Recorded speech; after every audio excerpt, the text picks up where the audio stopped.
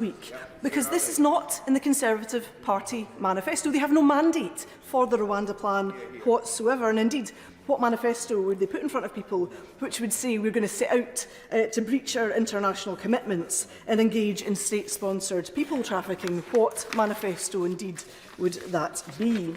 And just to mention very briefly, Madam Deputy Speaker, some of the things that the Prime Minister mentioned in his statement, suddenly conjuring up a whole load of judges to determine these cases, when they could be better served, perhaps, looking at the appeals backlog that his incompetent bulk processing of asylum claims has created.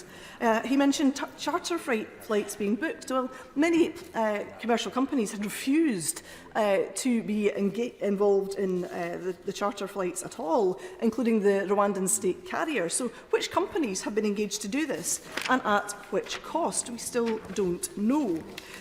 He said that the first flight will leave in 10 to 12 weeks. Will this be before or after we reach summer recess? Because we know already how far the timescale has slipped for the government on this, and what scrutiny will occur should these flights take off during recess. Madam Deputy Speaker, if they do indeed manage to send anybody to Rwanda, where are they going to put them? Because we know that the Rwandans have sold off the housing that they set up to place people in. Will they be piling them up in tents? I wouldn't put it past this government, but it would be useful to know. Moving to the Lords' amendments themselves, Madam Deputy Speaker, we fully support these Lords' amendments, which do their very best to mitigate an absolutely dreadful piece of legislation. And I cannot see what the government's objection really ought to be in Amendment 3G. They were all about taking back control, but yet they want absolutely no parliamentary scrutiny whatsoever of whether Rwanda remains a safe country. And the honourable member from Kenilworth and Southam quite rightly pointed out, we have no means in this place of declaring Rwanda unsafe. We say it's safe for in perpetuity, forever and ever and ever. We can't declare it unsafe should something happen. That is just not logical. And I would note also that the Irish High Court ruled last month that the UK, in fact, is not a safe country to send asylum seekers to in light of these plans. I fully support also the new Amendment 10F from the Lords regarding Afghans. And I've mentioned it many times before, my support for those Afghans who served and supported UK objectives in Afghanistan, and how woeful the government's response to the need of those people has been. But I would point... I will briefly, yes. I'm grateful to her for giving way. Would she agree with me that rather than spending £11,000 per person to deport them to Rwanda, that money could be used right now to rescue my constituent and his wife, who got out of Afghanistan into Pakistan and are now stuck there waiting for the UK government to rescue them? I wholeheartedly agree, and I know of many such cases of people who have been sorely let down by this government. And we note that the figures that the government brought out this morning, that there has been an increase in small boat arrivals this past 3 months compared to last year. So it's hardly any kind of deterrent if people are still coming over in small boats in their droves. But I would note amongst them were 1,216 Afghans, an increase on the 1,098 that came in the same period last year. If he thinks the Afghan schemes are such a roaring success, why are so many Afghans being forced onto small boats just to get to safety? Many of them will have family in this country. Many of them will not have been able to avail themselves of the Afghan schemes he so talks up. And many of them will not have been able to use family reunion, which is an existing safe and legal route which many people are not able to access. Madam Deputy Speaker, in light of time, I will not go further into the detail of some of the Afghan cases I wished to raise. But I will say this to this government. This legislation is utterly despicable. It is state-sponsored people trafficking. It is against our obligations in international law, and Scotland wants no part of it. We will oppose it every step of the way. Tim Lawson. Speaker, can I start by agreeing with the opposition spokesman when he said that there's nothing new to say. The trouble is that he then spent 14 minutes saying nothing new. And to say that these amendments do nothing to stop flights getting off the ground. The fact that we are still having to debate amendments is preventing the legislation going through which would allow the scheme literally to get off the ground. So now it's time to get the Rwanda legislation done. The remaining amendments, many people have had days, weeks and months to make their points. The government have given undertakings. We've heard further undertakings about the treatment of Afghan refugees here today. This bill does not oblige the government to return anybody from Afghan. There are explicit schemes particularly to protect them. And in terms of declaring Rwanda a safe country, the only reason the legislation has stated such is because a court declared it not to be based on limited and snapshot evidence. The government has a white list of countries which are not deemed to be safe. The FCDO issues guidance about where it's safe to travel. But what does constitute safe in the eyes of those courts? Is Spain safe if you're a Catalonian dissident who is in exile because they've taken issue with the Spanish government? Is it safe to go back to France? Some of the refugees I've met in the Napier barracks claim that they are beaten by French police and it's not safe for them to go back to France. Indeed, is London safe if you are openly Jewish in the eyes of some court judgments? There are plenty of safeguards that are given in this bill. It will bring people back to the UK if it's deemed not to be safe or appropriate.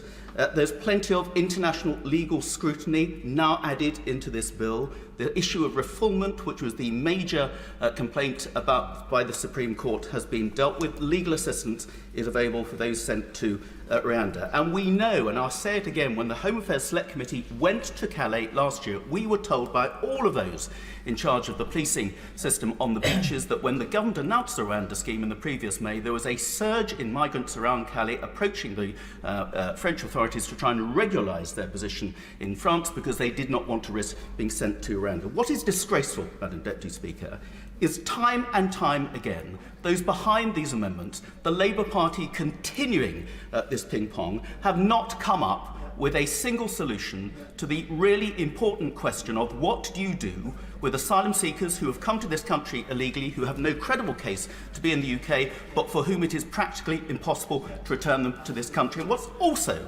absolutely disgraceful is just this morning the Shadow Home Secretary has made it quite clear that a Labour government would abolish the Rwanda scheme, whether it's working or not. What they are saying to people the other side of the channel, just wait a few months, then you can come in your droves as much as you like. That is the truth of the matter. These amendments need to be beaten again. Dame Diana Johnson. Deputy Speaker, and whilst I agree with quite a lot of what the Honourable Gentleman says at times, that point that the Honourable Gentleman just made about Labour's policy is absolutely incorrect. Can I just say that I'm very pleased that the Minister has stated at the beginning of his remarks that the other place has absolutely the right to act as a revising chamber and to give their advice to this chamber. Lord's Amendment 3G is tabled by the Noble Lord Hope of Craighead, as we know, a former Deputy President of the Supreme Court, and it states that Rwanda cannot be considered a safe country for the purposes of the Act until the Secretary of State has obtained and laid before Parliament a statement from the Independent Monitoring Committee confirming the treaty provisions have been implemented. And it also allows for the Secretary of State to rescind the confirmation if the treaty stops being adhered to, rather than the nonsense position of claiming that Rwanda is safe forevermore. This is a sensible and measured amendment to deal with the facts and for allowing them to, when they change. And on the day that the Prime Minister has stated that some asylum decision makers and judges have been trained, the Joint Monitoring Committee set up and the President of the new appeal body selected, we still don't know whether all the other provisions of the treaty have been fully implemented or whether the number of officials in place is sufficient. So with the Prime Minister insisting that flights will begin in 10 to 12 weeks, Lord's Amendment 3G provides a vital safeguard ensuring everyone sent to Rwanda will be protected by the implementation of the treaty provisions. And I think this is entirely reasonable, and I agree with what the Right Honourable Member for Kenilworth and Southam said. Just turning to Lord's Amendment 10F, tabled by the Noble Lord Brown of Leyderton, a former Secretary of State for Defence, it provides the exemption for people who supported the armed forces overseas or who have otherwise been agents or allies of the UK overseas. Anyone seeking to rely on the exemption would need to provide notice to the Secretary of State within 1 week of arrival in the UK. Now, ministers have sought to reassure members that they were reviewing the position and that they would consider and revisit how the Illegal Migration Act and removal under existing immigration legislation will apply to those who are determined ARAP eligible. But I must note that responding in the House of Lords, the Noble Lord Brown dubbed this assurance as worthless. And we should all be conscious of the strength of feeling amongst those former senior armed forces personnel who support this amendment. When individuals risk their lives to support British troops overseas, we must honour our commitment to providing sanctuary, not outsource it. And that is why I'm going to support the Lord's amendment. Sir Robert Buckland. Thank you, Madam Deputy Speaker. I'm mindful of time as always. It's quite rightly being reduced as we deal with this bill rather similar to some sort of exotic recipe where the sauce is reduced and reduced on every occasion. We're now down to two important amendments, and I'm glad that in his tone and in his approach to this, my right honourable learned friend from the dispatch box has absolutely embraced this debate as he should, which is all about the detail, getting it right. He knows that I support this policy. We've heard a lot of rhetoric again in this chamber which is unfortunate and misleading. We are doing something genuinely innovative, and it is right that we should do so. However, I do think that the revised Amendment 3G in its form now, particularly in light of the remarks of my right honourable learned friend, the member for Kenilworth and Southern, does actually strike an appropriate balance here, not only in terms of making sure that the reality of the position in Rwanda is met by the deeming provision in law, but that there is a mechanism by which we can deal with this as a parliament if indeed circumstances change. And I think with great respect to my right honourable learned friend, he did almost concede that if there was to be a change in the situation in Rwanda, then primary legislation would have to be at least considered by the government. It seems to me, Madam Deputy Speaker, that it would be far better to ensure against that, to avoid the need for further primary legislation by making sure that in this bill we can wrap it all up and make sure that we have a system that is not just strong when it comes to potential legal challenge, but which also gives this place, I think, its rightful role. So I do, alongside my right honourable learned friend, still commend and support that particular provision. Now, I noted with regard to Amendment 10F the comments that my right honourable learned friend made from the dispatch box, the assurances that he gave about the status of people who have had an assessment and are found therefore to have satisfied the requirements of the scheme. That's an important step forward. I don't take the view that we should regard these matters as worthless. I do regard it as having quite a lot of weight, and I'm grateful to him for that. I do think that making that very clear on the face of the bill would probably clear the matter up once and for all, and it may well mean, not that I mind being here till the wee small hours of the morning, Madam Deputy Speaker, but it may well mean that we can clear up this business once and for all. And I'm in the market for sorting this out now, so this bill can become law before it is too late this evening. That's why I would commend perhaps a little further movement on 10F by my right honourable friend. Sammy Wilson. Throughout this bill, my party, both here and in the other place, has given, by and large, support to the government, even though at times we've been sceptical and we have been concerned about how effective some of the measures are. But I've got to say, Madam Deputy Speaker, we draw the line when it comes to the Lord's Amendment 10F and the protection of people who have served with our armed forces in dangerous situations and now find their lives being put in jeopardy. And this amendment, I don't believe, the Minister has made the point time and time again that some of these amendments are wrecking amendments or attempts to create loopholes, etc.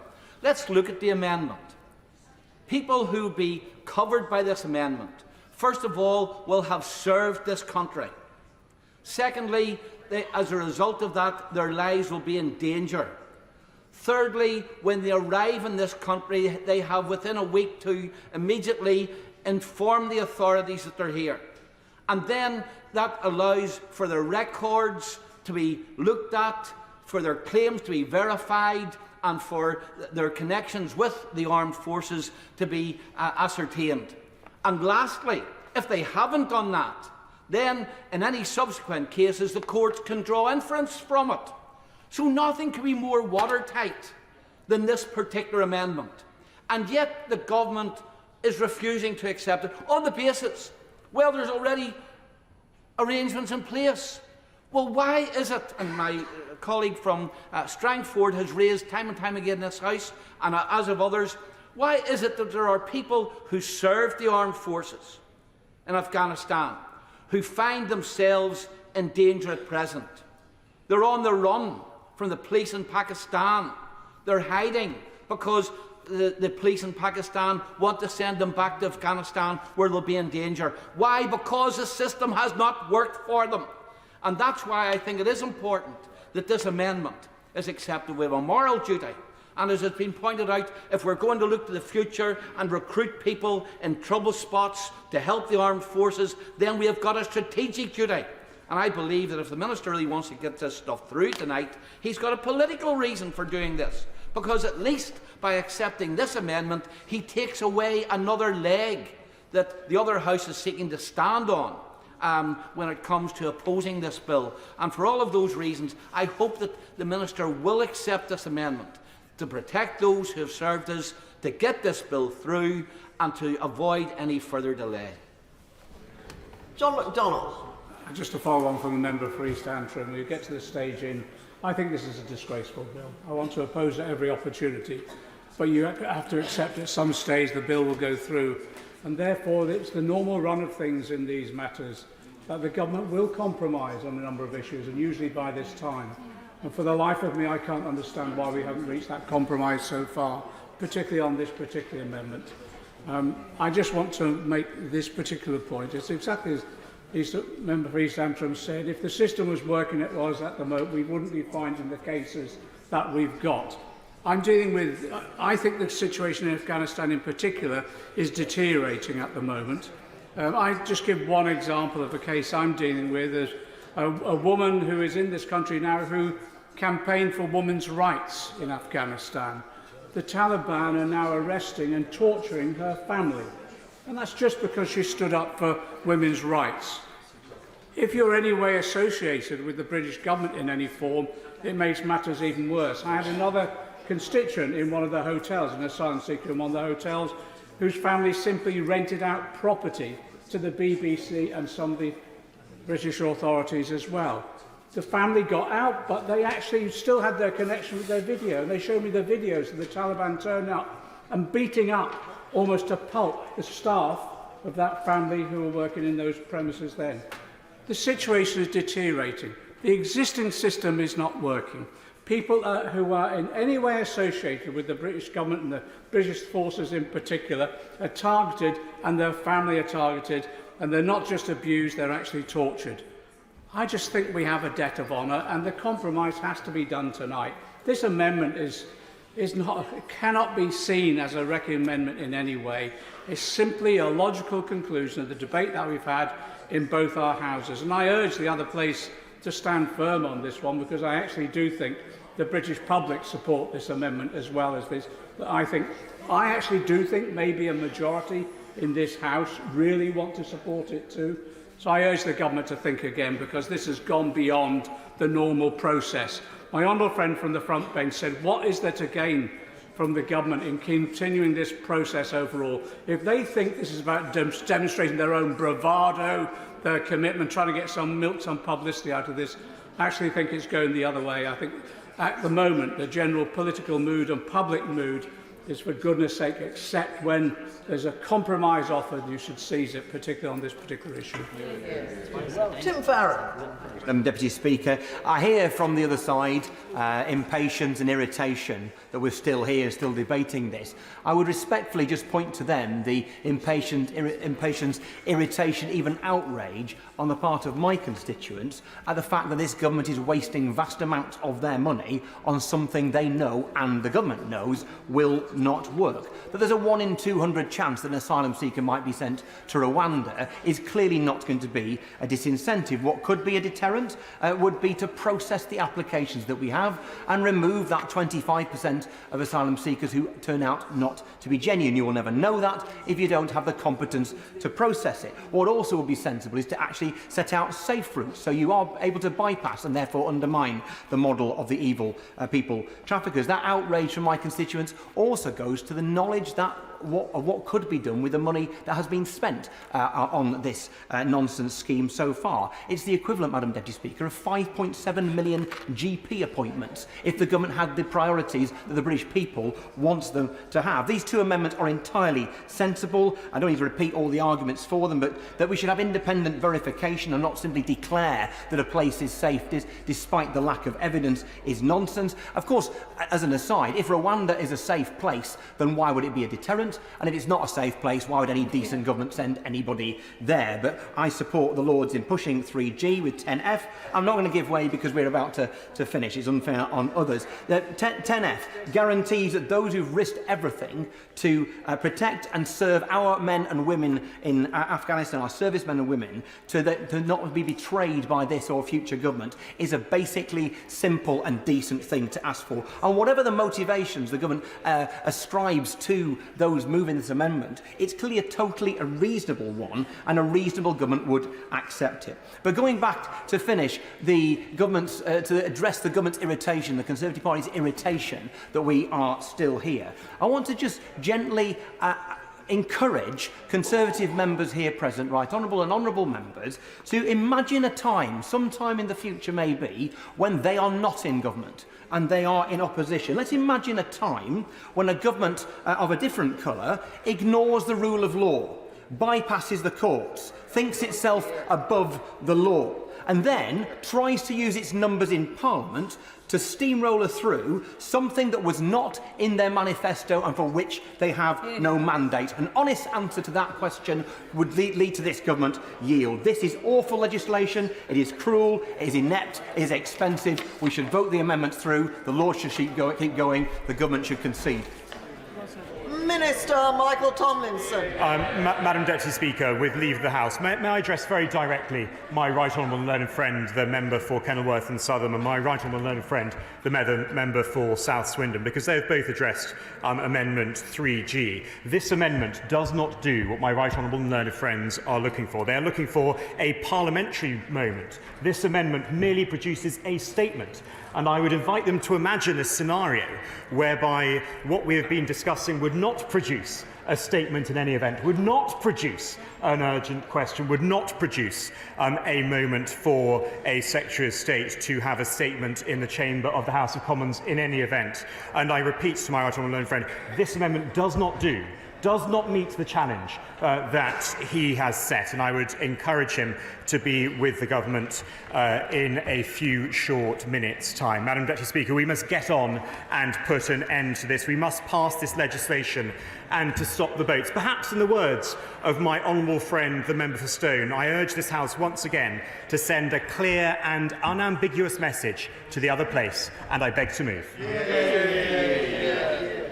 The question is that this House disagrees with the Lords in their Amendment 3G.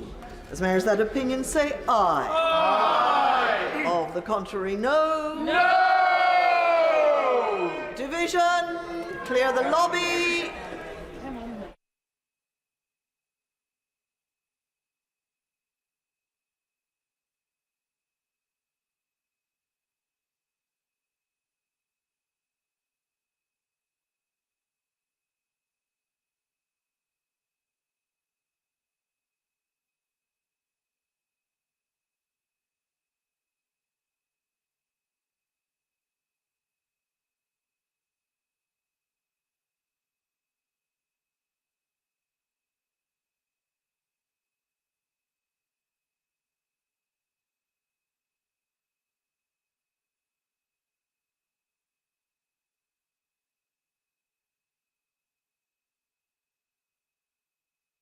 Order.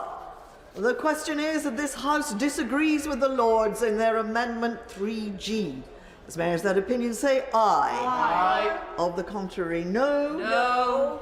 Tellers for the ayes, Joy Morrissey and Mark Jenkinson. Tellers for the noes, Tonia Antoniazzi and Mary Glindon.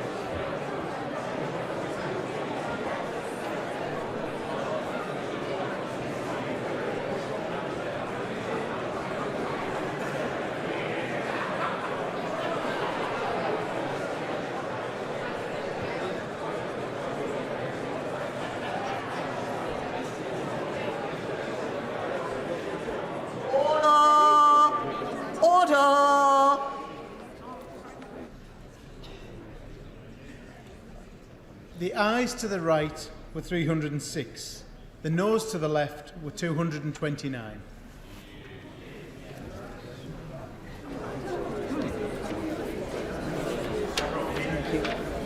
The ayes to the right, 306. The noes to the left, 229. So the ayes have it. The ayes have it. Unlock. Order. Under the programme motion of 18th March, I must now put the question necessary to bring to a conclusion proceedings on the Lord's messages. Minister, to move the motion to disagree formally. I beg to move.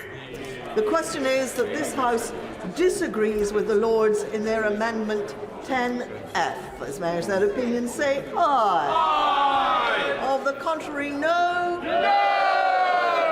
Division. Clear the lobby.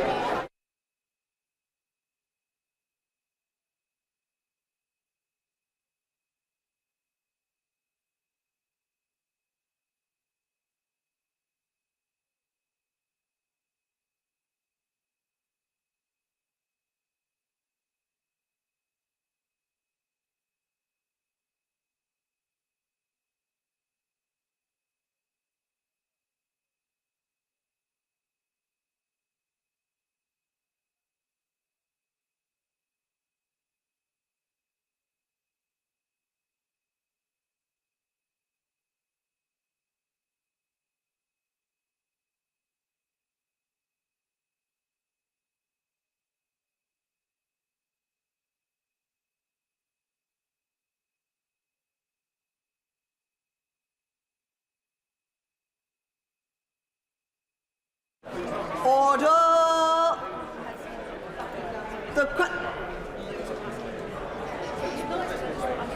The question is that this House disagrees with the Lords in their Amendment 10F. As mayors that opinion say aye. Aye. Of the contrary, no. No. Tellers for the ayes, Joy Morrissey and Mark Jenkinson.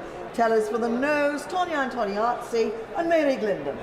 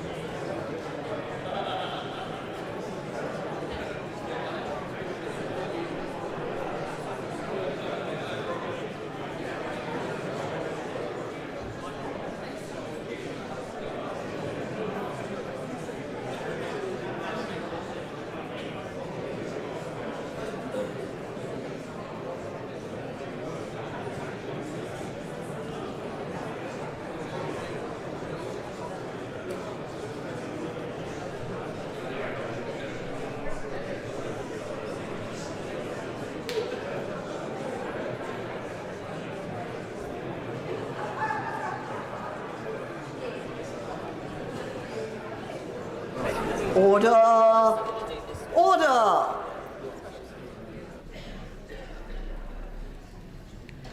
The ayes to the right, 305. The noes to the left, 234.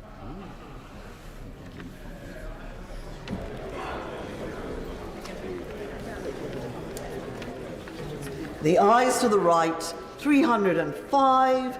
The noes to the left, 234. So the ayes have it.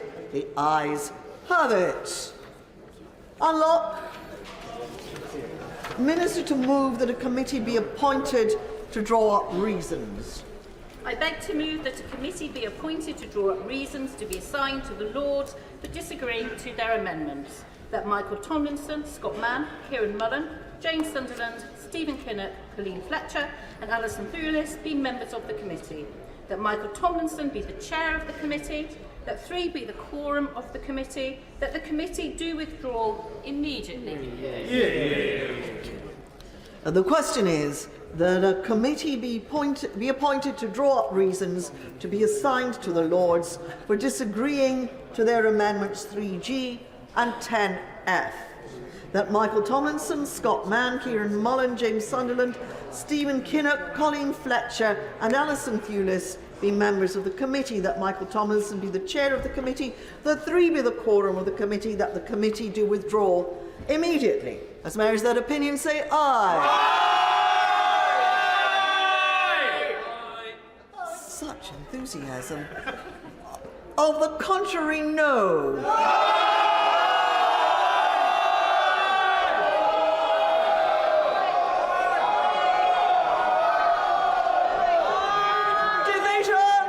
Clear the lobby.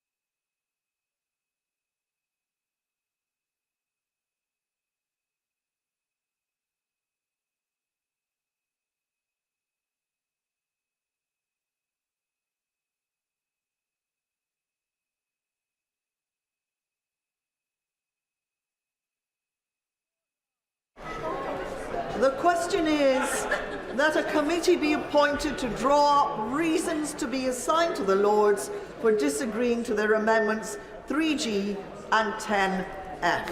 The remainder of the motion I have already put to the House. As many as are of that opinion say aye. Aye. On the contrary, no. No. Tell us for the ayes. I've got it.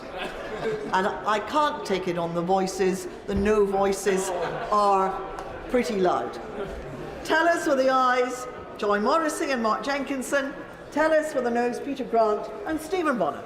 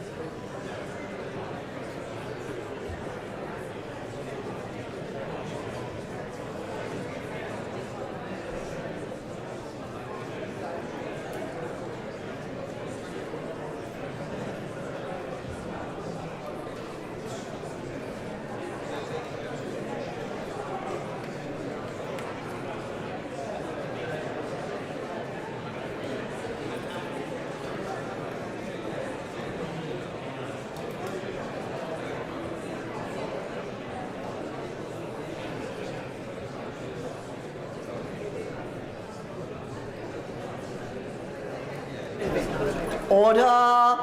Order! The ayes to the right were 309. The noes to the left were 37.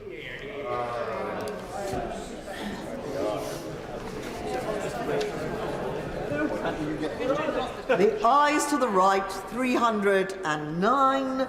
The noes to the left, 37. So the ayes have it. The ayes have it. Unlock.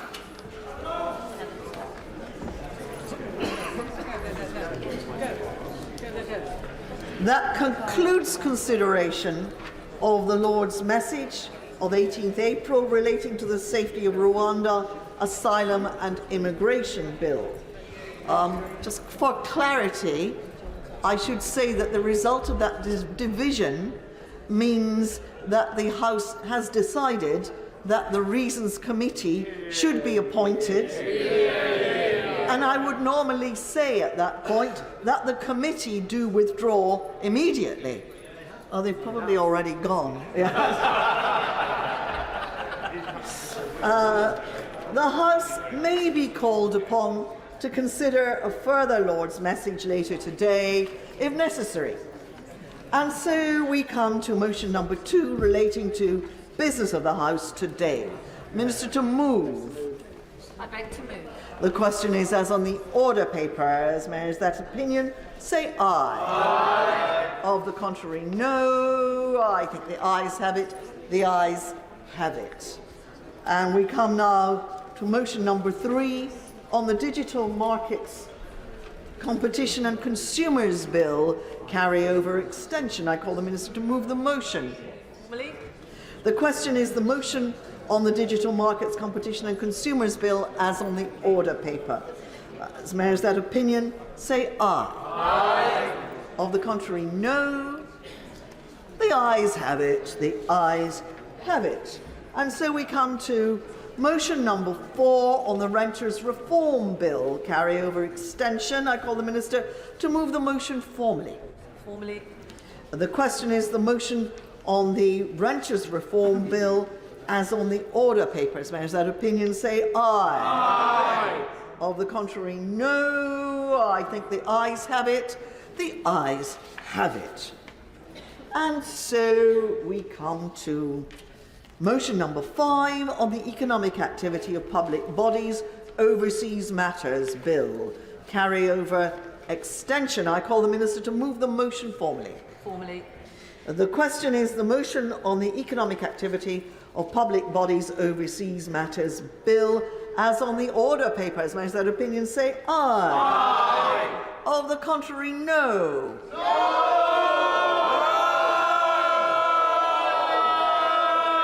Division, clear the lobby.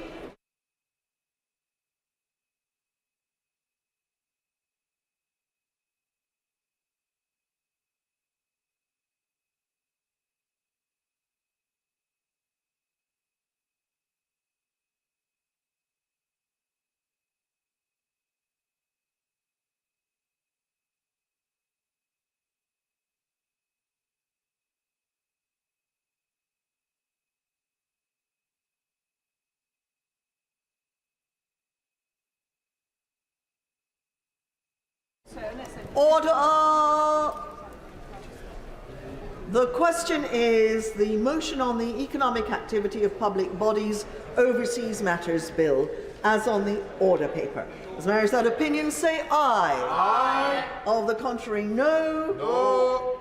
Tell us with the ayes Joy Morrissey and Mark Jenkinson. Tell us with the noes Peter Grant and Stephen Bonner.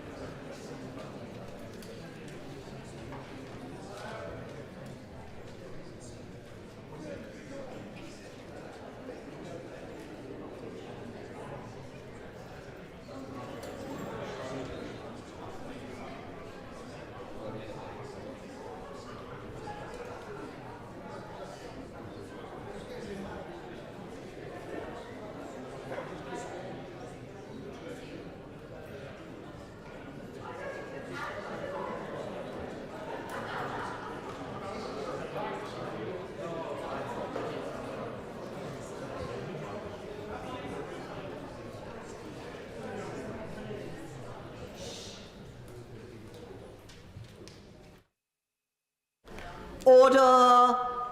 Order! The ayes to the right, 304. The noes to the left, 222.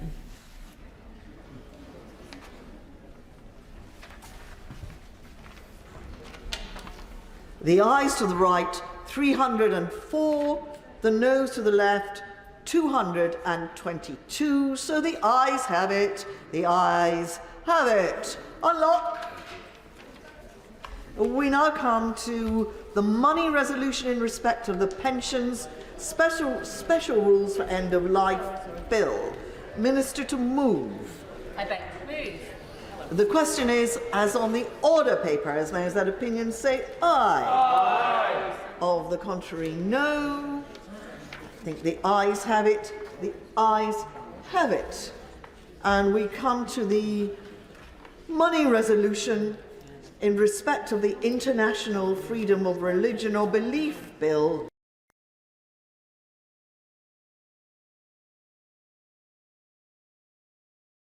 On collective enfranchisement claims from 25 to 50%, as mentioned by the noble Baroness Lady Taylor of Stevenage, and consequently oppose the proposal of the Right Reverend Prelate, the Lord Bishop of Manchester, and the noble Lord Moylan to vote against Clause 28.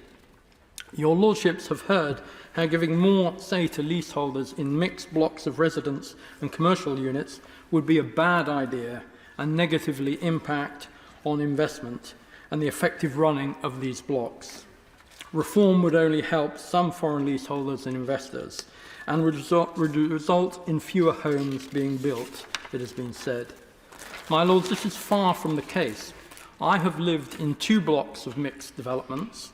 One was controlled by a residents' right to manage company with a NatWest bank in the basement, and another contained a number of commercial units and was 100% controlled by the freeholder.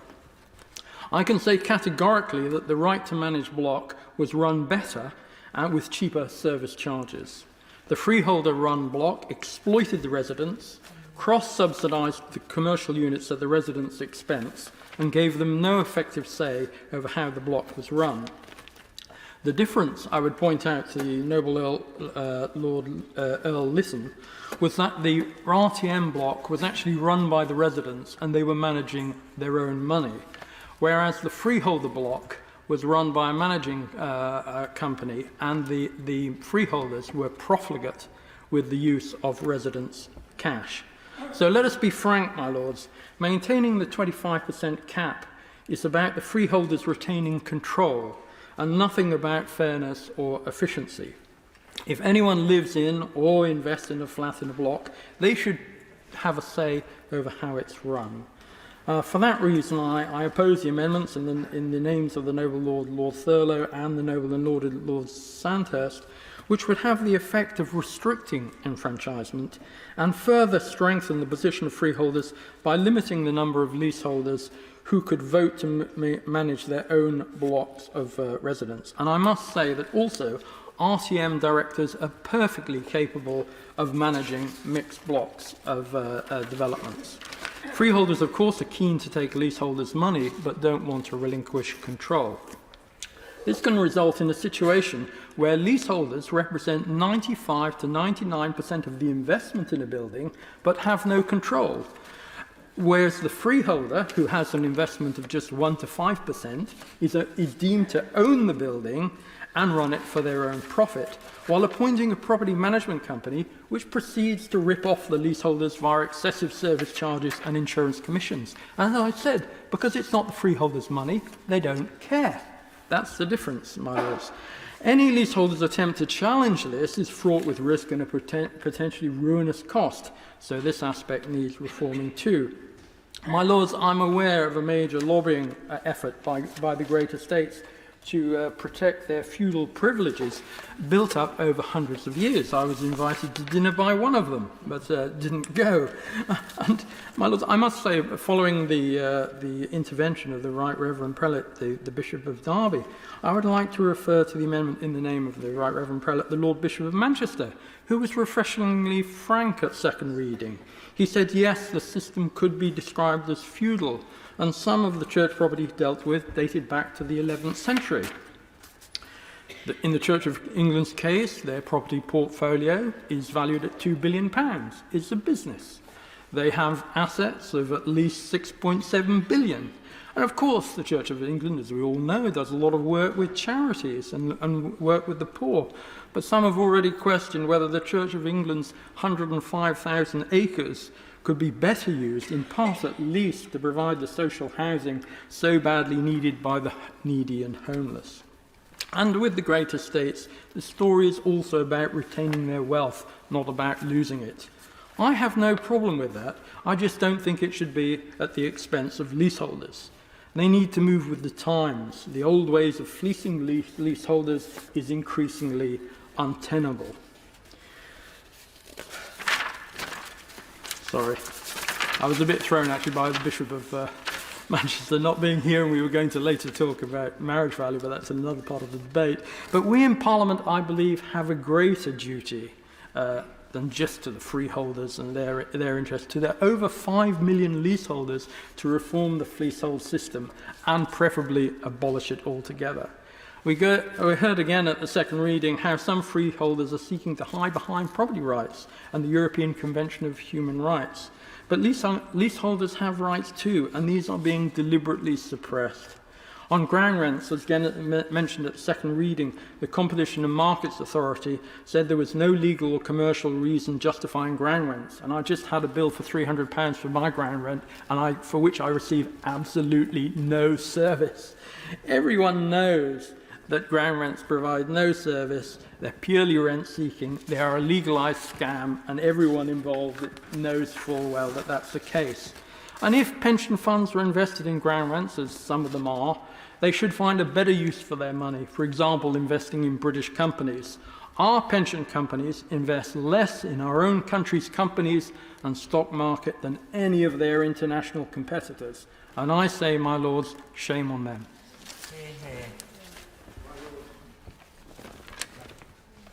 My Lords, Noble Lord Truscott, having sort of mentioned my name, although I haven't sort of spoken yet in this particular group, I'd just like to say that, of course, he represents one viewpoint, and the Noble Lord Othello and the Right Reverend Prelate and the Bishop of Manchester and Noble Lord Sandhurst represent another, and of course they are portrayed as often being mutually exclusive, but in property terms, that isn't necessarily the case. There clearly are perfectly good managers who really look after not only their residential tenants, but their commercial tenants as well. And there are some rotten managers, and some of them are good corporates or rotten corporates, and some of them are good resident management operations, and some of them are really pretty poor ones. So it's very difficult to make a standard distinction, a standard rule for all of these. What I would say is I think that it is fairly evident from, if one looks at the large urban estates across London, there is a clear sense of purpose in terms of trying to preserve value, the appearance and the general amenity that is represented by the running of that estate. And that inevitably comes at a cost, but hopefully it not only helps the commercial activities, but also helps the amenity of the residents. So let us look what happens if things start going wrong and getting fragmented. Well, the first thing that would happen is there becomes a distinction, if one's not very careful, between the purposes of long-term management in the views of the residents and the purposes of long-term management in the views of what I might call the commercial operator, the commercial landlord. And under the purposes of this bill, if the enfranchisement of a 50% commercial ownership block goes ahead, there will be an enforced lease back to the original freehold owner. So straight away you've got an enforced leaseholder whose business model wasn't quite hypothecated on that basis, but is nonetheless obliged to take this on, but doesn't necessarily anymore have to have the primary amenity and, if you like, visual appeal functions that might be relevant to the residents. And I've seen this happen in historic high streets where ownership has become fragmented in this way, and you tend to find that when a shop becomes vacant, if there are difficulties in the letting market, it'll be let to a charity shop or a slot machine operator or a tanning shop or some other type of operator, because the person who has that needs to move it on quickly. There isn't that fat on the bone in terms of having the larger estate, nor is there the fat on the bone to take on some assignee, as I have had to deal with in the past, who really runs a rather low-grade sort of business, but is well funded, and therefore you have to try and work out whether you can afford to fight an appeal or fight a case on an assignment of a lease in order to see that person off, in order to see that particular trade off. And if you can't, there is a general deterioration of the area. It might be a fast food takeaway that opens late at night. The police might be around every now and again. There might be people congregating there because it is late at night. And that sort of thing affects residents. And if one's not careful, things like the emptying of bins and deliveries of incoming goods to a retail operation can start being operated at times which aren't actually that helpful to the interests of residents who once might have been part of this overall concern. And so I can see both sides of this, and I think we do have to be very careful that not to make standard rules about things which are, where the decision actually is much more nuanced and much more difficult a decision to pick. It really does depend where one is starting from, the circumstances and everything else. As I said earlier in this debate, my interest is in consumer protection. I do not want to see degraded environments. I want to see environments that are lively, that are looked after, where everybody has confidence in them being managed. Fragmented management very, very seldom achieves that. So I think there is an issue, as I said earlier, about management being a slightly different issue to the ownership as such. And I think it's a big issue we've got to address, because this isn't going to be dealt with by a local authority. It has no function there, and beyond the planning functions of a change of use or licensing for some premises that needs licensing, it has very few powers of control. So the overarching control, if it is the sort of thing that needs that overarching control, and it may well be that there's an argument for saying that ecclesiastical environments or heritage environments, and indeed possibly some other environments, need those overarching controls, then we just ought to be very careful that we aren't chucking out that baby with the bathwater and ending up with a slow process of attrition, which actually suits nobody and ends up degrading the value not only of the freeholders who can look after themselves by and large, but more particularly a slow process of attrition of the area and its appeal, which of course is ultimately to the detriment of residents. And I would really not want to go down that road without being very clear what we're doing and making sure there's some way we can pick up on processes of deterioration before they take root. My Lord, do you mind? Thank you. My Lords, as this is my first intervention today, did speak at second reading. I really just want to say that I regret that this is yet another bill that was heralded with robust rhetoric from the Secretary of State, which has now come face to face with reality, and I regret some of that reality is from those with vested interests, and therefore we are getting a watered-down bill, and it's certainly on these benches we believe it is a missed opportunity. But, Minister, that said, turning to this enfranchisement group, Amendment G16, we on these benches absolutely support the government in that amendment. We need to see as many restrictions on leaseholders' ability to enfranchise removed by this bill. After all, they have bought a home and should be able to easily and affordable, to use the government's own words, extend their lease and buy their freeholds. Turning to Baroness Taylor's Amendment 17, perhaps no surprise that we would also support this amendment, insofar as it would allow the Secretary of State to give more leaseholders rights to collective enfranchise, and we note the detail of the lady's reasons. However, the power cannot and must not be used to narrow the qualifying criteria or to exclude more leaseholders from freehold purchase. We are pleased that it would be subject to the affirmative resolution procedure, as this includes public consultation and the involvement of both houses.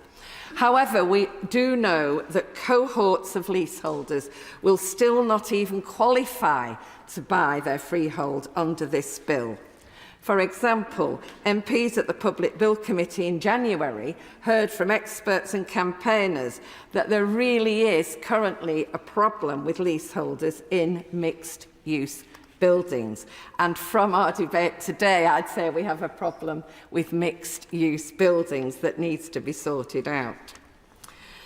Even though the government is admirably using this bill to try to liberate leaseholders in mixed-use blocks by, as we've said, moving the 25 rule on non-residential premises to 50 and introducing mandatory leasebacks on commercial space to slash the cost of collective enfranchisement.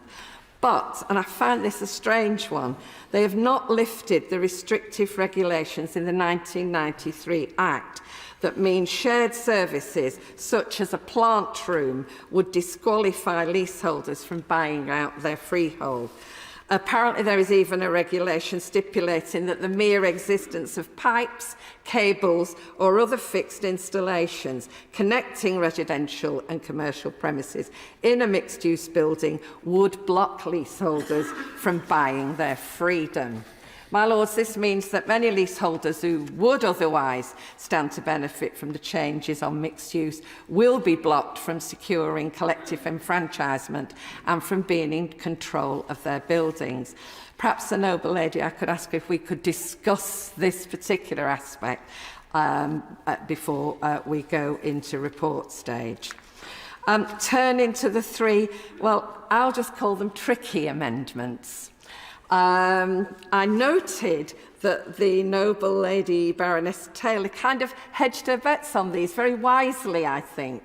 I suspect it's because, like me, she absolutely knows that the intentions of the Honourable Lords who are speaking are based on really good experience and a genuine wish to see this, but actually worry whether, in fact, this is just another means of putting commercial interests before residential interests. And not getting that balance right.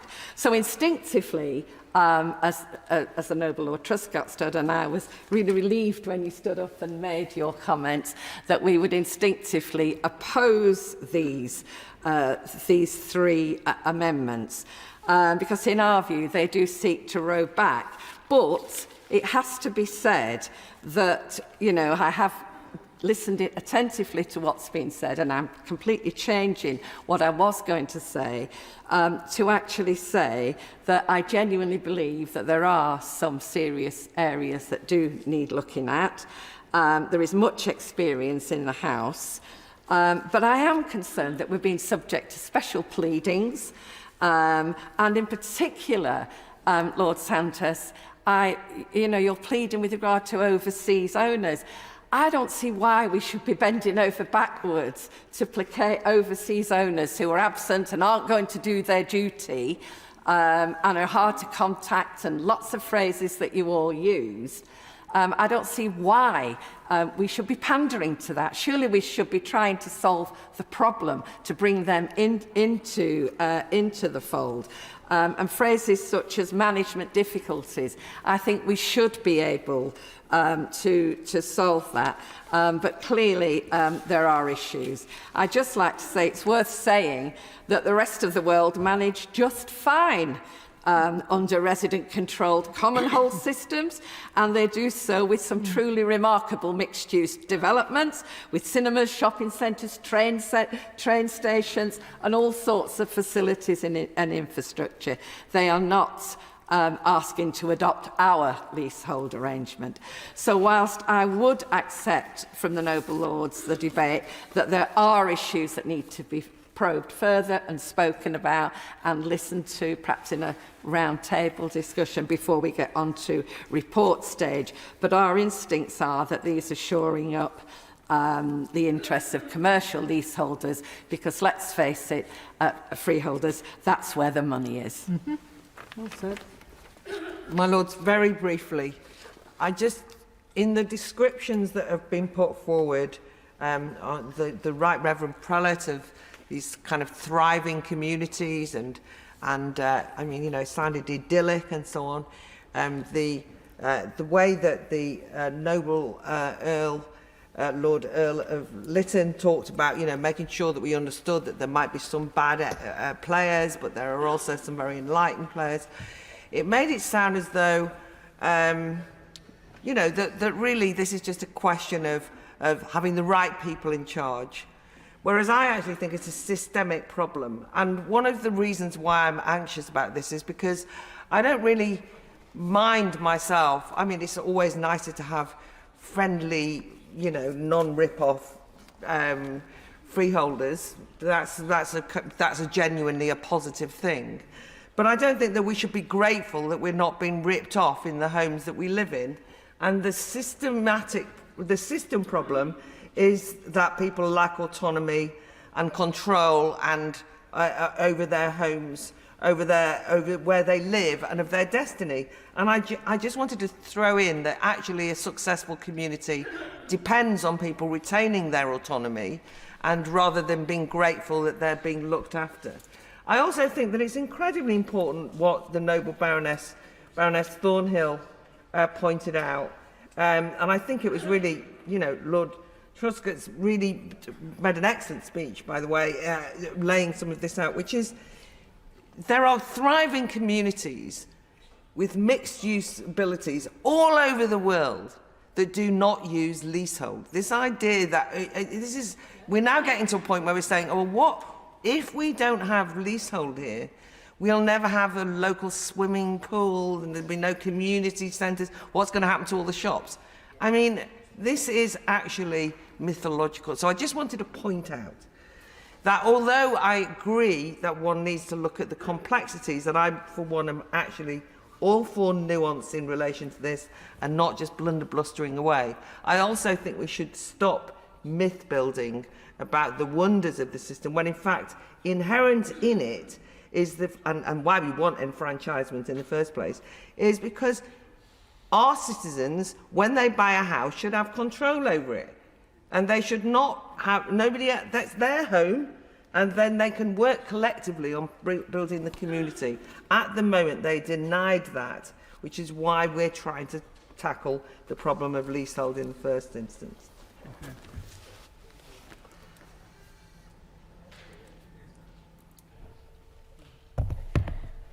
My Lords, I thank all noble lords for their contributions, and I would like to start by thanking especially the noble Baroness Taylor of Stevenage for Amendment 17, which seeks to amend the description of a premises that are excluded from the collective enfranchisement rights where leaseholders would otherwise qualify. I know the amendment is well intentioned so that there is flexibility to amend the description of exceptions without new primary legislation. The amendment introduces a broad power for ministers to change fundamental elements of the structure of the regime, which are substantive areas of policy.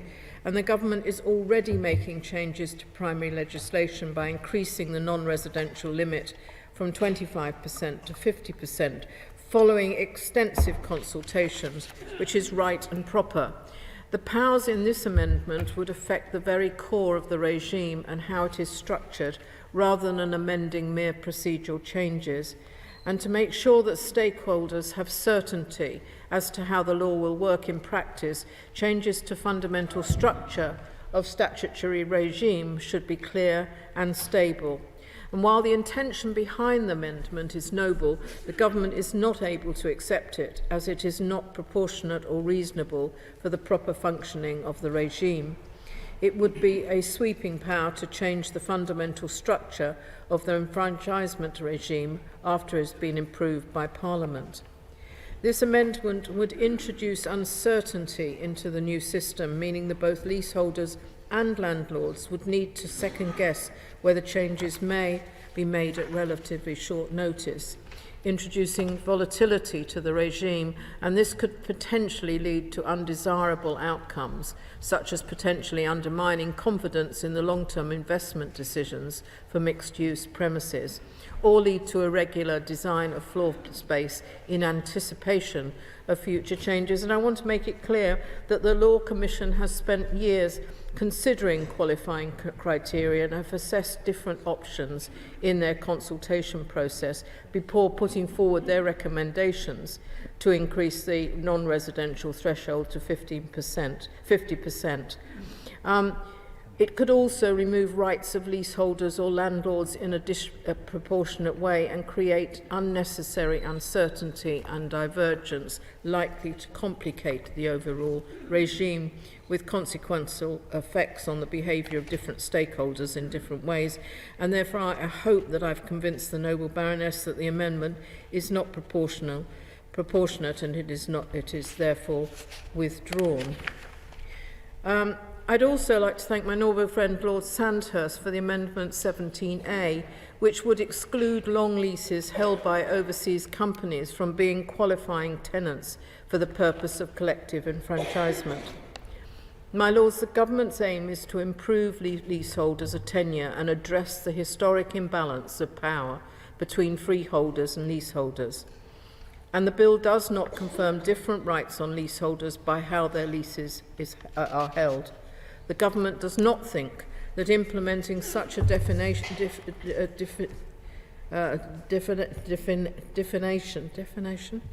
yes, in respect of which leaseholders have rights and which do not is workable or desirable. Amending the definition of a qualifying tenant for the collective enfranchisement will make it harder for other leaseholders in a building to meet the numbers required to enfranchise, should they so wish. And attempting to restrict some leaseholders may well disenfranchise others, meaning that many leaseholders up and down the country could lose the opportunity to exercise their rights. Furthermore, it would remove the existing rights of some leaseholders and complicate the system overall, contrary to the aims of the government. I understand the intention of the amendment may be to safeguard against circumstances where non-residents or overseas companies do not take an active interest in the management of a building or who are slow to respond.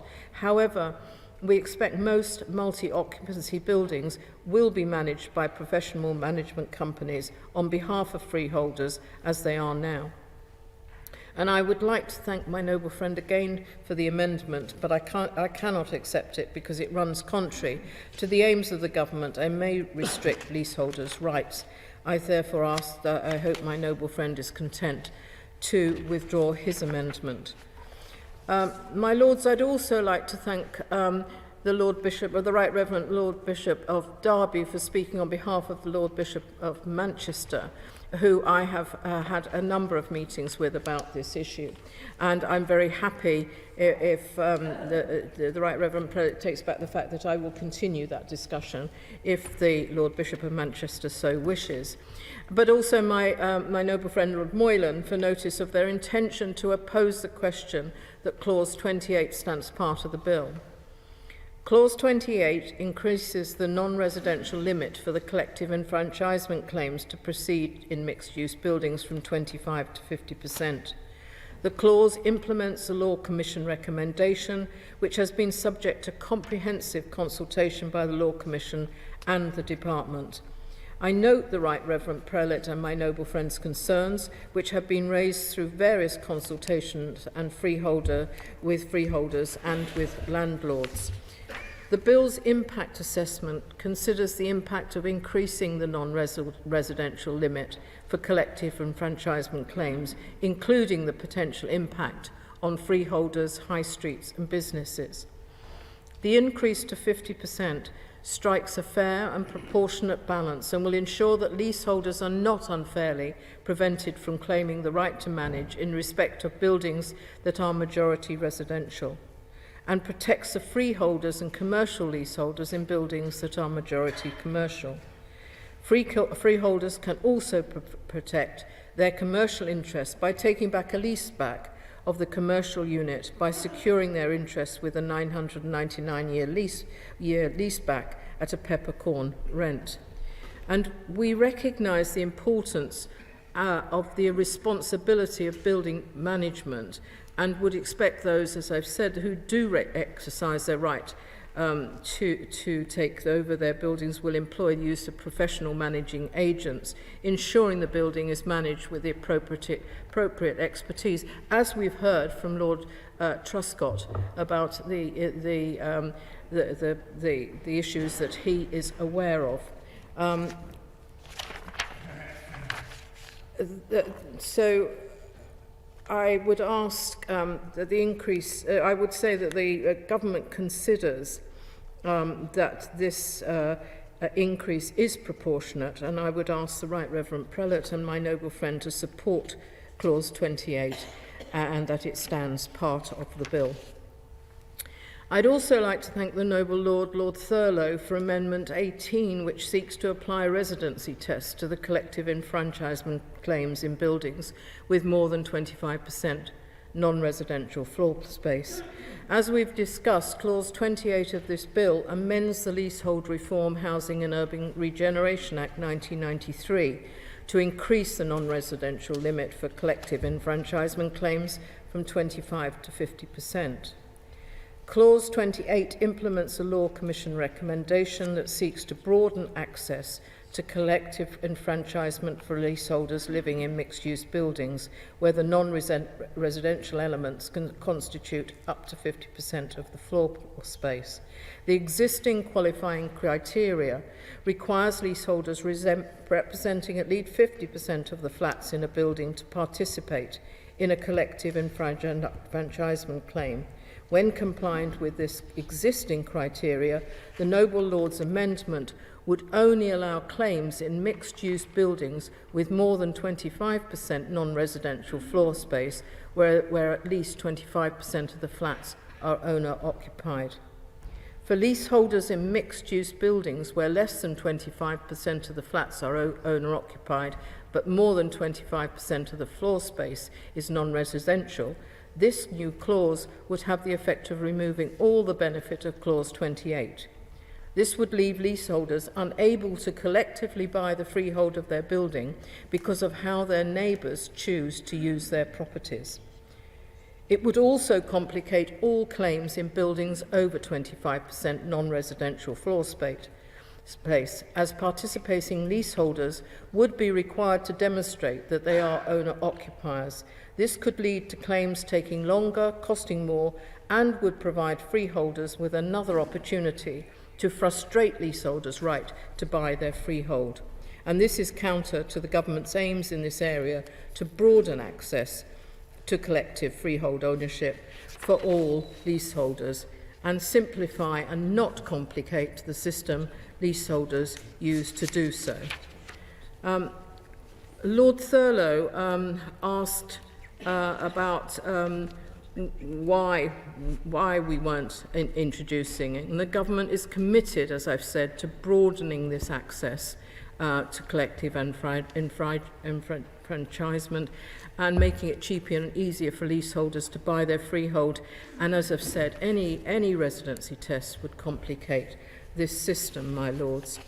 Lord Thurlow also asked about compensation, and our reforms to enfranchisement valuation ensures that sufficient compensation is paid to landlords to reflect their legitimate property interests. And for these reasons, my lords, I would ask the noble lord to withdraw his amendment and move my amendment, my lords. On clause 27, amendment 16. Question is that the amendment be agreed to. As many of that people say content. To the contrary, not content. The contents have it. The question is that clause 27 as amended stand part of the bill. As many of that people say content. Contrary, not content. Contents have it. Amendment 17, Baroness Taylor, not moved. Amendment 17A, Lord Sandhurst, not moved. The question is that clause 28 stand part of the bill. As many of that people say content. Contrary, not content. The contents have it. After clause 28, amendment 18, Lord Thurlow, not moved. Schedule 3, amendment 19, Baroness Scott.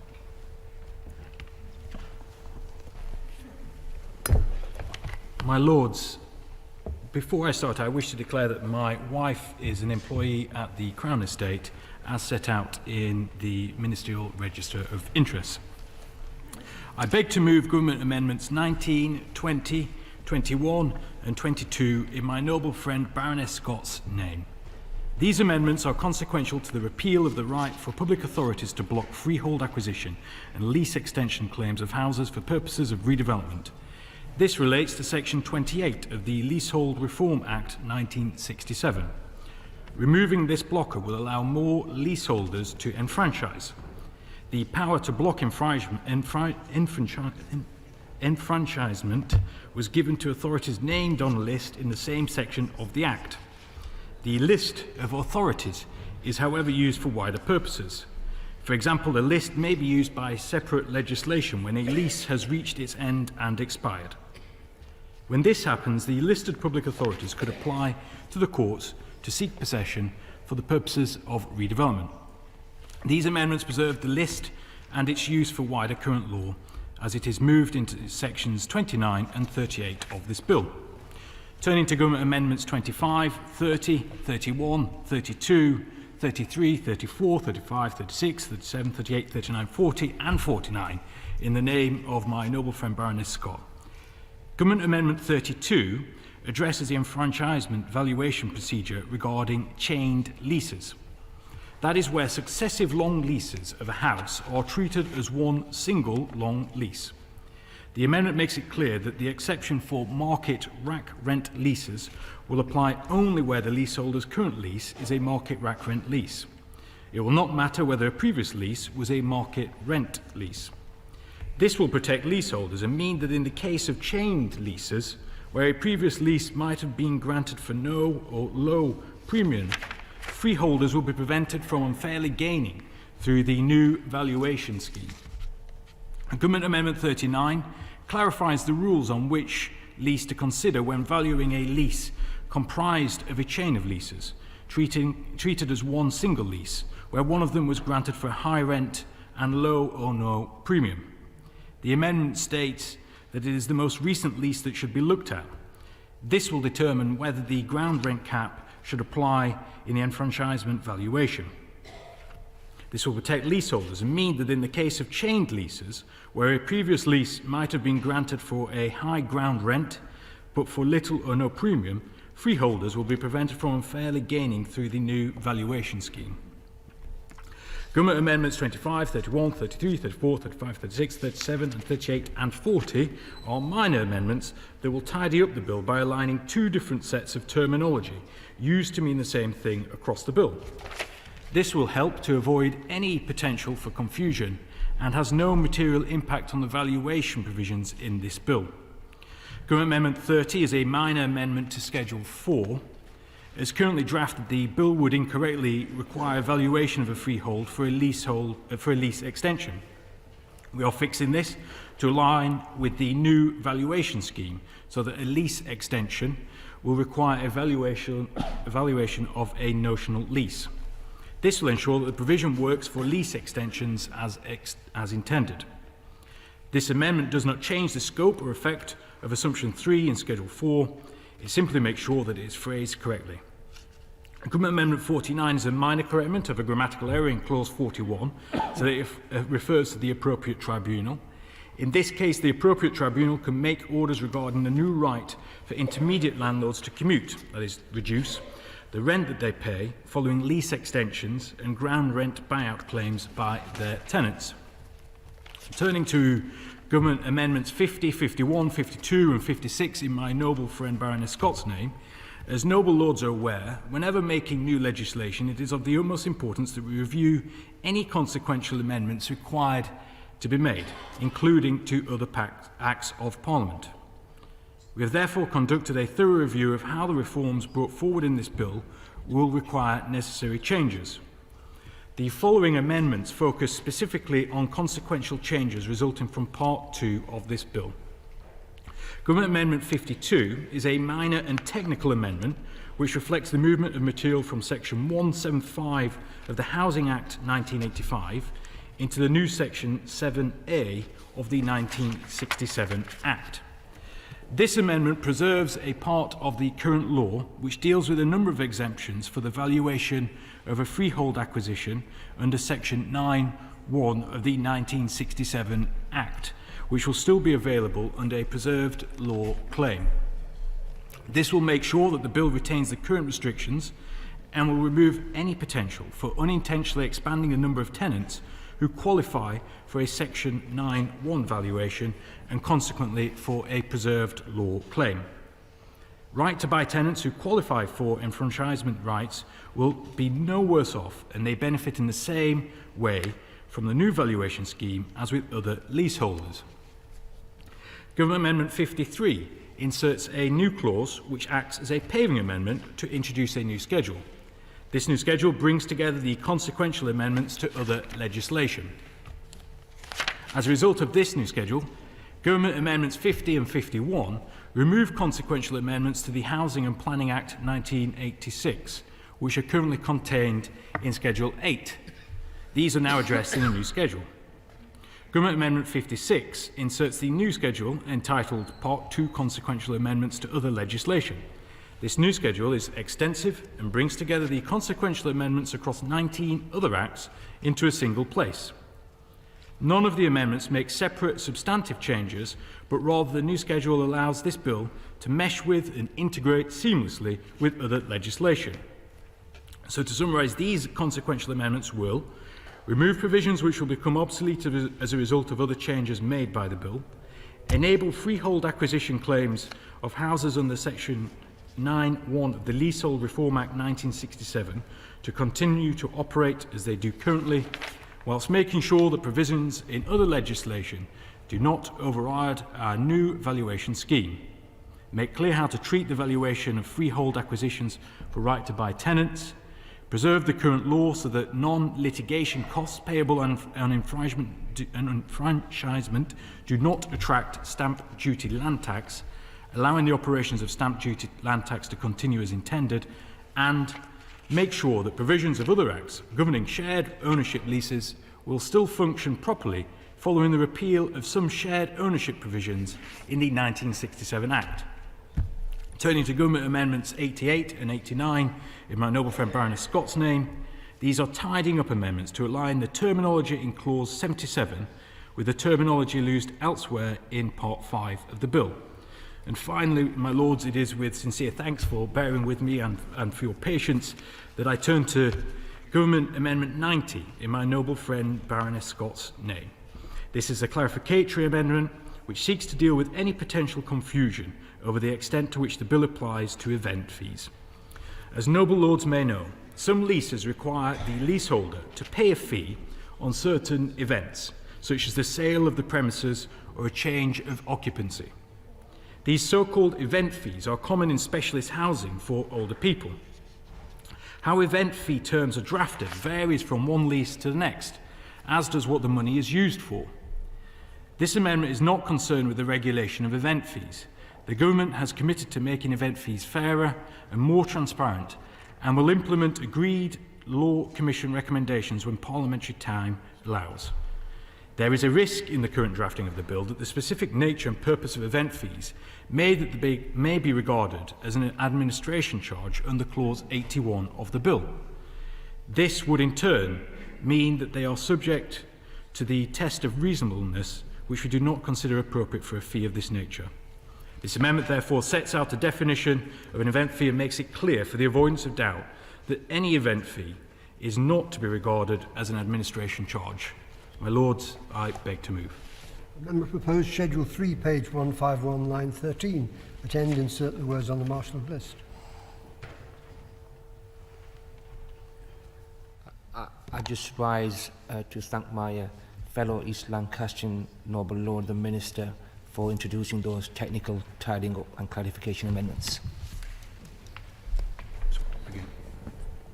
My Lord, I just want to, I think I've spoken at great length ad nauseum about many of these amendments. I too would like to thank, I apologise to everyone, but I too would like to thank and say how much of a pleasure it is to follow my long-lost brother from East Lancashire, Lord Khan. I beg to move. The question is the amendment be agreed to. As many of that's been will say content. Content. Contrary not content. Contents have it. Does the government wish to move amendments 20, 21 and 22 to the schedule en bloc? Question is amendments 20, 21, 22 be agreed en bloc. As many of that have been will say content. Content. Contrary not content. The contents have it. The question is that Schedule 3 as amended stand part of the bill. As many of that opinion say content. Content. To the contrary not content. The contents have it. Clauses 30 to 35 stand part of the bill. Is the government content to move those en bloc? Move en bloc. Question is that clauses 30 to 35 en bloc stand part of the bill. As many are as that opinion will say content. Content. To the contrary not content. The contents have it. My Lords, I will now adjourn the House during pleasure to until we are ready to consider the message from the Commons on the Rwanda Bill. The time the House will resume will be displayed on the Annunciator. I beg to move that the House do now resume. It's necessary, it's not the House, this is the committee, that we resume the House before doing that. Sorry, Speaker, would you like to move that? yes, I beg to move that the House do now resume. Question is the House does now resume. As many of that opinion say content. Contrary not content. The contents have it.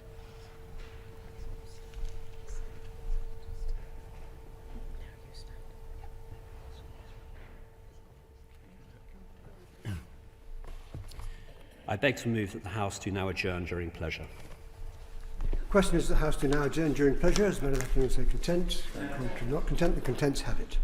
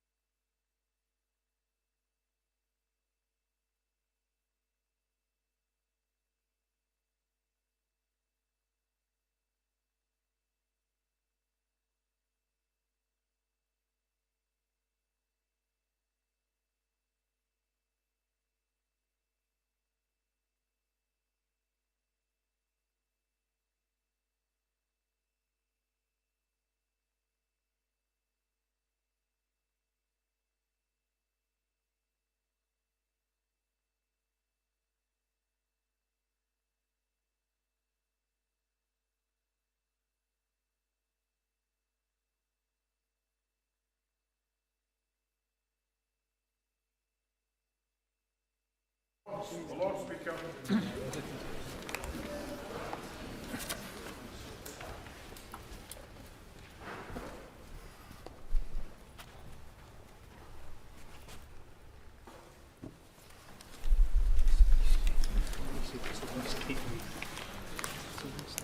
Message from the Commons that they disagree to the amendments made by the Lords to the Safety of Rwanda Asylum and Immigration Bill, for which they assign reasons. My Lord's, consideration of Commons reasons on the Safety of Rwanda Asylum and Immigration Bill. Lord Sharp of Epsom. My Lords, I beg to move that the Commons reasons be considered forthwith. The question is that the Commons reasons be considered forthwith. As many as are of that opinion will say content. Contrary not content, the contents have it. Motion A, Lord Sharp of Epsom. My Lords, I beg to move motion A that this House do not insist on its amendment 3G, to which the Commons have disagreed for their reason 3H. I will also speak to motions B and B1. My Lords, I'm very grateful to noble Lords on all sides of the House for the careful consideration of this bill. It is important that we have such detailed debates, and the bill has been scrutinised to the extent it has, but we must now accept that the will of the elected House and get this bill onto the statute book. My Lords, turning to the amendment in the name of the noble Lord, Lord Hope. Having now debated this issue on so many occasions, I will not repeat the same arguments, but I will remind your Lordship's House of a key point of which I am sure by now you are fully aware. The bill's provisions come into force when the treaty enters into force. And the treaty enters into force when the parties have completed their internal procedures. My Lords, we will only ratify the treaty in the UK once we agree with Rwanda that all necessary implementation is in place for both countries to comply with the obligations under the treaty. And I refer to the noble and learned Lord Hope's remarks during our debate on the 20th of March, where the noble Lord set out, I want to make it plain that I do not for a moment question the good faith of the government of Rwanda when they entered into the agreement or when they seek to give effect to what the treaty says. I do not for a moment question their determination to fulfil the obligations that they are undertaking. My Lords, the government entirely agrees with this sentiment. The noble Lord was right not to question the determination of the Rwandan government to fulfil the obligations that they are undertaking. Their commitment to the partnership and their obligations under the treaty have been demonstrated by the progress they are making towards implementation. And I set out last week the recent steps that have been taken to implement the treaty, and I don't intend to repeat those again, but I am pleased to be able to confirm further progress. On the 19th of April, the Rwandan Parliament passed their domestic legislation to implement their new asylum system. The new Rwandan asylum law will strengthen and streamline key aspects of the end-to-end asylum system, in particular decision-making processes and associated appeals processes. I will also remind noble Lords of the role of the Independent Monitoring Committee, which, as you will now by all be aware, has been enhanced under the terms of treaty to ensure compliance in practice with the obligations under the treaty. The Monitoring Committee will have the power to set its own priority areas for monitoring. It will have unfettered access for the purposes of completing assessments and reports, and the ability to publish these reports as it sees fit. They will monitor the entire relocation process from the beginning, including initial screening, to relocation and settlement in Rwanda. Crucially, the Monitoring Committee will undertake daily monitoring of the partnership for at least the first 3 months to ensure rapid identification of and response to any shortcomings. And as we have made clear, if the Monitoring Committee were to raise or escalate any issues to the Joint Committee, where standing members of the Joint Committee are senior officials of the Government of the UK and the Government of the Republic of Rwanda, with responsibility for areas related to the partnership, or areas with a strong interest and relevance in this activity, the government will, of course, listen. And I will remind noble Lords that it is up to the Independent Monitoring Committee to raise any issues at any point. My Lords, the government is satisfied that Rwanda is safe.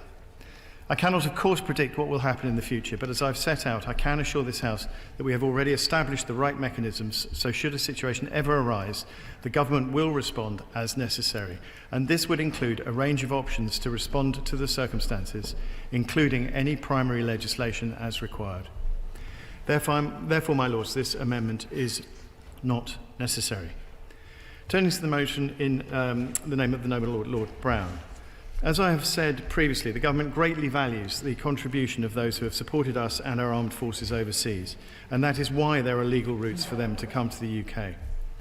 On the 1st of February, the Ministry of Defence updated Parliament on developments relating to the Afghan Relocations and Assistance Policy, ARAP scheme, announcing a reassessment of decisions made on applications with credible links to Afghan specialist units. This followed the Ministry of Defence's review of processes around eligibility decisions for applicants claiming service in Afghan specialist units that demonstrated instances of inconsistent application of ARAP criteria in certain cases. We are taking necessary steps to ensure that ARAP criteria are applied consistently. As such, the Ministry of Defence has decided to undertake a reassessment of all eligibility decisions made on ineligible applications, with credible claims of links to Afghan specialist units. This reassessment is being done by a team which is independent of those who conducted the original casework. They will review each application thoroughly on a case-by-case basis. In existing legislation, including but not limited to the Illegal Migration Act, the Secretary of State has a range of powers to consider cases and specific categories of persons. I've already made clear and a clear commitment on behalf of His Majesty's Government that we will consider how removal under existing immigration legislation would apply. That means that once this review of ARAP decisions for those with credible links to Afghan specialist units has concluded, the Government will not remove to Rwanda those who have received a positive eligibility decision as a result of this review, where they are already in the UK as of today. The Government recognises the commitment and responsibility that comes with combat veterans, whether our own or those who showed courage by serving alongside us, and we will not let them down. My Lords, the Commons have considered and rejected these amendments 4 times. For the reasons I've set out, they are not necessary. We will only ratify the treaty once we agree with Rwanda that all necessary implementation is in place for both countries to comply with the obligations under the treaty. We will not relocate people to Rwanda, and if circumstances change which impact upon the safety of the country, and we will not turn our backs on those who have supported our armed forces and the UK government. My Lords, illegal migration is costing billions of pounds and innocent lives are being lost. Bold, novel solutions are required, and our partnership with Rwanda offers just that. Rwanda is a safe country that has proven time and again its ability to offer asylum seekers a safe haven and a chance to build a new life. And I beg to move. Is that motion A be agreed to? Motion A1, Lord Anderson of Ipswich. My Lords, I beg to move motion A1 as an amendment to motion A at end insert, and do propose amendment 3J as an amendment in lieu. I do so in the unavoidable absence of the noble and learned Lord Hope of Craighead, who tabled the previous versions of Amendment 3 and who has been good enough to approve this one.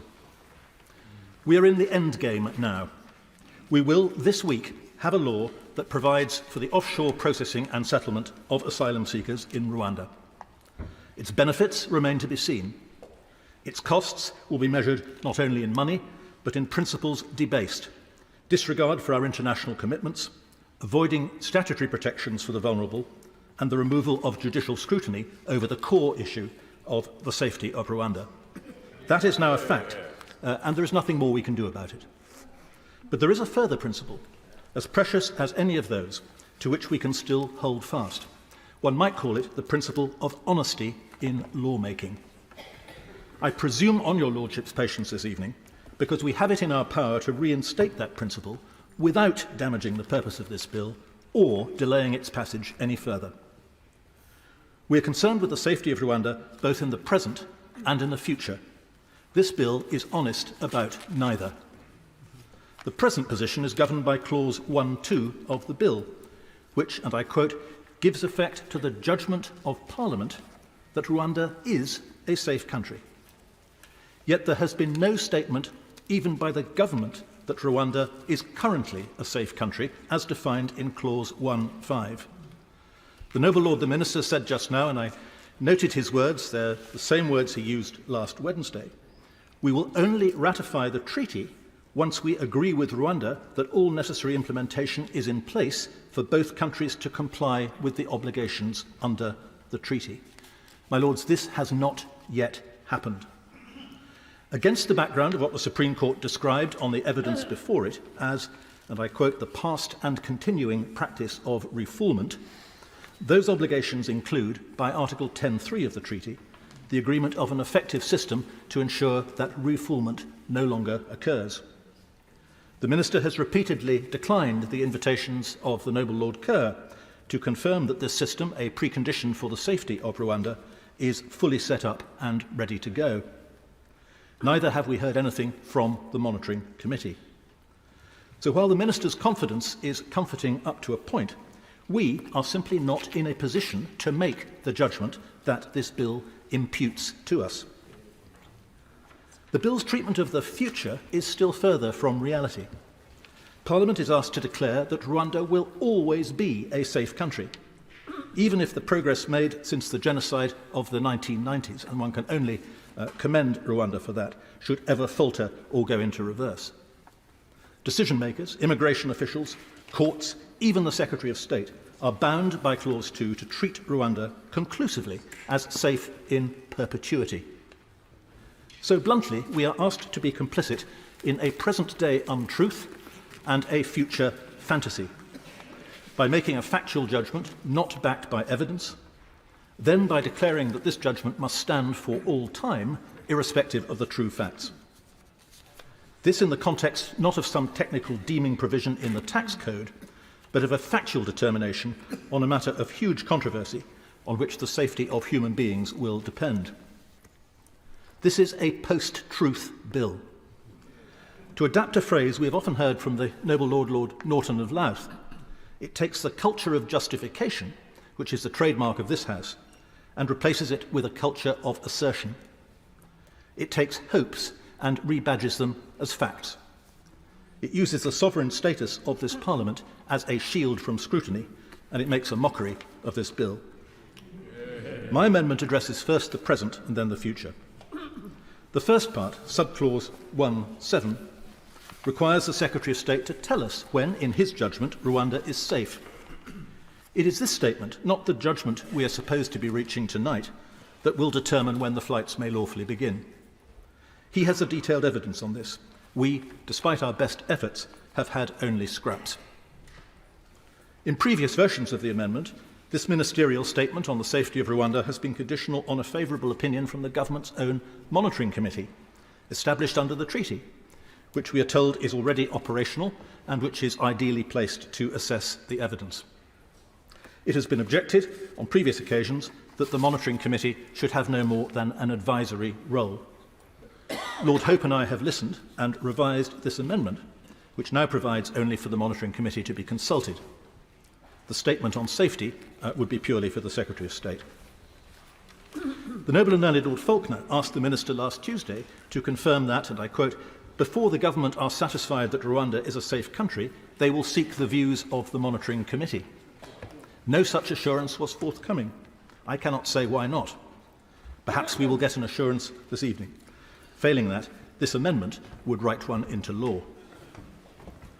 The second part of my amendment, new subclause 8, deals with the future. Lord Hope pointed out the problem in these terms.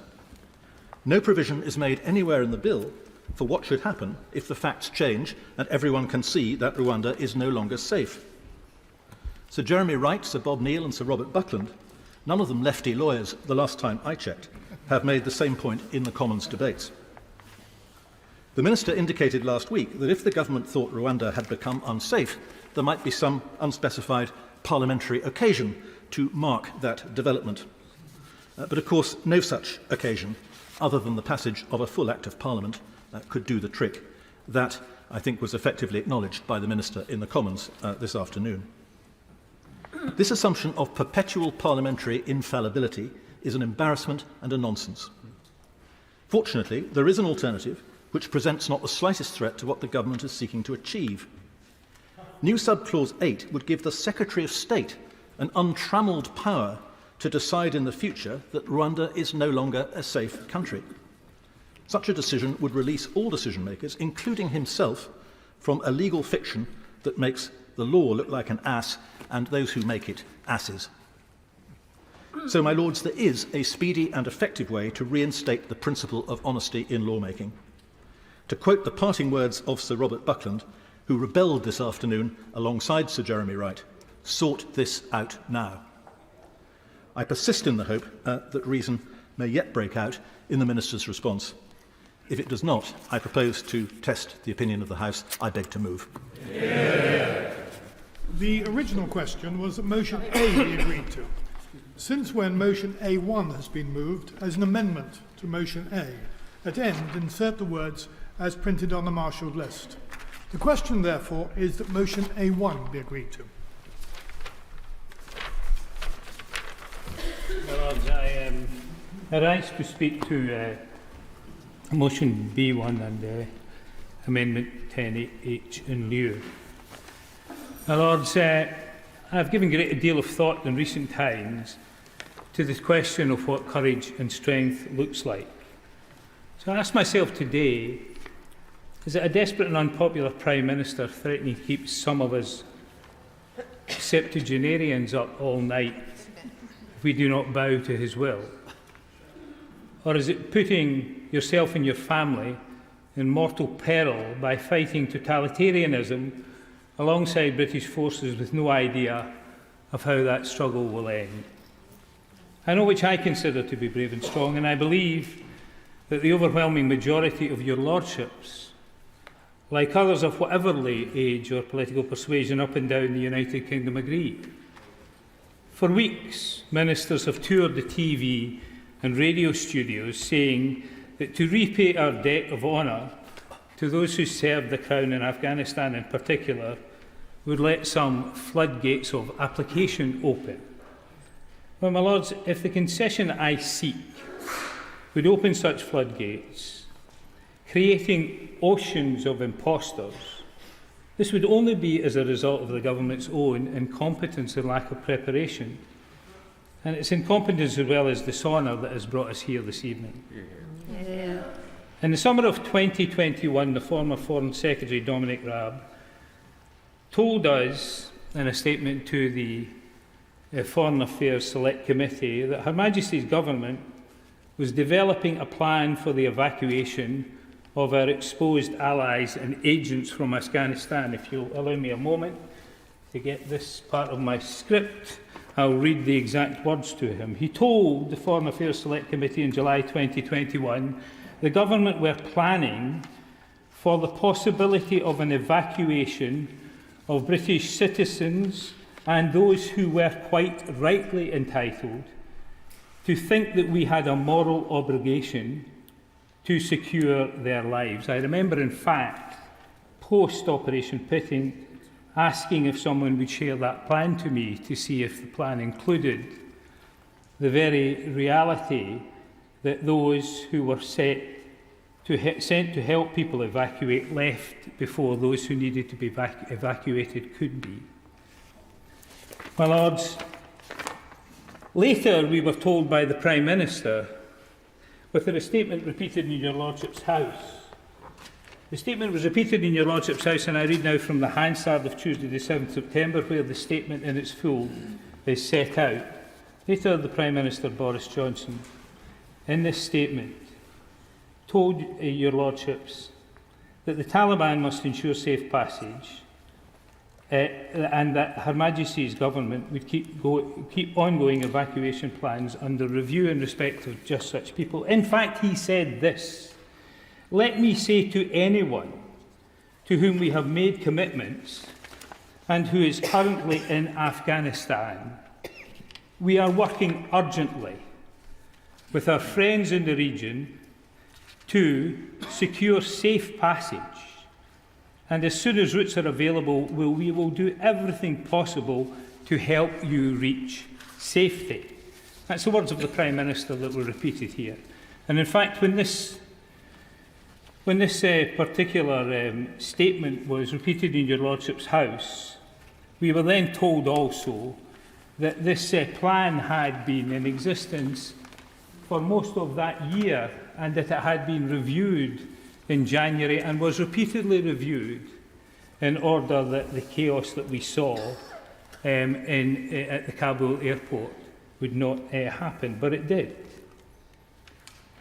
My Lords, you would have thought, with all of that planning behind, all of that information, with the fact that we had recruited the triples, that we had trained them, and that we paid them out of the embassy in in Kabul, you would have thought that the 2,000 people who made them up, who were the most at risk, who had been working for us in harm's way, would have been known about, recorded and evacuated, and it would be the simplest thing in the world to triage anybody who claimed to be of that group out of the process of Arab. But that's not how it turned out. Instead, a great many were left behind, and so the disastrous evacuation plan of 2021 continues. My Lords, the government created this problem that has caused at least 9 of those who fought for us to be executed by the Taliban, because promised safe passage never appeared. Her Majesty's government told us even last week that there would be no concession in respect of those people who had come here because they were frightened of their lives and were entitled to be frightened of their lives and to find a way of getting here if there was no safe passage. So why no concession for so long? I'm asked this question every day. Every day since I started debating this issue, I'm asked by many people, including many Conservative politicians, why no concession? Why have they not been able to work something out with you, they say to me. Why the delay? Either they have no confidence in their ability to implement this plan and are seeking in some way to delay it that's not their responsibility, or they just want the theatre of delay to their flagship bill to blame Labour, the Lords, the courts and so on. Today, they finally bring a concession, having offered and then withdrawn it last week. They refuse to put it in the face of the bill. And I break away now because, my Lords, I'm going to ask the Noble Lord the Minister if he will either reread the passage of his speech that I call a concession. I know he doesn't, but that I call a concession, and he will read it a bit more slowly to your Lordship's House so that you can understand what the implications of it are. If not, if he has a printed copy, I'll read it slowly. I invite him to read it again, please. Would you do it now? Because it's important to the rest of my speech. I will. With the leave of the House, I will read it very slowly. That means that once this review of Arab decisions for those with credible links to Afghan specialist units has concluded, the government will not remove to Rwanda those who received a positive eligibility decision as a result of this review, where they are already in the UK as of today. Already in the UK. Well, you cannot be removed and deported to Rwanda unless you are here by what the government call illegal means, but what I call irregular means. So, my Lords, those words are important for this reason. The Noble Lord, the Minister, does not believe this to be a concession. It is to him a restatement of what he has been telling us for some time, but in a different form. It is, my Lords, quite clearly in my view, a concession, although I guarantee you now that the media out there are being briefed that it's not, because there can be no concessions with this bill. But let me tell you why it's a concession. In the report stage of the debates in your Lordship's House on this bill, on the 4th of March, at column 1421, I asked this question of the Noble Lord the Minister. Will the Minister answer the question I asked in February when this review was announced, meaning the Triples review of eligibility to Iraq? Will anyone who is eligible but was told they were ineligible and acted in a way in which a small number of them did in extremis to protect themselves from possible death be disqualified from being allowed to become eligible on review? Will they be excluded from the requirement of the Illegal Migration Act and this bill, if it becomes law, that they must be deported to Rwanda? The Noble Lord answered for the first time he was in a position to do so. I think he said, I understand they will be deported to Rwanda. Now they will not be. Now that is a concession in anybody's language. Absolutely. Until then. And it is an extremely important concession, because these are the small number of people that in every speech I have made in support of my amendment, I have said that are the target of my ambition, that they will not be deported. So today they finally bring a concession, having offered and then withdrawn. So should I trust them at their word? They left these people behind. They messed up any subsequent evacuation plan. This is the third opportunity competently to do the right thing. Why should I trust them now? I'll tell you, my lords, why I am minded to consider doing so, although I haven't yet made up my mind. Because we, my lords, are now part of a grand coalition, including noble and gallant lords, many very senior politicians and officials who have secured this country for years, who have put their names to this, veterans, campaigners, and so many voters of all persuasions and traditions across our nations, and we will not be silent until today's promise is honoured by this government or the next one. Finally, my lords, what does this ignominious history tell us about the Rwanda policy as a whole? There were no safe routes for those heroes to whom we owe a debt of honour. Still less are there safe routes for any other genuine refugees worthy of the promise of the Refugee Convention, also paid for in courage and strength in an earlier war so many years ago. So while I may not press my motion this evening, I look forward to the day when a Labour government repeals this immoral and unlawful excuse for legislation in total. My Lords, it's a privilege to follow the noble Lord, Lord Brown of Ladyton. His persistence, his clarity and his determination have, in my view, led to a meaningful concession, and it is a concession, by the government on a very important issue. To those who say that your Lordship's House has not behaved in a legitimate and constitutional way in relation to this bill, we can at the very least point to the concession that's been made to the noble Lord, Lord Brown, as justification for still being here debating this bill tonight. I stand principally to speak in favour and in total support of the absolutely admirable speech given by my noble friend Lord Anderson in favour of Amendment A1. I will return briefly to Amendment A1 in a few moments, but before I do, I wish to place on the record something that concerns me very much about the fact that we are debating this matter at all today. And I do so with appreciation for the characteristically gracious and considerate words spoken by the Government Chief Whip. When she spoke earlier this afternoon, I wasn't in the House because I didn't know she was going to say it, but I have been able to watch it on that splendid organ, Parliament Live TV.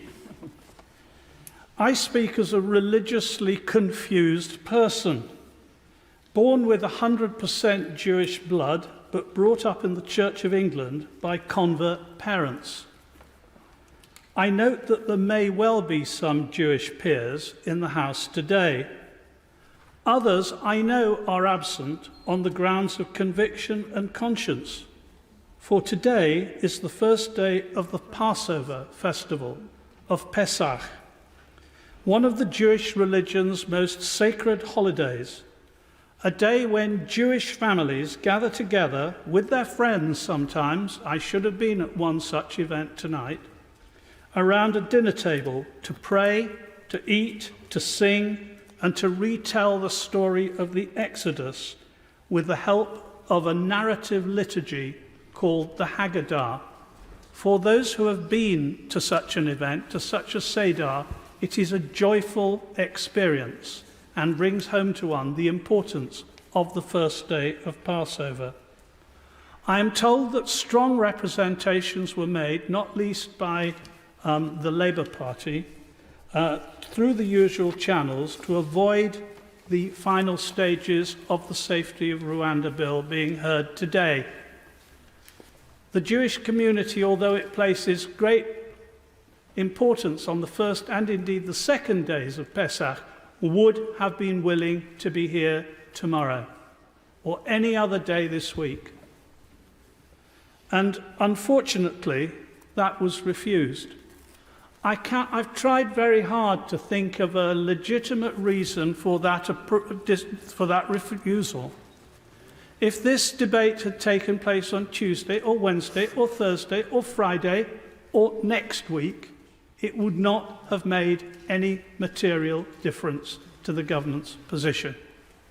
and nothing that was said by the Prime Minister, who on the 11th of November displayed properly and rightly his devotion to his own religion in public, has justified choosing today for this debate. And I take it as an offence to our ambitions for diversity in this country. Sermon over. I now turn to the government's inexplicable, in my view, refusal to accept Lord Hope's amendments and what are now my noble friend Lord Anderson's amendments. All they would require was for a very small piece of verification to take place in Parliament. A piece of verification that either Rwanda is a safe country or that it's not a safe country. And surely it is right that if there is to be the kind of fiction spoken of very eloquently by my noble friend, there should be that verification in Parliament. At the moment, even if the Secretary of State became aware that Rwanda is non-compliant, the bill as it stands would mean that it would still be deemed compliant. Is there anybody in this House who doesn't honestly think that that is nonsense? And then we have the rhetoric that has been behind this. Even this morning, the Prime Minister talked about stopping the boats and claimed that the worldwide publicity that this bill has received has resulted in stopping the boats. Well, he's not been reading the same newspapers and watching the same websites as me, I'm afraid, my lords. In the last 2.5 months, the number of people on those boats has increased over the previous year. He chose to give the figures for an earlier period in his extraordinary press conference this morning.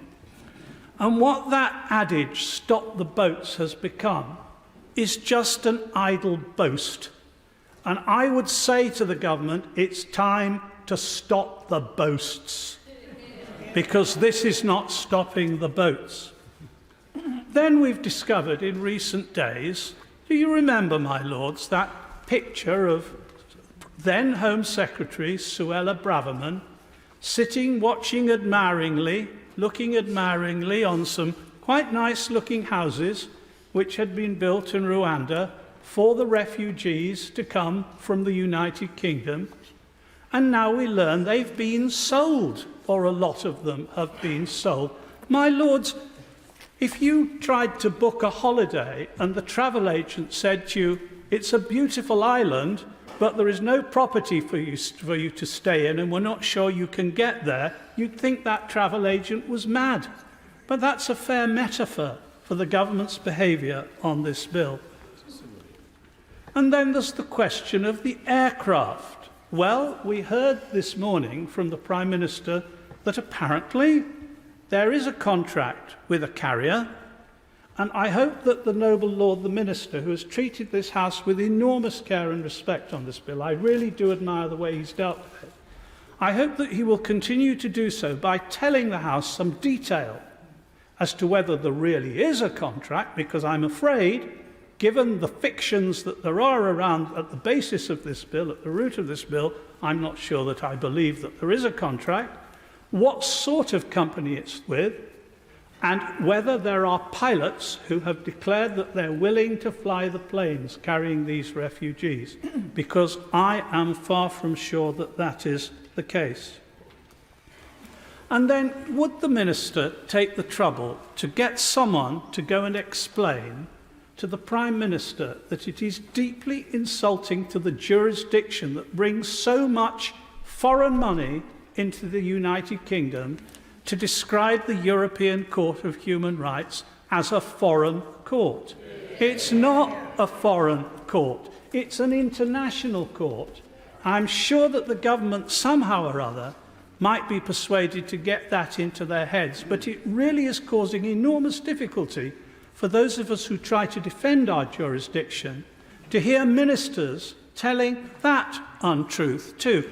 And perhaps the Minister would care to tell us how many times the United Kingdom government has relied on the European Convention on Human Rights in international cases and in cases in this country. When I was a part-time judge, I used to sit in the administrative court, a great privilege for any part-time judge.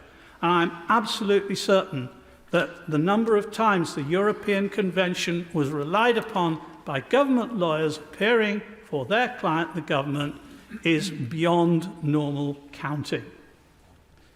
And finally, I would ask your lordships just to reflect for a moment upon the cost of this whole bill. We've now had some accurate numbers from the relevant government accounting organisation.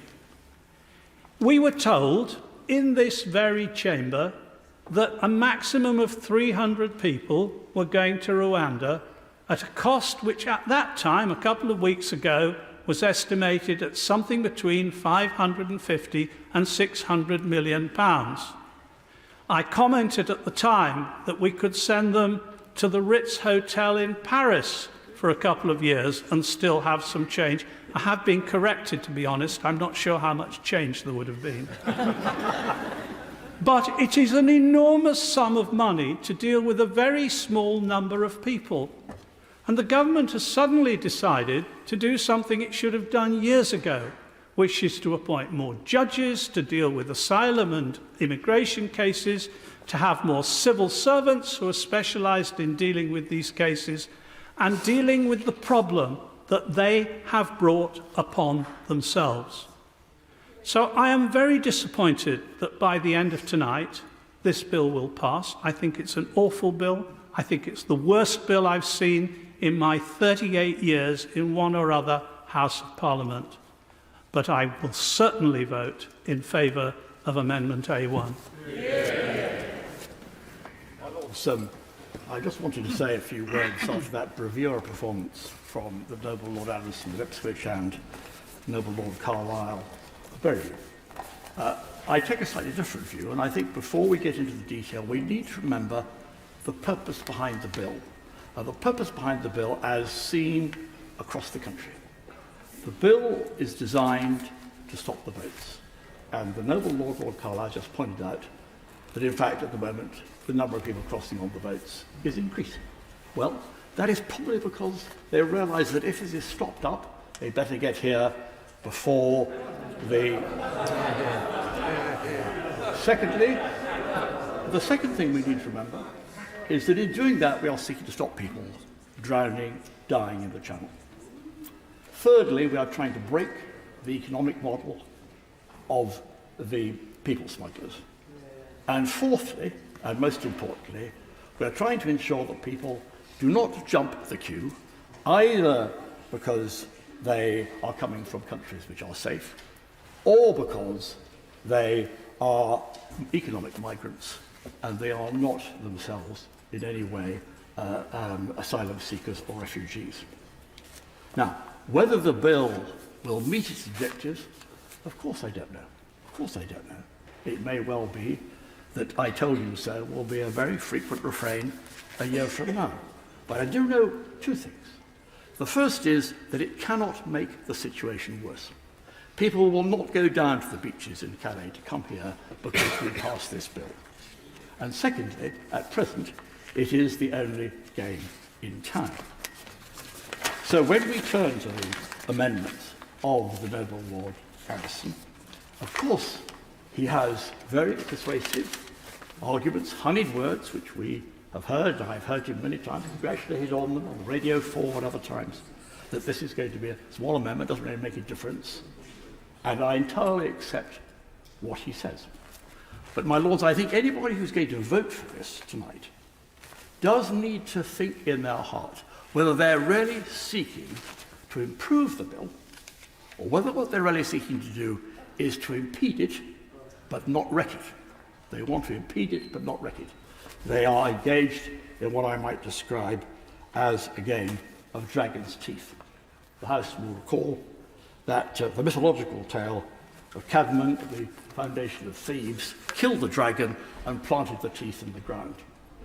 And they had the fortunate aspect of springing up into fully fledged warriors, and each time they were struck down, more warriors came up in their place. And that sometimes, my lords, when I hear speeches around your lordship's house, behind all the obvious belief that comes, I think, hang on, behind this is actually not a wish to let this bill through at all. We don't like the bill, but we don't want to be put in a position where we are going to kill it. And it is particularly revolved around the issue of the judgment of whether of the Supreme Court, or whether Rwanda is a safe country. And safe, of course, as a word, my lords, is a big word, and particularly a big word with the weight that is being placed on it in this regard. It is, of course, entirely true, my lords, in very few cases are we entirely safe. So I find myself wondering whether the judgment is the right word, or whether what the Supreme Court undertook was a risk assessment, which is a different case, a different category, a different approach. And members of your lordship's house will probably be aware of the concept of assessor bias. That is, we are much more ready to put low risks onto aspects of problems with which we're familiar compared to those where we are unfamiliar. And so in that sense, my lords, what we're doing here is maybe because we have a situation where we are familiar with the government and legal systems of, say, France or Germany or Western Europe, and not with an African country, maybe some additional risk has been placed, and we need to consider that very carefully. Let me make it clear, my lords, I'm not in any way impugning the good faith of the Supreme Court. But what I'm saying in that their risk assessment needs to be weighed and balanced against the other assessments and indeed the undertakings being given by my noble friend on the front bench, for which, by the way, the government will be held responsible by Parliament, and also third-party assessments such as the Ibrahim Index of African Governments, which rates Rwanda 12th out of 54 African countries, and I have said in past speeches, other third-party assessments, third-party risk assessments, which give confidence to my support for this bill. So, my lords, my last thought, my last question then is for His Majesty's Royal Opposition. And we have heard from the noble Lord Brian of Ladyton that he's looking forward to some commitments for them if they were to form the next government. I've said to some noble lords that when I'm sitting here in a long, perhaps rather tedious committee stage, I think what great stars of stage or screen would be best portrayed by the great men and women who cover our front benches. And the noble Lord Coker is, for me, Harrison Ford, slashing his way through parliamentary undergrowth, and very effective too. But it can't disguise the lacuna at the centre of the opposition's position. Of course, now, with the polling, they will clearly be expecting. With it, Order. I'm so grateful to the noble lord for momentarily giving way. I think I speak for most of us on this side that we understand that his comments are sincere and in no way a filibuster. But would he consider whether now casting everyone in their Hollywood guises is an appropriate use of the House's time this evening, and whether he might just focus on the noble Lord Anderson's amendment, which very briefly and very simply just requires the Secretary of State to lay before Parliament a report from a treaty and a monitoring committee of his own making. That is the amendment that I believe the noble lord is addressing. And does addressing that really require the honeyed words and technicolor that we're currently listening to? Well, my lords, I'm sorry if I wasn't clear, that I think I have spent some time discussing the issue of risk assessment and the way that the risk is being weighed by various parties and various people and various bodies.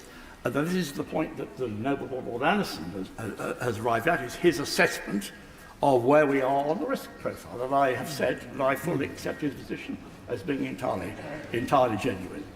Now, as far as the last point, we are now standing on the edge of a period of possible political change. I'm sure the party obviously is hoping they'll be here next year, we'll be over there. And it is not unfair, my lords, in those senses, for us to ask the opposition whether tonight, as we come to this very critical point, the point that everyone agrees is critical, the noble Lord Coker can tell us whether, if this bill works, whether they intend, and they were to form the next government, they would continue to use this bill, or they would scrap it. If they would scrap it, the country is entitled to know. If they would continue to use it, then let's stop the dragon's teeth, let's stop playing games, and let's get on, pass this bill into law, and make sure that what happens, happens. My Lords, I will dwell on the amendments before us, and what I well love to stray into the almost second reading speeches that we heard about the state of the bill as a whole. I think the issue here before us are the very specific amendments that have been put down. And I want to say something about what the House of Commons has been doing. And other people have been calling this House the responsible body for making it delay. The delay is not caused by this House. We could have been dealing here on other days earlier than this. It is at the choosing of the government in the other House how this bill plays through this House. And therefore, I think we cannot be accused of not doing our job properly, because that's what we are doing. And it's been the government who's been slowing down the business in the Commons for whatever reasons they feel are acceptable to them. And this House is doing the proper job. Certainly we are with these amendments before us today, because the reasons we are debating for pressing these very important safeguards on this House and on this Parliament are so important. We are asked to declare, as it is in the Act which we're debating, we are asked to declare that Rwanda is safe for refugees and for asylum seekers.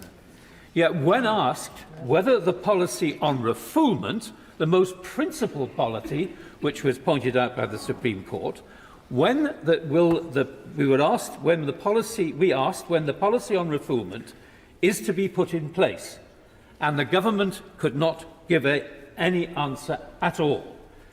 So I ask the government tonight, what assurances has the government give that this policy on refoulement and the appropriate training and systems to support will be in place in the next 10 to 12 weeks? And 10 to 12 weeks is important given the statement of the Prime Minister this morning. And second protection, of course, of the amendment by the noble Lord Anderson, of course, is for the future. The future, which is, as this bill stands, binds a Secretary of State in perpetuity. I now turn very briefly to the Lord Brown's amendment, and I listened very carefully to the repetition which he asked us to do. And it seemed to me that there was one very specific group of people who will not be subject to the concession as called by Lord Brown will work for them. And that is for people who have a justifiable claim, who are at this moment outside of the United Kingdom. That is a very specific group of people, some of them who are in Pakistan, who are threatened with being sent back to Afghanistan based upon an experience of the bill of a similar sort that we are debating tonight. And my belief, and I hope the belief of this House, and certainly the belief of these benches, is that those people who are allies must have a record somewhere. There must be a record if they were an ally of ours. Somewhere they were employed either by the British forces, somewhere they were being paid for out of British funds, somewhere they would be on a company record for who supplied those services to the services of the United Kingdom's forces. So it is the government who will know who these people are, and they will know when an application comes before them whether there is a prospect of success for them. And what I did not hear tonight, and this House did not hear tonight, was a copper-bottom guarantee that those people seeking applications to come from outside the United Kingdom will not be sent to Rwanda either.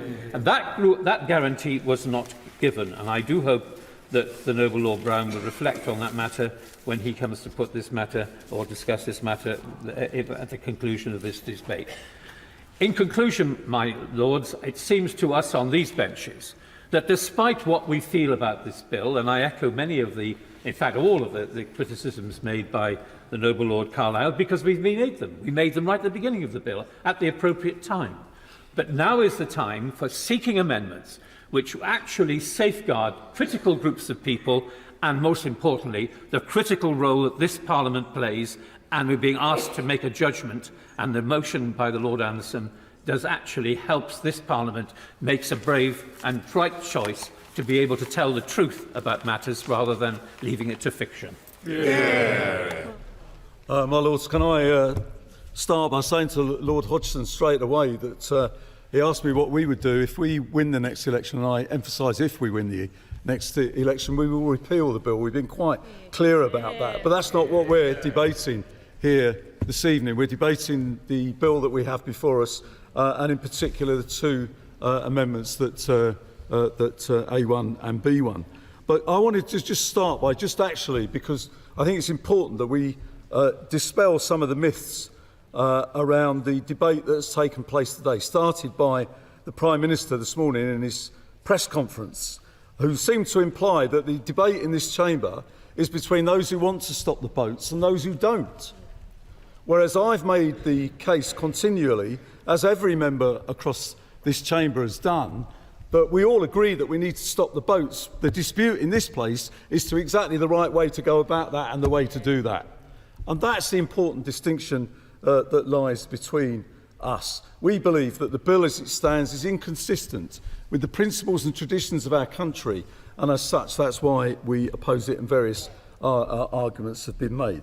The argument has never been about, never have I stood at this dispatch box and at any time said to the Noble Lord Sharp or Lord Stewart, or indeed to the Government Chief Whip, or indeed the Leader of the House, that we will block the bill. That has never been the policy of His Majesty's opposition, never been something that we have said from this dispatch box. And indeed we voted against a motion that was put before it some weeks ago to do that.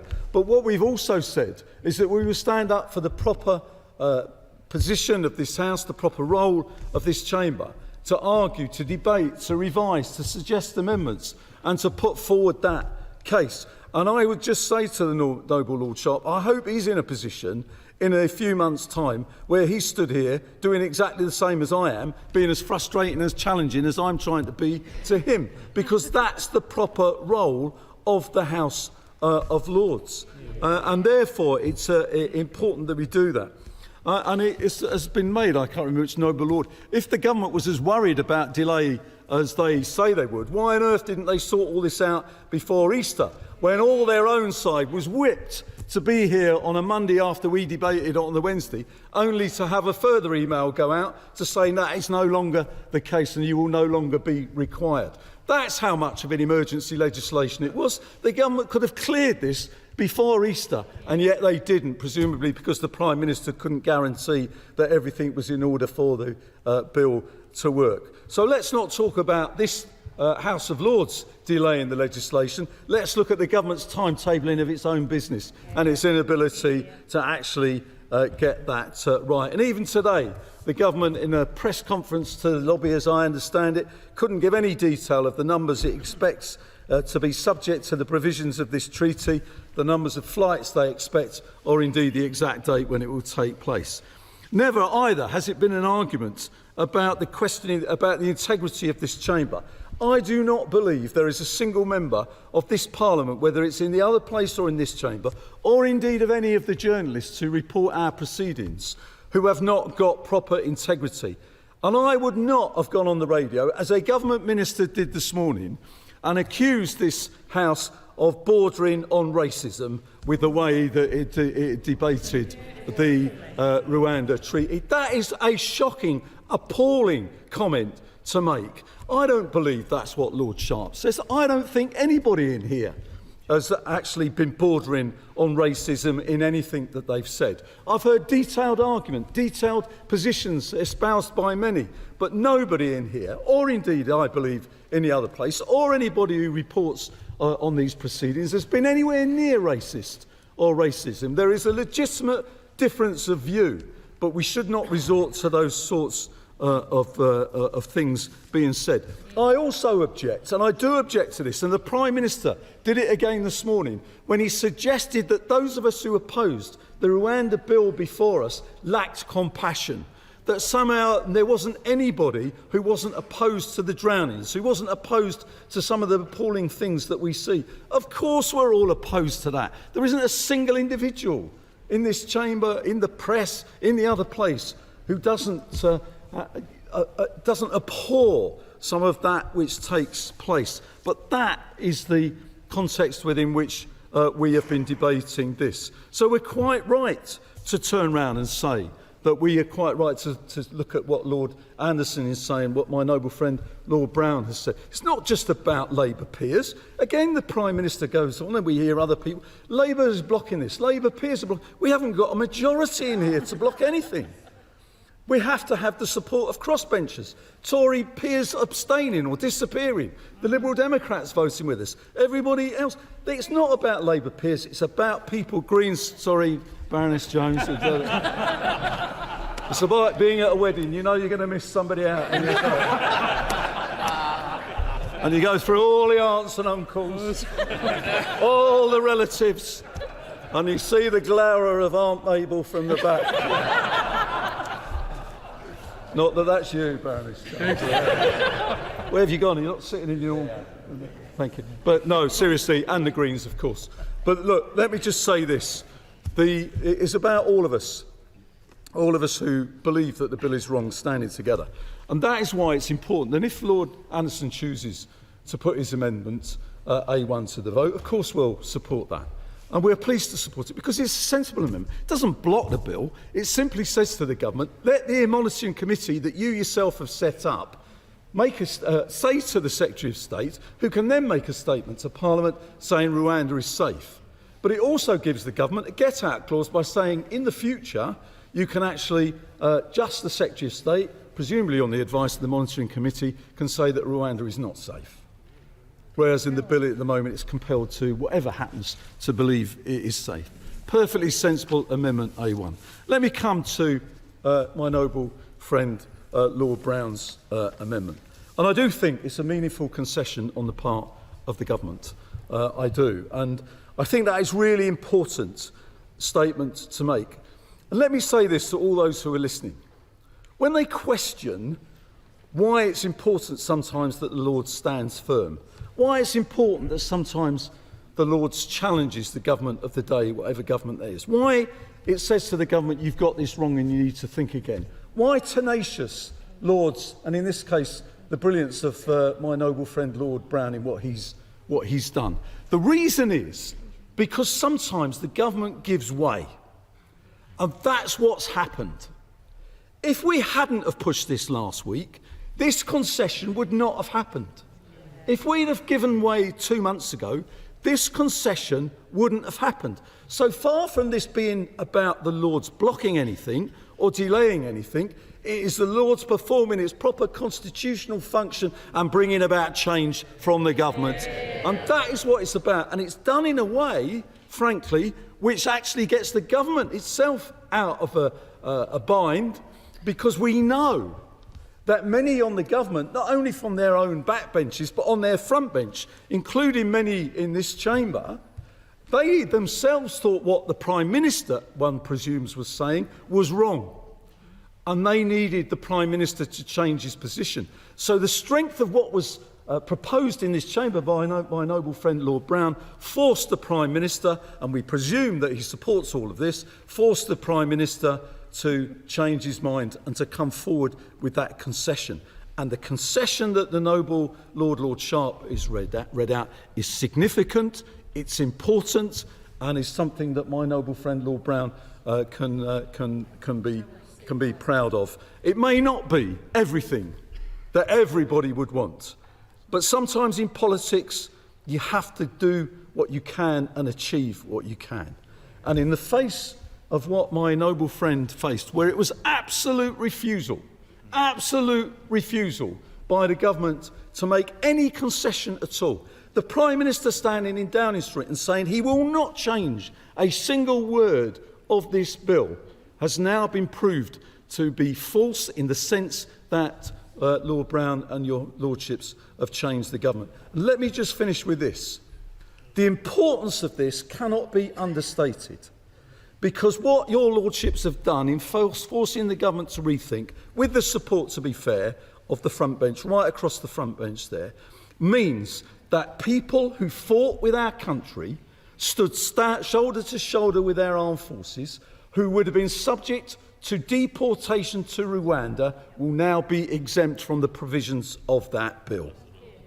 That is a significant change in what the government was saying, and it will mean that some people, either who would have had their rights ignored, or frankly who will be coming to this country in due course through the Arab scheme, would have died, would have not been able to survive.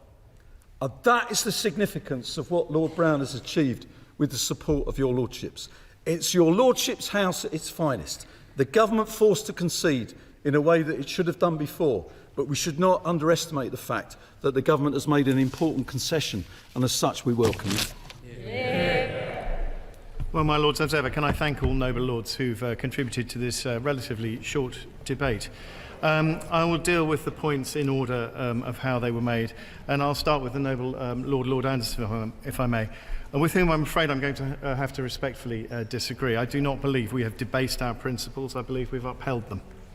We've upheld the principle of the integrity of our sovereign borders, the principle of not ceding our immigration policy to criminal gangs, the principle to safeguard lives and deter, of course, dangerous and illegal channel crossings.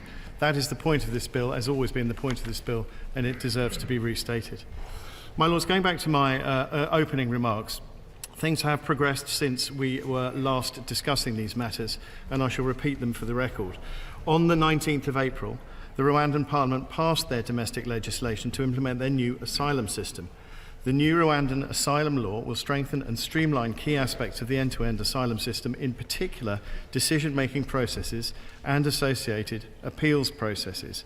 I'm very grateful to my noble friend Lord Hodgson for reminding us of Rwanda's high standing in the international league tables. But I think things could not be clearer. There has been significant progress towards many of the things that the noble lord is actually asking for. And that, of course, includes with the monitoring committee, and I'll repeat this too. If the monitoring committee were to raise or escalate any issues to the Joint Committee, where standing members of the Joint Committee are senior officials of the Government of the UK and the Government of Rwanda, with responsibility for areas related to the partnership or areas with a strong interest and relevance in this activity, the government will, of course, listen. And I would remind noble lords that this is up to the independent monitoring committee to raise issues at every point. My lords, the future is not fantasy, as has been alleged. As is well known, the government is satisfied that Rwanda is safe, and we have acknowledged that we can't predict what will happen in the future. But as I also set out, we can assure the House that we have already established the right mechanisms, so should a situation ever arise, the government will respond as necessary. And I repeat, this would include a range of options to respond to the circumstances, including any primary legislation as required. My lords, we don't regard this as the noble and learned Lord Carlyle asserted as inexplicable. We regard this amendment as unnecessary. My lords, turning to the noble Lord Brown's amendment, I'm not going to get into the semantics of what this is or is not. What it actually is the right thing to do. I would say to the noble Lord German, in his remarks, he seems to have missed the entire point of the bill. The simple answer to his question is do not come here illegally. There will be no possible pull factors. There is a safe and legal route available to those in Afghanistan who have served and can prove their eligibility under ARAP, and over 15,000 people have already availed themselves of it. My Lords, the Noble Lord and Learned Lord Carlisle raised the issue of Passover, and I heard what he said very carefully. The start of Passover was considered and very much understood, and we completely understand the Noble Lord's concerns, but ultimately scheduling decisions are made with a variety of different factors in mind. But I do hear what he said. My Lords, I will also go back to the fact that stopping the boats is not an idle boast. It's actually in the introduction to this very bill. And I repeat for the record, the purpose of this act is to prevent and deter unlawful migration, and in particular migration by unsafe and illegal routes, by enabling the removal of persons to the Republic of Rwanda under provision made by or under the Immigration Acts. The purpose is not an idle boast, it is on the face of the bill. My Lords, also as regards refoulement, which again the Noble Lord German referred to, no relocated, this is in the treaty, no relocated individual, even if they do not make an application for asylum or humanitarian protection, or whatever the outcome of their applications, shall be removed from Rwanda except to the United Kingdom in accordance with Article 11.1. That's Article 10.3 of the treaty. The treaty, when it is ratified, it needs to be ratified before the bill comes into effect. So I would say to the Noble Lord, that is when we will see the provisions being acted upon. So, my Lords, as I said earlier, the Commons have considered and rejected these amendments now 4 times, and for the reasons I've set out, they are not necessary. We will only ratify the treaty once we agree with Rwanda that all the necessary implementation is in place for both countries to comply with the obligations under the treaty, including refoulement. We will not relocate people to Rwanda if circumstances change which impact upon the safety of the country. We will not turn our backs on those who have supported our armed forces and the UK government. My Lords, I would say to the Noble Lord Coker, who I'm going to struggle not to think of as the Lord of Indiana Jones from now on, but I hope he is obviously not in his place in a few months' time. I'm not in his place in a few months' time.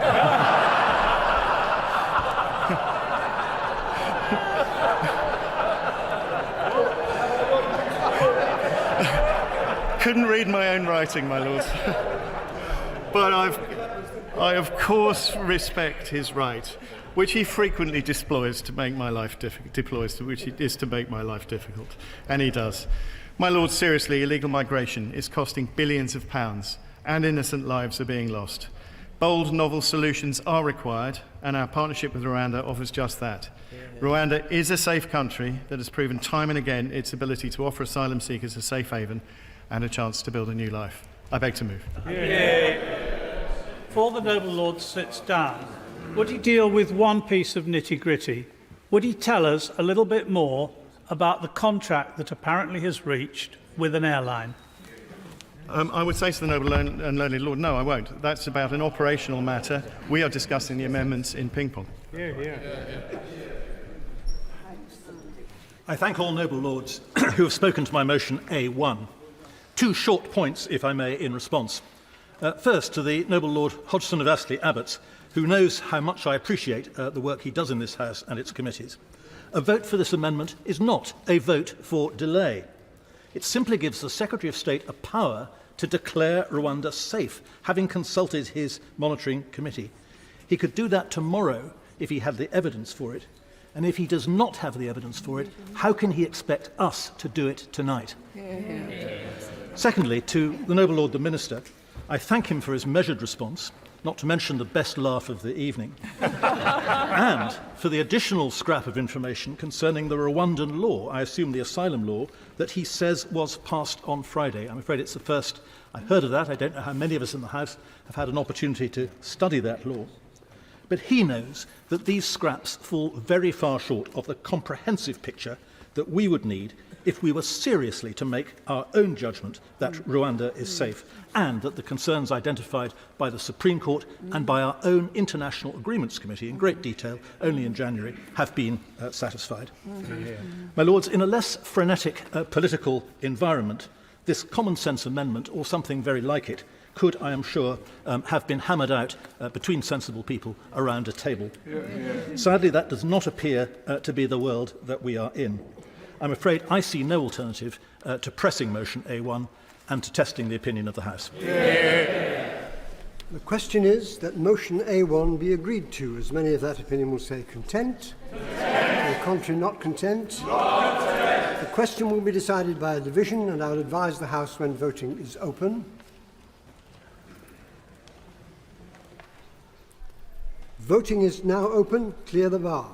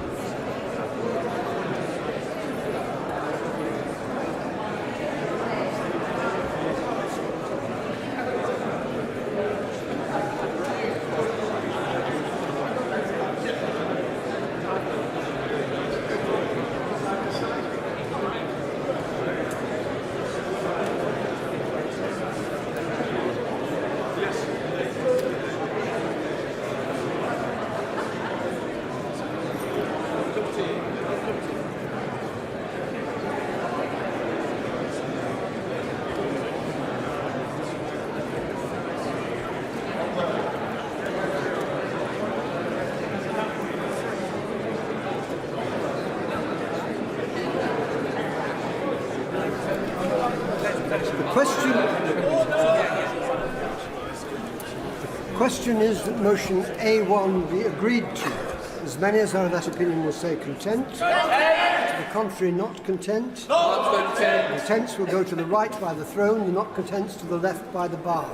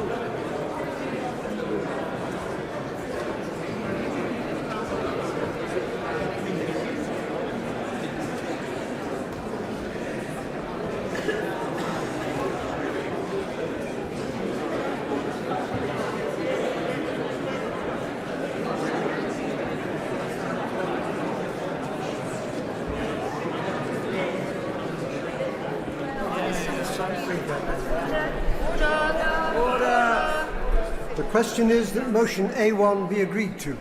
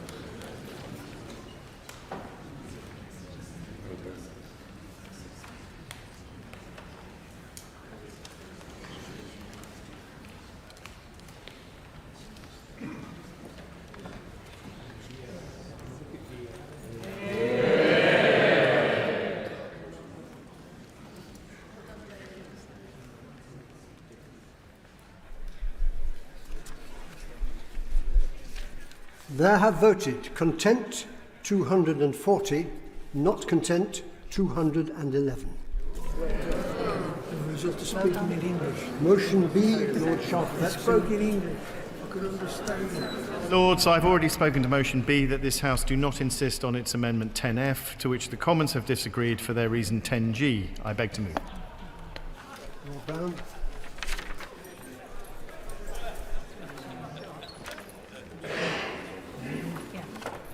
So the question is that motion B be agreed to, Lord Brown. It's a motion. I'm not moving. Not move. You've got to withdraw it. The question is that motion B be agreed to. As many as are of that opinion will say content. To the contrary, not content. The contents have it. We move now to a question for short debate, and I think we should have a brief moment while members take their places.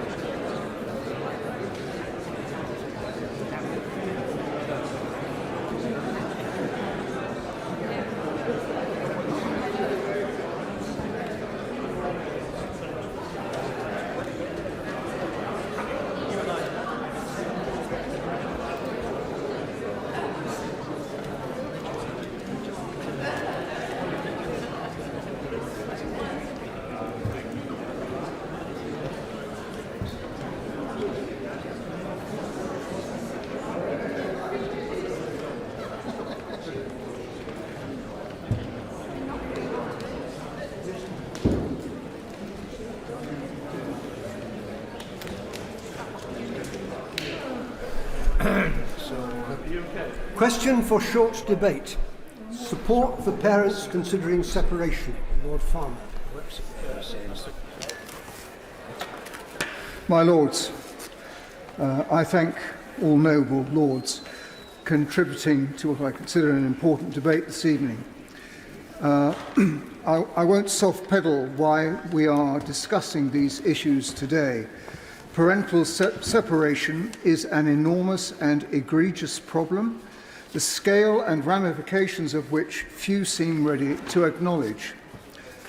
Parental separation is a recognised adverse childhood experience. By the time British children turn 14 years old, 46% no longer live with both their natural parents. Family breakdown is a major risk factor for children and young people's poor mental health. Children who experience it are significantly more prone to anxiety and depression. Also, Institute of Psychiatry research also found greater susceptibility to severe mental illness such as schizophrenia. The IFS's Deaton Review on Inequality reported that between 1971 and 2019, the percentage of births outside marriage ballooned from 8% to 48%. Half of all births take place in inherently less stable cohabitating couple families, or to parents living apart from the outset.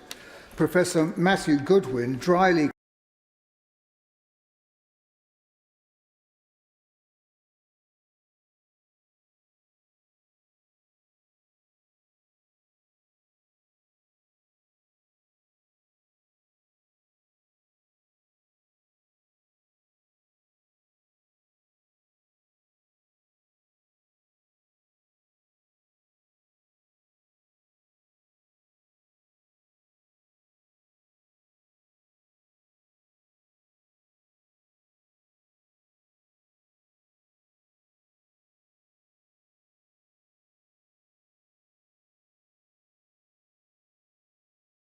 funding. If urgent action is not taken, I share Rainbow's concerns that more seriously ill children and their families will be denied choice and control over the palliative end-of-life care. So in conclusion, Madam Deputy Speaker, I would ask the Minister to not change a single atom of Loros or indeed Rainbow's Children's Hospice, because they both provide excellent care. However, please work alongside them as much as you can and get the ICBs in particular to deliver on that funding that was already mentioned by my colleague earlier on. Thank you. Bob Seeley. Madam Deputy Speaker, I won't take up too much of your time. I want to thank my honourable friends from Hastings and Rye and Darlington for organising and securing this debate. It's actually a very important one, and I'm hugely grateful that they've done it. And I think it's very clear from the amount of people who've taken part in this debate, the affection that hospices hold, not only in our hearts but also the hearts of our constituents. And I have great respect for that, both on the Isle of Wight and throughout the country. And clearly they comfort people in times of extraordinary difficulty and death, not only for those people who are dying, but also for their families. These are very difficult times, and hospices provide both succour and professional support, and actually probably above all love and comfort. On the island we have the Mountbatten Hospice, and I know that my honourable friend from Eastleigh spoke earlier about the Mountbatten Hospice, and I want to develop some of the points that he makes and echo them. So we have the Mountbatten Hospice in Newport. It is one of our most cherished institutions on the island. I thank all those people. I'm going to have a few thank yous now. I want to thank firstly all the people who work there in our Mountbatten Hospice and support it for the fantastic work they do caring for people on the Isle of Wight. And I also want to pay special tribute to the head of our hospice, Nigel Hartley, one of the most impressive people we have on the island, and actually one of my favourite islanders. He was a concert pianist before he started looking after people in the London Lighthouse Clinic in the relatively early days of the AIDS pandemic. And he learnt to care for people at that time before moving eventually to the island and bringing a unique sense of occasionally eccentric but organised, highly competent and very loving leadership to that institution. And I think we are hugely lucky on the island to have somebody like Nigel. On their behalf, I want to raise just a few issues and get some clarity from the Minister. And I know I'm not the only one saying this, but for backbenchers, there's clearly strength in numbers. And many of the issues that I have are issues that have been raised as well, but I want to put them on the record. I don't want the NHS to take over hospices. We need to respect the charitable status of our hospices, because it's something that gives them strength. They are so directly related and engaged in our communities. But we do need the NHS to pay its way in relation to our hospices. And in the last 2 years, Mountbatten on the Isle of Wight and indeed in Eastleigh, the Mountbatten Hospice, the two of them, have had cash increases from the NHS of under 2%, if I understand correctly the figures, but also under 3%. Their costs have gone up much higher. We are putting our hospices under very considerable financial pressure. So we're having to dig deeper into fundraising, or we're having to make cuts or look at ways of making cuts. This is not acceptable. We are not asking for the NHS to step in, but we are asking for the NHS to pay its way, and if it is using the hospices, to give them sufficient funding, because otherwise the burden of looking after the NHS responsibilities, for want of a better term, is falling very heavily on people, whether it's in folks in Eastleigh, in my honourable friend's constituency, or indeed on the island. And in fact, we have our major fundraising for the Isle of Wight, for the Isle of Wight Hospice, for the Mountbatten Hospice on the 12th of May. Walk the Wight, fantastic event. Last year it raised £460,000. But running a hospice is expensive. And when you're dealing with inflation, below inflation increases from our ICB, that is problematic. And I would raise one other issue as well from our ICB. My right honourable friend, the member for Eastleigh, and I had two conversations with the ICB last week. One just on the Isle of Wight Hospice and the Eastleigh Hospice, Mountbatten Hospice. And one was a shared conversation with Hampshire and Isle of Wight, Hampshire colleagues and myself, talking about the work of the ICB. It's in special measures. We were told that somehow this was a very good thing, that it was in special measures, but clearly there is pressure on their expenditure, there is pressure on their budgets, and actually there's pressure on their how shall we say, management decisions in relation to their budget. And what I'm really concerned about is that when you have ICBs in special measures, hospices, cutting funding to hospices is seen as a quick win as opposed to acute services, which are hugely expensive, which we know, but also potentially to primary care as well. And yet, effective spending in primary care actually eases pressure on acute services, but also effective spending on hospices paying their way. So I'm not talking about taking over the system, but actually giving a little bit more funding, near inflation increases for those hospices, enables the hospices to perform a hugely, hugely important moral duty, medical duty, but also a duty to those people, not only who are dying, but also the families in their support of them, not only in the hospice, but increasingly now for my Mountbatten Hospice, and I suspect it's the same for the Honourable Member for Eastleigh, but actually looking after people as they near death in their own homes. So on behalf of my hospice, I'm asking, please, can we make sure the ICB that covers Hampshire and the Isle of Wight is doing its job effectively, doing its job properly, because I think it is fair to say, without being ungenerous towards these people, some of us have our concerns, and some of us have real concerns about some of the decisions being made. So can we make sure the ICB is managing its affairs well, but in doing so is also giving the support to the hospices, both in Eastleigh but also in Newport and the Isle of Wight, which our hospice, the Mountbatten Hospice, so badly needs. Thank you. Chris Loder.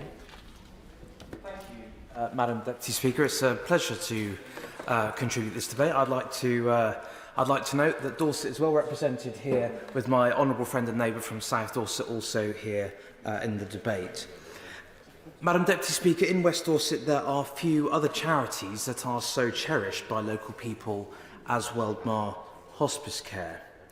The Weldmar Hospice in Dorchester must be one of, if not the most, respected and cherished hospices in West Dorset and Dorset as a whole. Most of my constituents will have had a family member or will have known someone who Weldmar has looked after at the end of their life, and it is the reason why the hospice is so dearly loved, not just in Dorchester or even just in West Dorset, but across the county.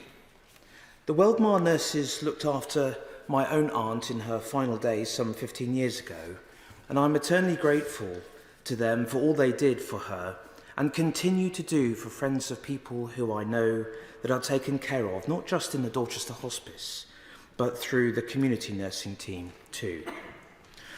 Weldmar is Dorset's largest independent charity and has provided specialist end-of-life care since 1994. Over the last 3 decades, they have looked after 24,882 patients, both in the community and in their specialist inpatient unit in Dorchester. The care is free of charge, and last year alone, 1,745 families benefited from this vital care and support with Weldmar. This is undoubtedly why the community feels so passionately about our hospice, and with it, the innovations and fundraising, the successes that the incredible team at Weldmar have with its work to raise money. But in order for Weldmar to sustain itself, as is the case with so many hospices, it needs to raise £27,200 every single day to keep these services running, and this is on top of the NHS income.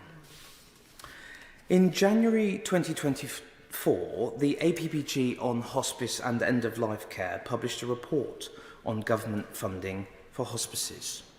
The report found that despite statutory guidance, ICB commissioning of hospice services, and I quote, is currently not fit for purpose, and the value they provide to individuals and the wider health system is at risk.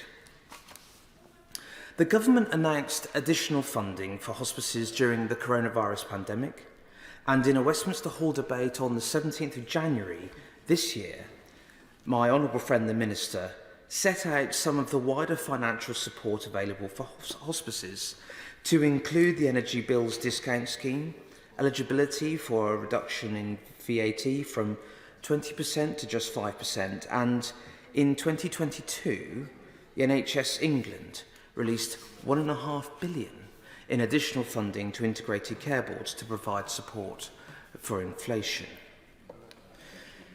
It is my opinion, Madam Deputy Speaker, that palliative and end-of-life care needs a much greater priority within the Integrated Care Partnership Strategy 2, as it is in many areas.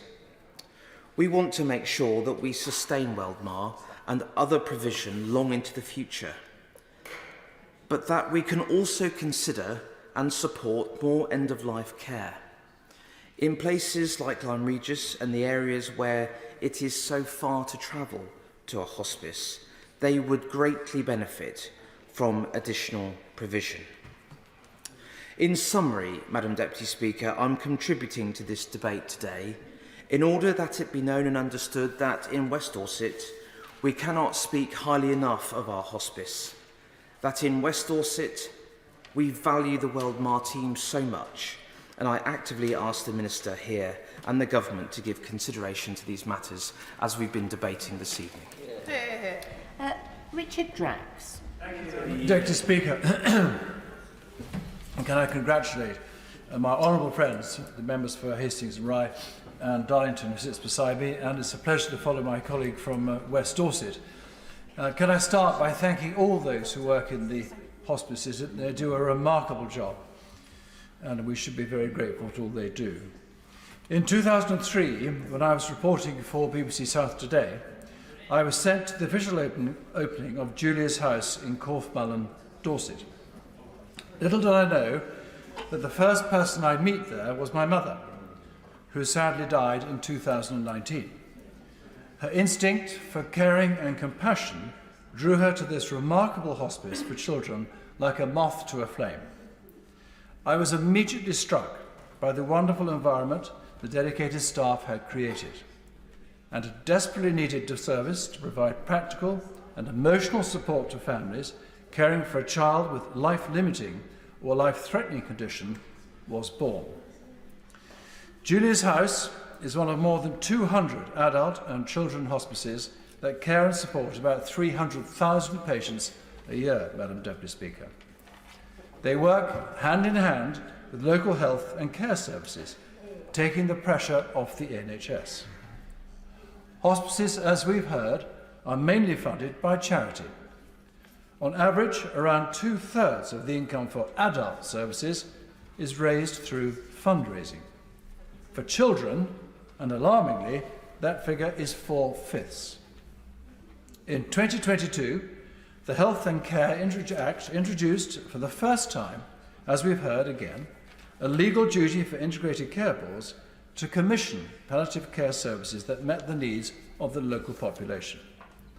However, a recent report, and again we've heard this in the Chamber, and I make no apology for repeating myself or repeating what colleagues have said, a recent report by the APPG on hospice and end-of-life care, co-chaired by my honourable friend from Darlington sitting right here beside me, found that despite this legal requirement, funding from ICBs varied significantly across the country. Today, the sector is under significant financial pressure. Hospice UK estimates the sector is on track for a £77 million deficit for the financial year in 2024. Nowhere is this more real than at Julia's House. The Chief Executive, Martin Edwards, said that over 90% of the annual running costs were met by fundraising. The government's contribution remains low at only 8%. This over-reliance on people's generosity, which is enormous, will see Julia's House face a budget deficit of £1 million this year. If the member from the SNP can refrain, I'd be grateful. This dire situation is exacerbated by the ending this year of a share grant of £25 million from NHS England. Julia's House cares at its 2 sites for 176 families across Dorset and Wiltshire. Mr. Edwards said they were coping with children and with more complex needs, requiring more staff and putting more pressure on budgets. The care provided is intensive, Madam Deputy Speaker, with a family being supported for up to 5 years following the death of a child. As you might imagine, palliative care comes with all kinds of issues, not least medical, emotional and financial. Who do you turn to for help and advice? How does the patient wish to be cared for, and who supports the carer? This is where a remarkable charity called Lewis Manning Hospice Care comes into play. The Chief Executive, Claire Galley, told me their team comes to your home and in effect responds to the needs of the patient and family by signposting them to relevant services, from treatment to transport. Importantly, it is the need of the patient which is most significant. So, for example, if their wish is to die at home, everything possible is done to ensure that that happens. Importantly, this free service is proactive rather than reactive, anticipating what the patient and family want, reducing crisis at the end of life, and saving the NHS a lot of money by freeing up GPs' time and negating the need for a hospital. A pilot scheme being run in a part of Dorset has already saved the NHS £140,000 in April alone. Imagine if this scheme was rolled out across the country, Madam Deputy Speaker, it would save the NHS millions. Let me conclude. There is no doubt there is a need for more government funding for hospices, independent, fiercely so, as they are. But the funding disparities, as we've heard from every speaker virtually, must be looked at. Yes, I hear the government say it's another call for money, and there are many other demands. But well-funded hospice care would safeguard this very effective and necessary sector, which can or not live on charity alone, and nor should it. Peter Alders. Thank you very much, Madam Deputy Speaker. I congratulate my honourable friends, the members for Hastings and Ryan Darlington, for so ably leading this debate and setting the scene. Whilst it's important to recognise the great work done across the eastern region by East Anglia's children's hospices, in the Great Yarmouth and in the Waveney area, as represented by my right honourable friend, the member for Great Yarmouth, and myself, there is at present a hospice vacuum. Throughout the rest of Suffolk and Norfolk, there are locally based hospices well embedded in and providing great services for their communities. The good news, Madam Deputy Speaker, is that plans are being carefully prepared to fill this vacuum and this void. A local partnership is evolving to build a local hospice led by St Elizabeth Hospice and including the local NHS, councils, a community interest company, volunteers and fundraisers. To be successful, to open the hospice and then to run it, national government must join this partnership. And I hope that my right honourable friend, the Minister, who is currently not in her place, in her summing up, will accept this invitation. Madam Deputy Speaker, the Waveney and Great Yarmouth areas desperately need a hospice. We have an ageing population, pockets of deprivation, and as Chris Whitty has highlighted, there are acute health inequalities in coastal communities which a hospice can help level out and remove. As I've mentioned, a well-researched case for the hospice has now been prepared, though it is important to recognise the work done by so many over the years in supporting those in need of end-of-life care and their families. The late Margaret Chadd, who founded East Coast Hospice, had the vision of building a hospice on land bought at Galston. Roberta Lovick, who founded the Louise Hamilton Centre, from which such great support is provided to patients with life-limiting conditions and their families. to the James Paget Hospital, where the Louise Hamilton Centre is based, and to East Coast Community Healthcare, the Lowestoft-based community interest company, who in partnership with St Elizabeth operate 6 specialist beds in Beccles Hospital, as well as providing care in both people's homes and in care homes. Madam Deputy Speaker, building on the work of these local people and these local organisations, a framework is now emerging through which a local hospice can now be built. The cornerstone of this is, of course, as we've heard, the Health and Care Act of 2022, which sets out the legal requirement for ICBs to commission palliative and end-of-life care. The Norfolk and Waveney ICB have responded by carrying out a review of palliative and end-of-life care. This was completed last autumn and highlights the need for 9 urgent and 6 medium to long-term actions. Last March, St Elizabeth Hospice merged with East Coast Hospice and straight away set about conducting a feasibility study into the viability of building up hospice facilities on the Galston site. This study has just been completed, and the conclusion that has been reached is that a hospice should be built in stages, and expressions of interest are now being invited from architects. Madam Deputy Speaker, this is an exciting landmark for which so many people have strived for so many years. St Elizabeth are confident that they can successfully fundraise for hospice capital appeal. However, it is with the ongoing revenue cost of providing core clinical services for a full inpatient unit, as well as outreach community services, that national government support is required. The Norfolk and Waveney ICB, and indeed all ICBs, need central government support and a fundamental rebalancing of national policy so that they can meet the projected growth in demand for palliative care. Madam Deputy Speaker, it is good news that after so many false dawns over so many years, we now have a coherent and well thought through plan for filling the hospice void in the Waveney and Great Yarmouth area. Whilst we should be sanguine, we should also be realistic. We are not even at the starting point as the rest of England, as we've heard from those other colleagues who actually have a hospice up and running. We don't. And that is why the government need to join the partnership that has evolved and support the Norfolk and Waveney ICB so that they can commission hospice services on a long-term, multi-year basis. And I urge the government to join us on this exciting journey.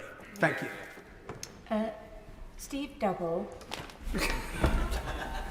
Thank you very much, Madam Deputy Speaker. And it's becoming a bit of a habit of me being the warm-up act for the wind-ups, but I gather I'm not going to get that honour this evening. It's a great privilege to be able to speak in this debate, which clearly is heartfelt by many members across the House, and I congratulate my honourable friends who secured this debate.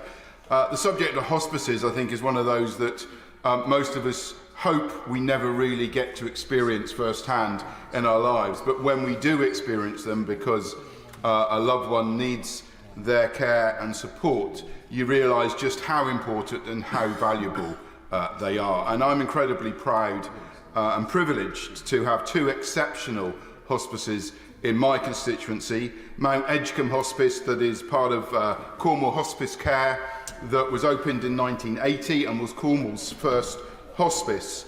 It's recently been rated by the CQC as outstanding, and in particular highlighting the caring and personal nature of the service provided by the staff who are responsive to the needs of the patients.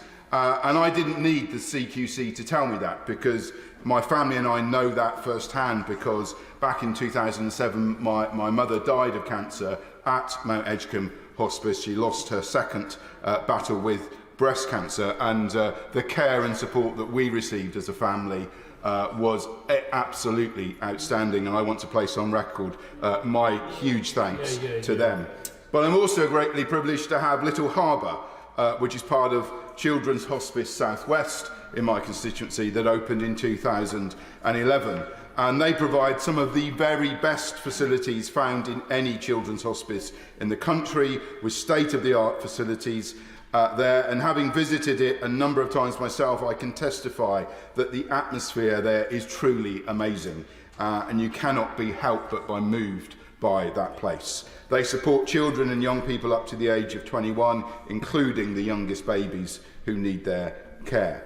And again, at that hospice, the CQC praised the hospice staff for their personalised care and support. And I think that reinforces the very important point that it isn't just the bricks and mortar or the equipment that these hospices provided. It is the staff there and the volunteers that work there that actually make our hospices the amazing places that they are. We're very lucky in Mid-Cornwall to have these two excellent examples of some of the 200 hospices that we have across the country. Both are supported by amazing people, volunteers, fundraisers and donors who play such an important part in ensuring that those hospices can continue. And it isn't just the care that the hospices provide to the people who are sick. We've heard many times in the chamber today about the wraparound care that they provide to families, to friends, that is so important and valuable. And it's clear that the role of hospices... I will briefly, yes. Okay. Thank my honourable friend for giving way. He's making a very moving and powerful speech. And he recalls for me my experience at Chestnut Tree House, which provides hospice care for children across Sussex. And although they are striving hard to meet all the demands on services, one of the groups that we haven't mentioned in the course of this debate is those that the hospice may yet reach. They know that there are very, very many more families who would benefit from their care, and they're working hard to do that. Is this something that he also has found in his constituency? I'm very grateful to my honourable friend for that intervention, and she makes precisely the point that I'm coming on to make, is that it's very clear in our country that there is going to be a growing need for hospice care as we go forward. We feel this incredibly acutely in Cornwall, where we have seen more than our elderly population has grown by more than 50% in the last 10 years. In Cornwall, we're now at the point where almost 1 in 4 of our population is over 70 years old. And that is only going to grow in the years ahead. And that is simply going to mean that there is more demand for hospice care in our country. And that is why it is so important that hospice care is properly funded. Now, I believe it is the best for our hospices to stay in the independent sector as charities. They gain most of their support from the public. This is seen time and time again, I think, in my experience of the two hospices in my constituency, that being independent from the NHS gives them a very special place in our communities. People feel a great connection to them. They feel they have a personal stake in the work that they do, particularly if they engage in fundraising towards them. And I fear that that may well be lost if they became nationalised effectively. And I believe that is so important for our hospices that we are able to continue that. However, I do believe that the government need to better recognise the important role that hospices play. We've heard several times about the postcode lottery there is for NHS funding towards our hospices, and I think that is something I would say to the Minister we really do need to look at addressing. Cornwall Hospice Care, I'm told, is the second lowest level of funding of any hospice charity in the country. Just 9% of their funding comes from the NHS. That means 91% of their funding is raised through fundraising, donations and legacies. And I don't think that can be right. That I'm all for donations playing a significant part in the funding of hospices, but I believe, particularly in Cornwall, that the NHS should be stepping up and providing more funding to our hospices. So we do need to look at the regional variations, and it really does need to be based on need and the need in those regions for the hospice facilities. And I would urge the Minister and the Government to look at what more can be done to provide a proper level playing field when it comes to NHS contributions to our hospices.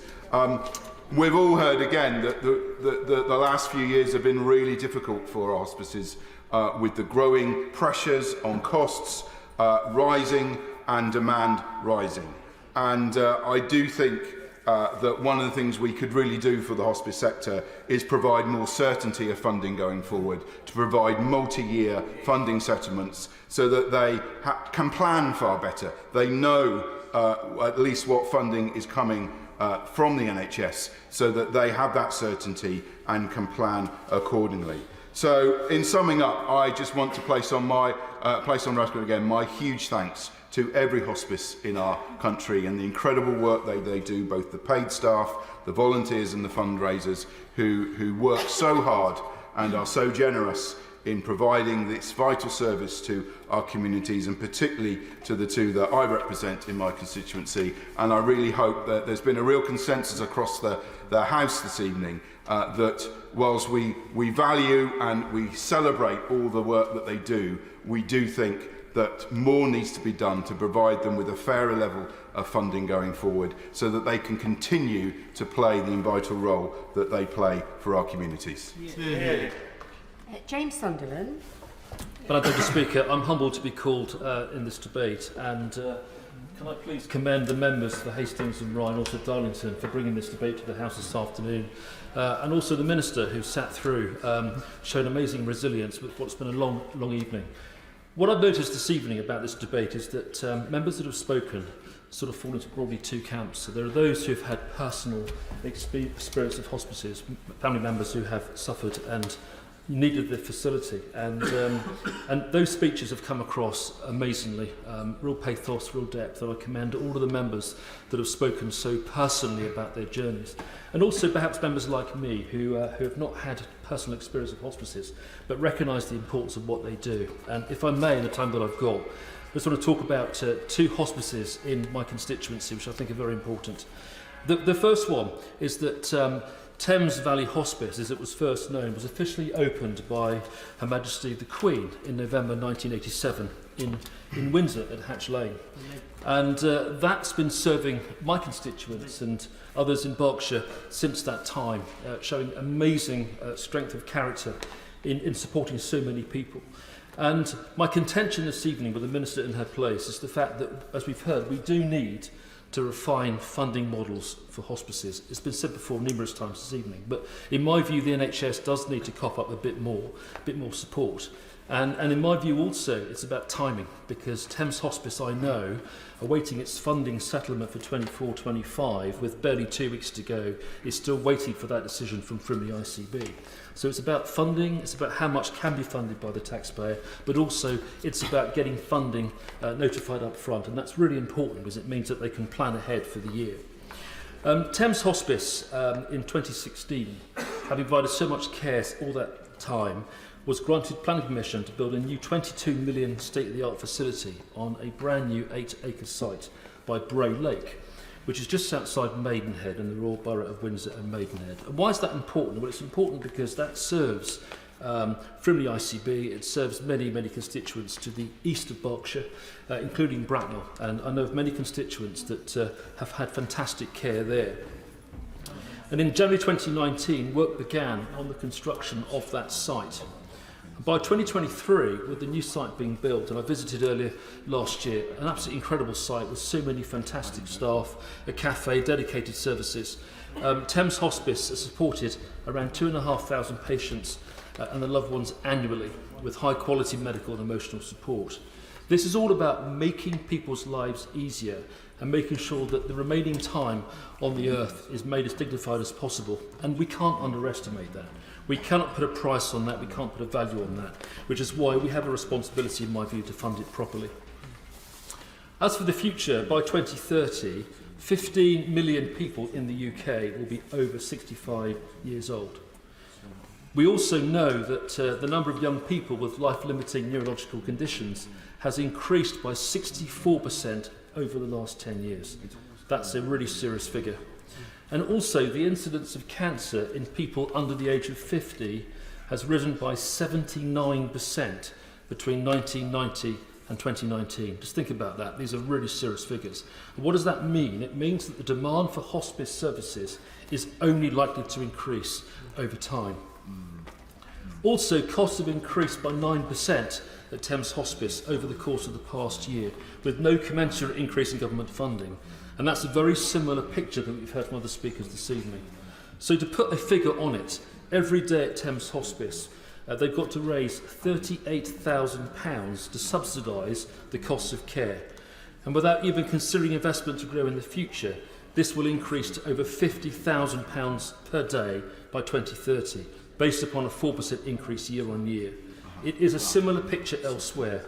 And to put it in perspective, Thames Hospital itself needs £18.5 million for 2,500 people every year. It's really, really stark. And as I mentioned earlier, Thames Hospice is the end-of-life care provider for the Frimley Health Integrated Care Board in East Berkshire. So it's of direct relevance to my constituents, and I can't thank the staff and the directors at Thames Hospice enough for what they do. Just before I finish, I want to just mention Sebastian's Action Trust as well in Crowthorne. Why is that important? It's important because it provides palliative care for children aged between 0 and 18, and it also supports their families. And a key part of the support that the brilliant Sebastian Actions Trust provides is that it provides memory-making support for the families that use the facility. And it also continues to support the families once a child goes to the end-of-life care. Losing a child is devastating anyway, but the fact that Sebastian Actions Trust does it so brilliantly in terms of the support that it provides to families, even after that life event, is really remarkable. Would my honourable friend give way? Please do. Thank you. I'd like to thank my honourable friend for giving way, and just on the issue of funding for children's palliative care, I'm very fortunate in my neck of the woods in West Yorkshire to have the Forget-Me-Not Children's Hospice. We also have the Kirkwood Hospice as well. But just bringing this backbench debate to an end and focusing on hospice funding, I just wanted to highlight the Together for Short Lives campaign ask. And I've just been looking again at their main campaign ask. I know he's mentioned this. It's not just sustainable funding, it's having the surety of that funding moving forward and a multi-year promise and confirmation of funding beyond 24-25 so that children's hospices can plan for the future and continue delivering and caring for children with life-limiting illnesses and for their families.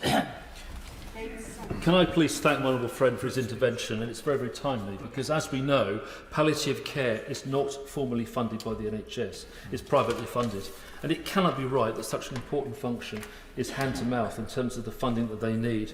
And to prove that point, Sebastian's Action Trust in Crowthorne is going to close their Crowthorne site later this year, called the Woodlands. And as sales expected in autumn 24, it physically cannot afford the care that it's giving to so many families, with the result that it's having to rationalise its own estate and move elsewhere.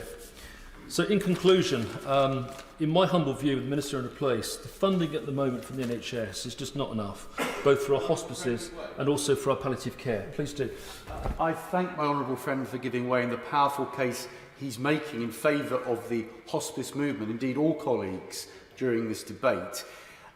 Does he agree with me that every penny the government gives to the hospice movement takes pressure off the National Health Service? They're doing the job that otherwise the NHS would have to do. And will he join me in congratulating the St Francis Hospice in the village of Havering, Attybower in my constituency, established in 1975, many years of serving the local people in the London Borough of Havering and the surrounding area. It's a magnificent organisation. The hospice movement does a fantastic job for the people of the entire country, and really it's time for the government to do more. Once again, can I please thank my honourable friend for his intervention, and once again I completely commend everyone in Havering, St Francis and hospice staff there for what they do. It sounds remarkable, and we've heard so many stories this evening of other hospices and palliative care providers right across the country, and the message is quite clear. We need more funding, We've got to establish better funding models for it. We can't rely so much upon charities and donations. We have to make sure also the funding is provided up front. And I just think this is such an important life and death issue. And the fact that also they take they take pressure off the NHS in terms of what they provide. If you go to Thames Hospice, for example, you look at the facilities there, they're so modern, they're state-of-the-art. I think we could sweat the asset an awful lot more. And perhaps it might even be that underutilised capacity of hospices could in some way be hired back to the NHS for the facilities they've got. But I think we can do more to sweat the assets. Please do. I'm very grateful to my honourable friend for giving me that. I just want to put this one final point in the final backbench contribution to this debate. We've heard many people call for multi-year funding settlements. Now, that's not to make life easy for the hospices, but it makes life more sensible for them to be able to plan into the future. In order for them to sign leases, buy equipment, train, recruit and retrain staff, it's there in order. The request for multi-year funding settlements is in order to allow them to put the plans in place to provide the care that they need. Once again, thank you to the member for Darlington, and I agree completely. Nobody can plan in a vacuum, and therefore this is about more money, this is about earlier money, this is also about the ability to plan so that we know what the delta is. Madam Deputy Speaker, I'm going to conclude now, but thank you for the opportunity of speaking this evening. We need more money, Minister, and I know you'll give it to us. SNP spokesperson Patrick Grady. Thank you, Madam Deputy Speaker. I congratulate the honourable members for Hastings and Rye and Darlington on securing the debate and being able to bring this vitally important issue to the floor of the House after a series of Westminster Hall and other debates in the context of the spring budget, at the start of the new financial year with a general election on the horizon. It's an incredibly timely debate, and of course it also coincides with the publication of Hospice UK's report, which estimates a deficit across the UK hospice sector of £77 million in the 23-24 financial year. The estimate in Scotland, that's around £16 million, perhaps the worst financial outturns for the sector in nearly 20 years. And the same report suggests an 11% increase in payroll costs to hospices, representing around £130 million, because of course people who work in hospices have every right to expect a decent competitive salary that allows them to make sure their own households are safe and warm. But that is a challenge being driven by the wider cost of living crisis, which is itself having an effect on the hospices, because the areas of heating, food and drink and other consumables are not discretionary expenditure. Hospices have to run 24 hours a day, 7 days a week. They have to maintain a comfortable temperature. They have to provide nutritious, high-quality food. And all of this comes at a time, as the member for Bracknell has just said, when the demand for such wonderful care has perhaps never been higher, because people are living longer, they're dying at later ages, and that means there's ever greater need for palliative care. The ONS estimates in Scotland an additional 10,000 people a year might be expected to seek access to palliative care by 2040. And we've heard some very moving individual testimonies from different members across the House today. The members for Coventry North East, for West Dorset, for Leeds East, all spoke of personal experiences of the hospice movement. The member for Birmingham Edrington, I thought, made some very worthwhile points about hospices being a place where people can really live the final days of their lives. And the member for Eastleigh has been very passionate about this for reasons that he explained about his former Chief of Staff. And we echo the condolences that have previously been paid. And I'm incredibly grateful for the love and care shown to my good friend Melanie, who passed away in the Highland Hospice just over a year ago. And I was proud to be one of the runners yesterday in the London Marathon in her memory and in aid of that hospice. And I equally congratulate the members for Walsall North and Enfield Southgate, who ran for their local hospices, and the members for Edinburgh and Colchester, who also took part in the debate and ran for other worthy causes. And I understand in a few weeks' time, the member for Lancaster and Fleetwood will take part in the 40-mile Keswick to Barrow walk through the Lake District in aid of St John's Hospice in Lancashire. I also want to pay tribute to the work of the Marie Curie Hospice in Glasgow, which has provided care at the end for other friends of mine, particularly some that I've known through the SNP. And in recent weeks, close friends have had reason to be grateful to everyone at St Vincent's Hospice in Renfrewshire in very sad and difficult times.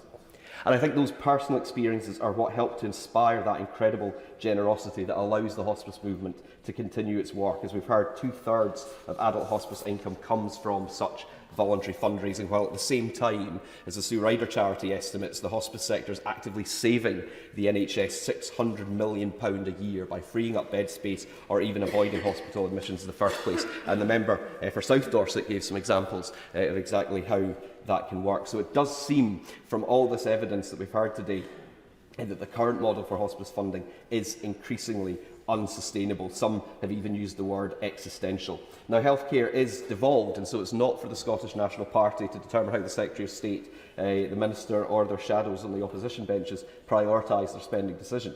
But if the UK Government did find new or additional funding for the hospice sector in England, that would have consequences for the budget available to Scotland's Government. The current 2024-25 budget for Scotland does provide over £19.5 billion for NHS recovery, health and social care, and that is a real terms uplift despite the austerity that we're facing. And the Scottish Government has also established a new strategy steering group to oversee the development and delivery of a new palliative and end-of-life care strategy and associated work programmes. And that work aims to ensure that everyone in Scotland receives well-coordinated, timely and high-quality palliative care, care around death, and bereavement support based on their needs and preferences, and that can include support for families and carers. And we want to ensure that Scotland is a place where people and communities can come together to support each other, take action and talk openly about planning ahead serious illness, dying, death and bereavement. There are other actions that the UK Government could take that would continue to help hospices across the islands. Energy costs remain stubbornly high, and yet the Government is bringing many of its energy support schemes to an end. As I said earlier, energy is a fixed cost for hospices, not an area where savings can readily be made, and the member for Darlington spoke about the situation of Ardgowan in Inverclyde. So many of the reforms to the energy market and energy price support that the SNP and others have called for would make a difference in turn to the hospice sector, as in many other parts of the economy and society. And regrettably, the Government's approach to immigration is having an impact. How many nurses and doctors and other specialists have arrived in the UK, maybe some of them on all small boats or other irregular means, but are being denied the opportunity to work? How many more are not even coming in the first place now because the Government has decided that they can't bring family members, or it's massively increasing the costs and thresholds for visa applicants? How many might have come from Europe or might have stayed if it wasn't for Brexit? Every country in the world is having to face up to the legacy of COVID and the impact of the conflict in Ukraine and elsewhere, but the UK Government has been making deliberate policy choices in many of these areas that are exacerbating these challenges, not mitigating them, and the impact of that can have long-term consequences. If the hospice sector does have to make radical savings and scaling back of service provision, the costs of palliative care and supporting people at the end of life will still have to be met. They'll just have to be met elsewhere. That could mean increased costs for the NHS, increased costs for social services, or worse still, for individual families and households, not just in financial terms, but in emotional and psychological terms if they're denied that support at the end. People will always want to raise and give funds for hospices, but if we collectively want to rely on them to be there for individuals and families when they're needed most, we can't expect the hospice movement simply to rely on the goodwill and efforts of voluntary fundraisers. I think there's been a number of important suggestions that have been made during this debate, in the motion and in the evidence given by hospices themselves and the all-party group, on how the Government can put the sector on a more sustainable footing going forward. So I hope that the Minister, in the spirit of consensus that we've heard this evening, can respond positively, work with its counterparts across the United Kingdom and service providers to ensure that the sector gets the support it needs, so that everyone who works for hospices can focus on what they do best and continue to provide love and care to those who need it most at the end of their lives. Shadow Minister Andrew Gwynne. Thank you, Madam Deputy Speaker. It's a pleasure to respond to this debate. We've had a very thorough debate over the course of the past few hours, and I want to start by not only thanking the Backbench Business Committee for granting the time for us to debate this important issue, albeit a week later than most of us had expected, but also want to thank and congratulate the honourable members for Hastings and Rye and for Darlington for securing the debate, as well as for their contributions. I'd also like to add my thanks to my honourable friends, the member for Enfield Southgate, for Coventry North East, for Birmingham Erdington, for Hammersmith, for York Central, the Right Honourable friend for Hayes and Harlington, and the honourable member, my honourable friend, the member for Leeds East, and on the government benches, the members for Colchester, Southport, Eastleigh, Eddisbury, Basingstoke, North Devon, Bolton West, South Swindon, Loughborough, Isle of Wight, West Dorset, South Dorset, Waveney, St Austell and Newquay and Bracknell, and of course not forgetting the honourable gentleman, the member for Strangford too, and also the contribution of the honourable member for Glasgow North. And can I congratulate all of those that took part in the London Marathon? I wasn't one of them. But anyway, back to the subject that we're here to debate. End-of-life care is a subject which has touched the lives of most of us. It's a time where our loved ones and the family and friends that surround them can be at their most vulnerable and also in the need of the greatest support. Managed well, end-of-life care can be a healing time for families to come together, but managed badly, it can leave deep and traumatic scars. I need only look at the experience of my family and the experience I had during the deaths of my parents to know how this bears out. It was 30 years ago that I lost my mum to ovarian cancer. I was 19. Her final hours were spent at the end of an old Victorian ward with the curtain pulled around her, and she was in immense pain and suffering, which I remember vividly to this day, and was incredibly hard for our family to manage. But more recently, in 2022, I lost my dad following his own battle with cancer. Unlike my mum, he died at home, with my wife and I taking him in for the last few months of his life, supported by a superb army of care staff. In fact, when the time came for my dad to decide whether he wanted to go to the local hospice, Willowwood Hospice, or stay at home with us, his final words that he communicated to me and my wife was, "Stay here." And I think it comes to the point that the honourable gentleman, the member for Colchester, makes in how we talk about death, how we deal with death and end of life, and how for many people they want dignified end of life services at home, and we should do all we can to help facilitate that. And in my dad's case, the whole system worked. It came together in a way that I know from my own constituency casework it rarely does.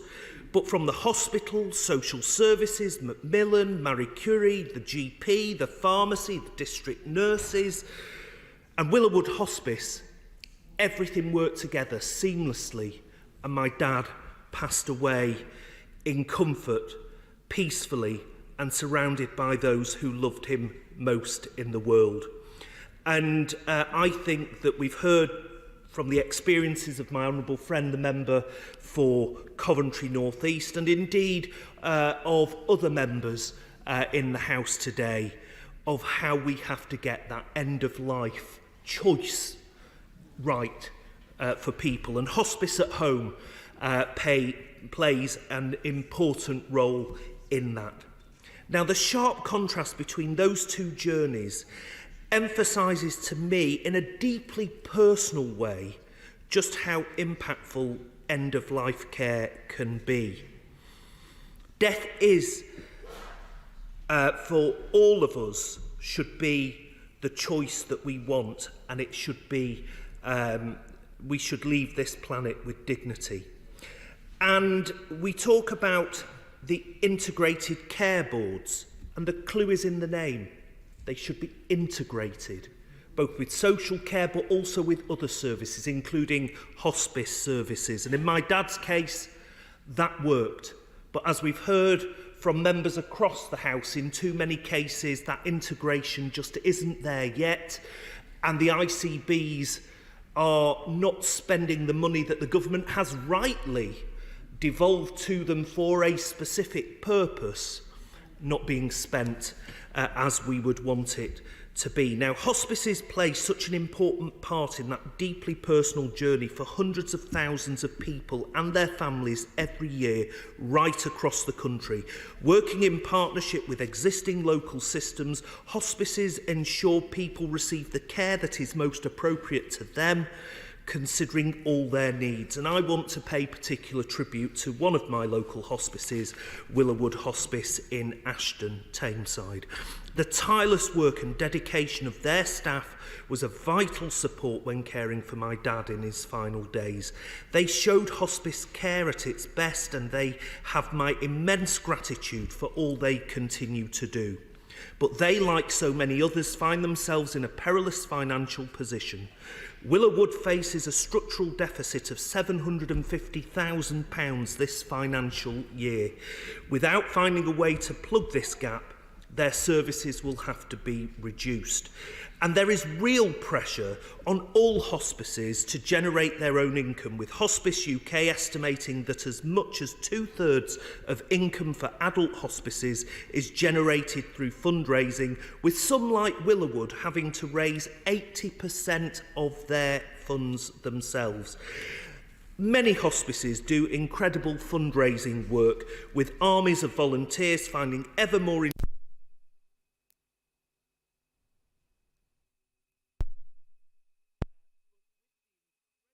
hostile economic climate see what's happening?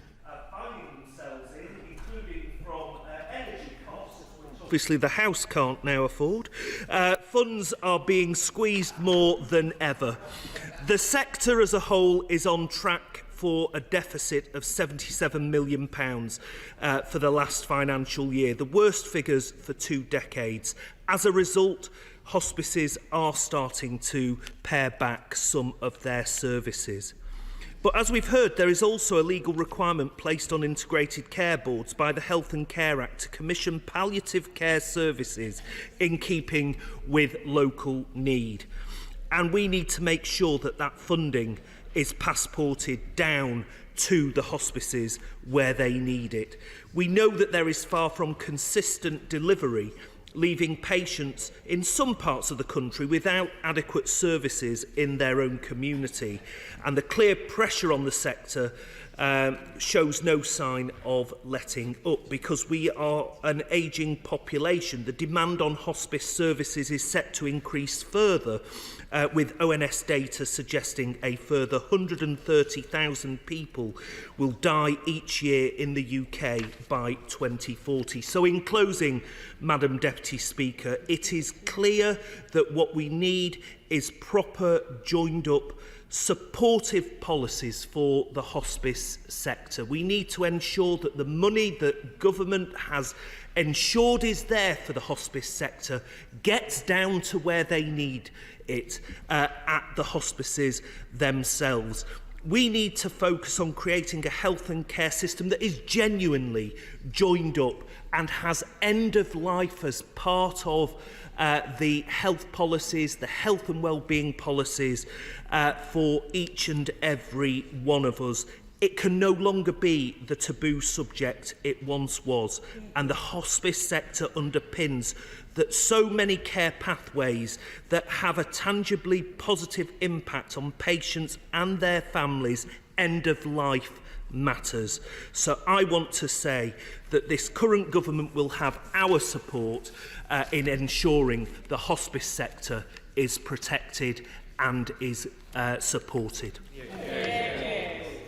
Minister. Thank you, Madam Deputy Speaker. And I'd like to start by thanking my honourable friends for Hastings and Rye and for Darlington for securing this debate. The number of speeches this evening reflects the strength, the feeling and indeed the support for hospices across the country. As the Minister with oversight of end-of-life care, I share the passion of many honourable members for hospices and for what they do caring for people towards and at the end of life, providing respite for carers and supporting families both before and after the death of a loved one. Many honourable members have rightly praised the work of hospices who serve their constituents and made special mention of the extraordinary work of hospices for children and young people. I'd also like to thank hospices for all they do, for all they're doing right now, as their work and the work of hospice staff is around the clock. Beyond that, I'd like to thank everyone who gives palliative and end-of-life care as part of hospice teams, but also working in the NHS. How you die, how your loved ones die, or in fact, how you live towards the end of your life matters. As the Honourable Member for Birmingham Erdingham said so eloquently earlier this evening, and all of us here this evening know this.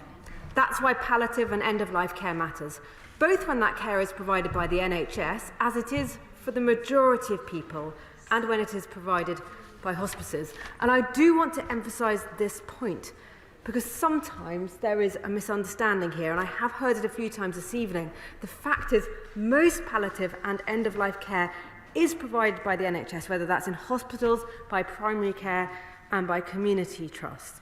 Alongside and in addition, hospices do the wonderful work that they do. Recognising the importance of palliative and end-of-life care, we specified in the Health and Care Act 2022 that integrated care boards must commission these services to meet the needs of their populations. Some honourable members have argued this evening for the funding for hospices to be centralised, so taken away from those integrated care boards and allocated, I assume, either by NHS England or the Department for Health and Social Care. Now, while I understand the motivation of honourable members calling for this, I don't agree. We set up ICBs purposefully to understand the healthcare needs of our local communities and to plan and commission services to meet those needs, and in so doing to reduce health disparities.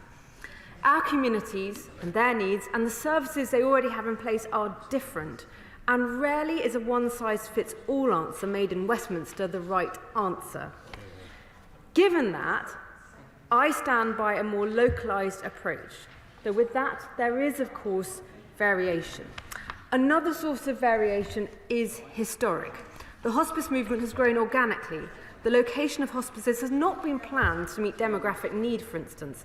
Therefore, there are inequalities in access to hospice services, especially for those living in rural and more deprived areas. This variation in access to hospice care has to be taken into account by ICBs in the decisions they must make to ensure that people have access to end-of-life care if they don't live within an area served by hospice, as well as those who do. I am happy to give way to Grateful to my honourable friend for giving way, and she makes a really important point about the holistic nature with which our hospices have developed and emerged. Is it not the case, and would she not agree with me, that our ICBs have the opportunity to, in fact, use our hospices as a means of addressing those shortfalls in certain communities, directing funding specifically to them to meet needs that hasn't been met before? And would she further clarify for me one small point? She's made a clear distinction between NHS provided care and hospice care, but there is many cases around the country where the NHS is funding in full or in part specific services in hospices. And so on that particular point, would she distinguish between, how would she distinguish that? Is that NHS care or is that hospice care if it's been fully commissioned and fully funded by the NHS? I'll pick up a few of those points. To the point about me speaking about the NHS providing palliative and end-of-life care, I was particularly trying to address what I've heard in some speeches this evening on other occasions, which is a misunderstanding where people think that all end-of-life care and palliative care is provided by hospices. It is more mixed than that. You get a combination. You do indeed get integrated care boards commissioning hospices to provide care. You get hospices providing care independently, directly, and you get NHS services doing so, and you get these teams working together as well, very collaboratively, and actually that diversity is a strength. Sometimes to address inequalities, indeed, ICBs can look to hospices to do more, for instance, in underserved areas. At other times, it may be more appropriate for them to look to NHS services. It will vary by area, and that is why one of the reasons why these decisions should be localised rather than somebody sitting in my place trying to say this is how it should be done across the whole country. So, as I've said, while I don't agree with centralising hospice funding, what I do agree with, and in fact I am working on, is transparency and accountability of ICBs to their communities and to honourable members as representatives. That's why I have regular meetings with NHS England leads on palliative and end-of-life care. That is why I'm pleased to have secured NHS England's commitment to including palliative and end-of-life care in the set of topics which are discussed in regular performance meetings that NHS England has with ICBs. And that is why I'm pushing NHS England and ICBs to improve the data they collect on access to and quality of palliative and end-of-life care. Currently, NHS England has developed a palliative and end-of-life care dashboard of data to help ICBs understand the needs of their populations and then address and track inequalities in access to end-of-life care. This is progress, but I want this transparency to go further so we all have the data we need to assure ourselves that our ICBs are commissioning the care that our constituents need. I've heard the calls for more funding for hospices, alongside stories of some fantastic fundraising efforts, from the Star Trek Night Walk and the Santa Sprint to magnificent marathon runners who have joined us in the chamber tonight, fresh from the London Marathon yesterday. Congratulations to those who have done that, particularly on behalf of hospices. Very timely for this debate. That said, I disagree with the honourable member who said that people running the marathon for hospices is sad. It is not. It is a wonderful thing. It is a sign of the tremendous support that hospices have in our communities.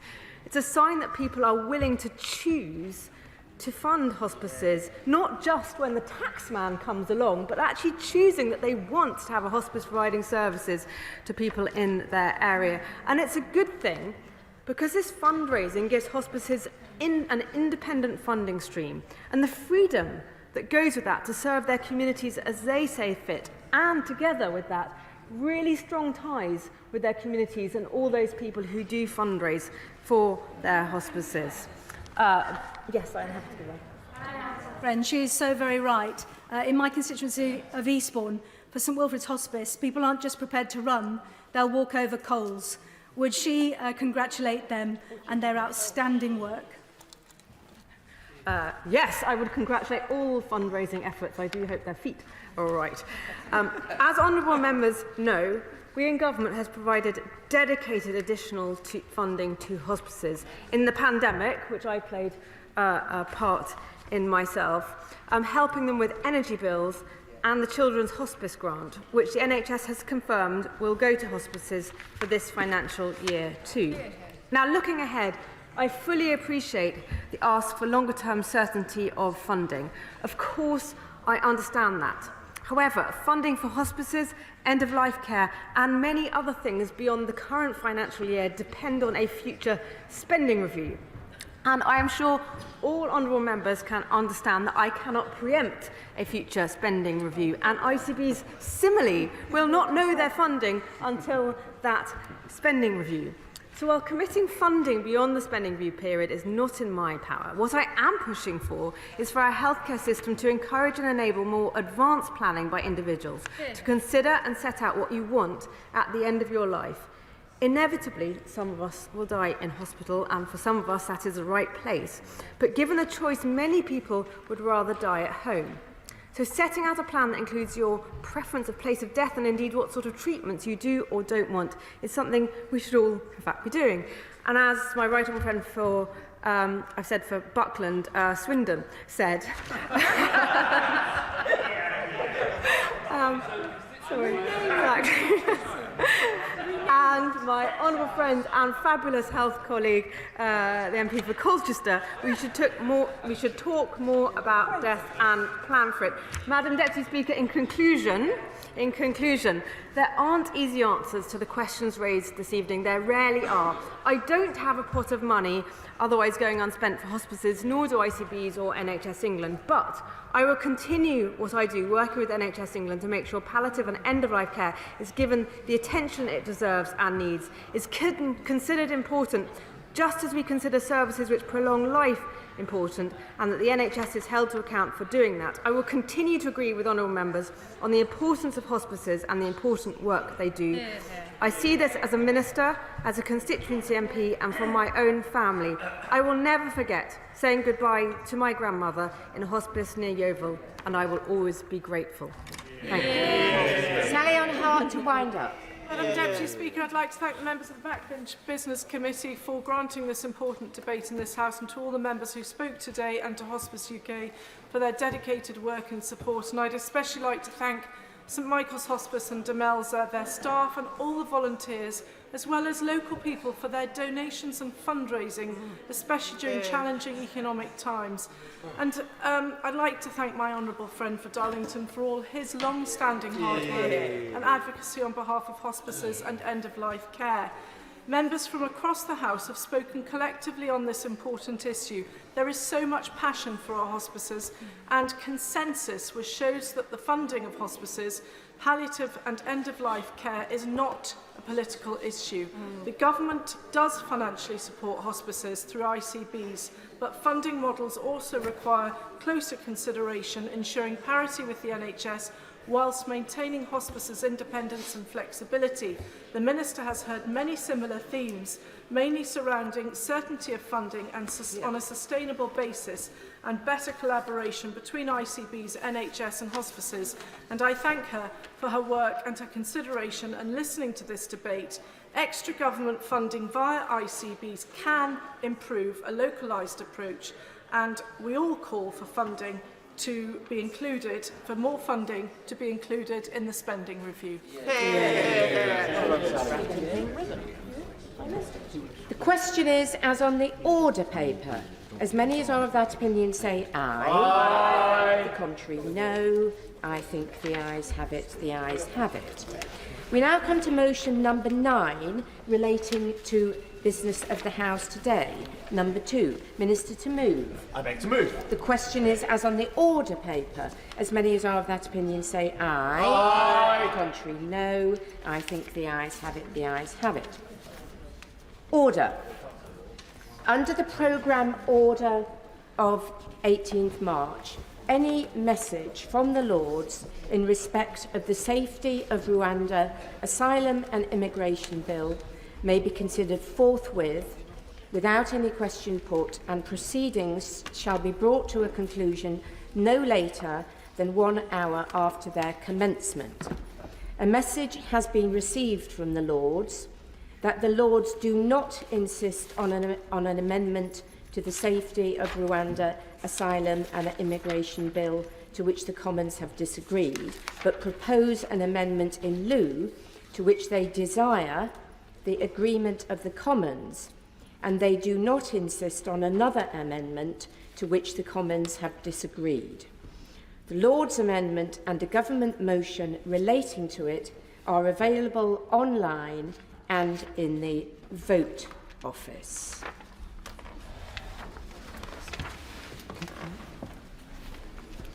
Safety of Rwanda Asylum and Immigration Bill, consideration of Lord's message today.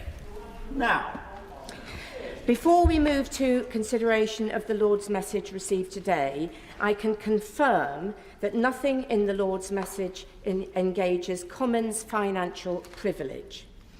I call the Minister to move the motion to disagree with the Lord's Amendment 3J. Minister Michael Tomkins. Madam Deputy Speaker, thank you very much indeed, and it's a great pleasure to open this debate, and I beg to move that this House disagrees with the Lord's Amendments 3J. Madam Deputy Speaker, may I start by echoing and agreeing with my honourable friend, the member for East Worthing and Shoreham, who started his own speech during the last debate just a very short number of hours ago by agreeing with what the opposition spokesman said about there being nothing new to say, just pitying that he then spent 40 minutes saying nothing new.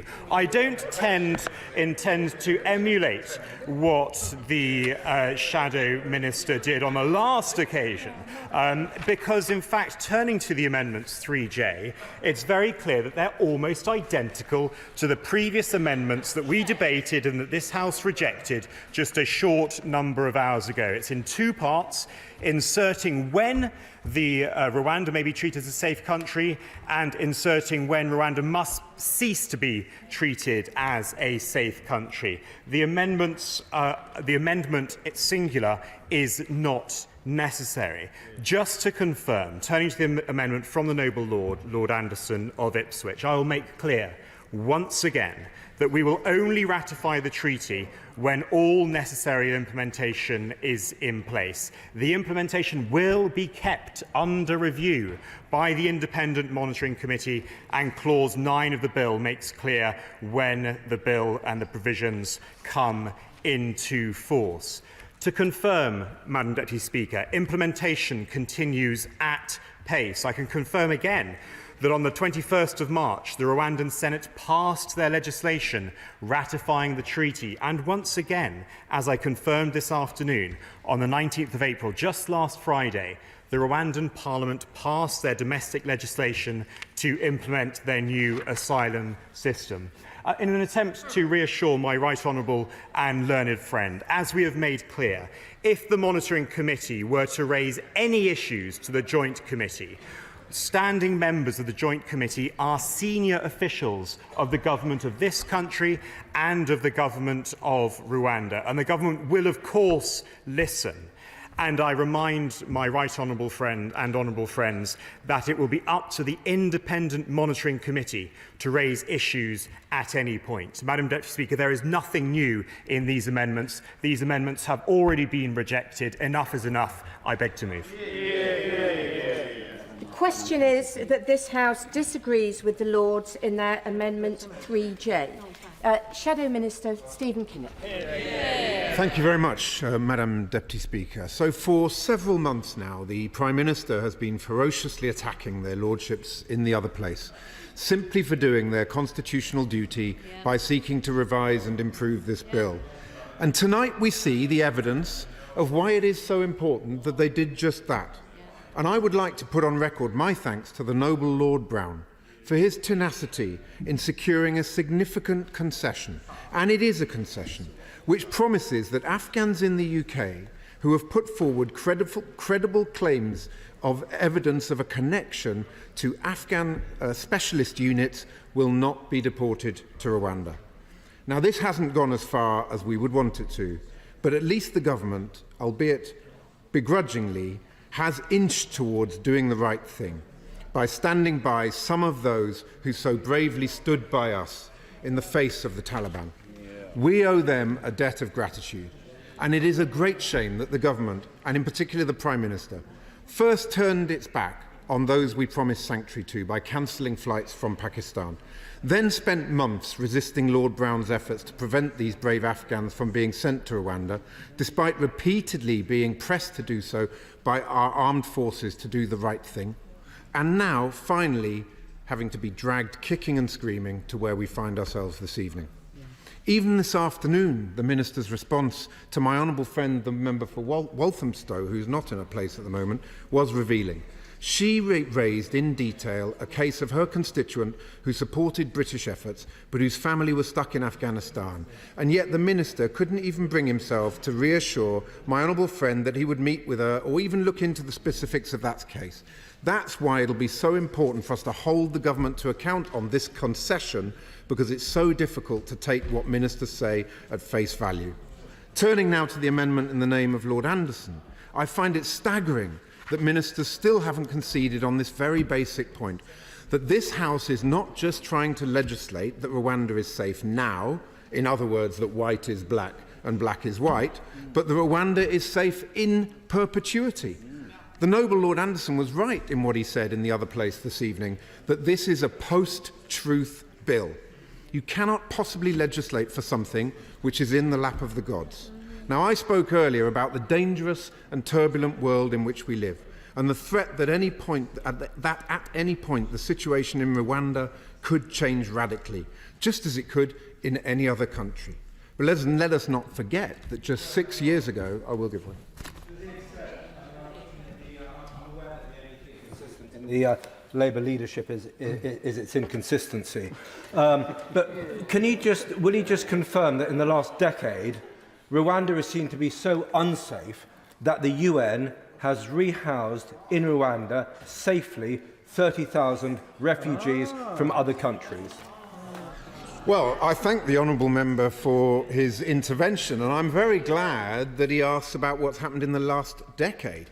Because let's not forget that just 6 years ago, 11 refugees were shot dead by the Rwandan police for protesting about food shortages, as reported by the UN. So I thank the honourable member for that point, because I think he makes the point clearly for me, that 6 years ago, 11 refugees were shot dead. I'd welcome his comments on that point. Does he want to intervene again? There's 30,000. I'm sorry about that incident, but the 30,000 refugees. 30,000 refugees.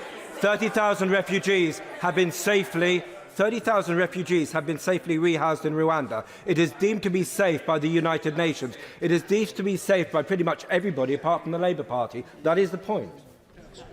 The whole point of this is that we do not have a crystal ball in this House. The evidence of what happened 6 years ago should clearly give us some cause for concern. All that this amendment seeks to do is create a position whereby the Independent Monitoring Committee, handpicked by the government, is able to advise the Home Secretary on laying a statement, and that is absolutely fair enough. So I simply cannot... I will give way. I'm grateful to my honourable friend, and I was listening carefully to the intervention that he took that referred to the last decade and the 30,000. But of course, is my honourable friend aware that within the past 12 months, the UK has accepted a refugee from Rwanda? I thank my honourable friend, and it's not just one refugee. Many refugees are taken from Rwanda to this country, which really does beg the question as to how safe that country can be. But all the amendment seeks to do is trust but verify. It puts a mechanism in place which is the kind of mechanism which is embedded in thousands and thousands of pieces of legislation that are on the statute book.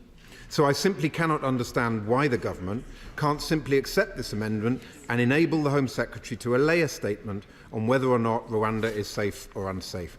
That would provide important safeguards, and of course it is not in any way a wrecking amendment, just like all of the other amendments that the government has rejected. They do not prevent flights from taking off. Madam Deputy Speaker, at his press conference this morning, the Prime Minister boasted about the progress that he's supposedly been making to stop the Tory small boats chaos. And yet, as he stood at that very lectern, it emerged that small boat crossings have increased by 24% compared to the same period last year. Next, he refused to give details about the operationalisation of the Rwanda scheme, saying that, and I quote, "We will not be giving away sensitive operational detail which could hinder all the progress made to date." Or so he thought, because it subsequently emerged that one of his ministers had left behind under some chairs in the front row a secret document entitled Official Sensitive, which included, wait for it, operational details of how the scheme will work.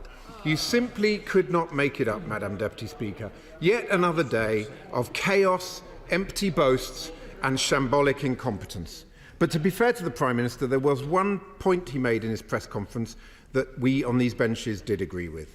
In response to a question from the media, he clearly stated that the test for this policy will not be whether a few symbolic flights take off, as his former friend and the Immigration Minister had previously said, the former Immigration Minister, but, in the Prime Minister's words, success is when the boats have been stopped. Well, that's how he wants to be judged. And that, I can assure the House, is how we on these benches will judge him and how the public will judge him too. For 2 years now, we've been urging the Prime Minister to stop the boasts and instead start stopping the Tory boats chaos. But sadly, he has chosen to ignore us on both fronts.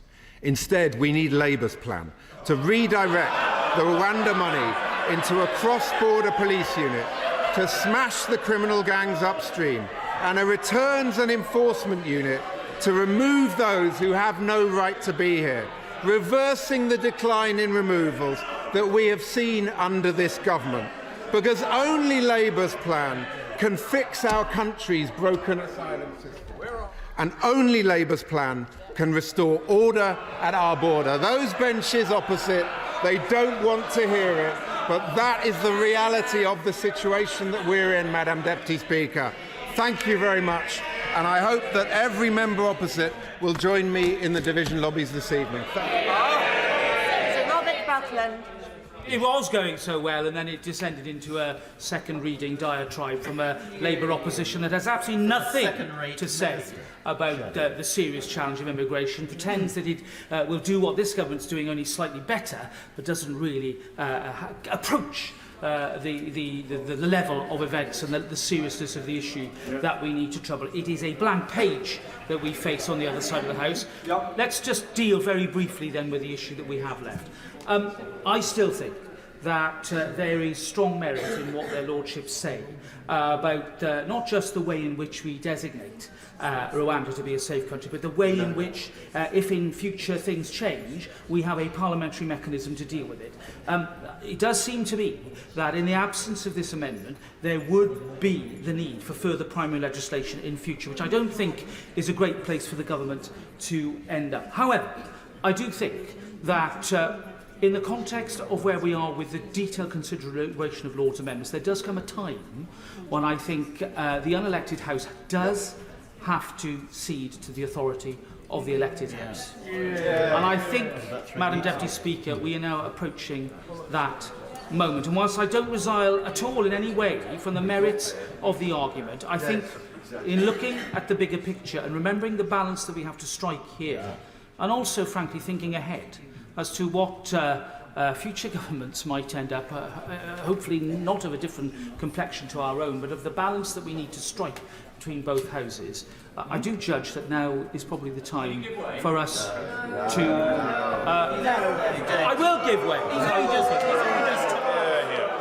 Wouldn't the right honourable member's argument have more weight about whether their lordships should cave in if this actually had any mandate from the people?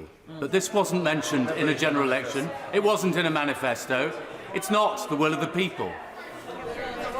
I think the honourable gentleman's argument has merit about Salisbury Addison when it comes to the principle of a bill, and I think that their lordships have absolutely the leeway to deal with it in the way that they have on the basis that it wasn't in a manifesto. He's not wrong about that, but there is a more fundamental point about the way in which the balance between both houses has to be maintained. Now, this is the fourth round of ping-pong. I think the record is 7.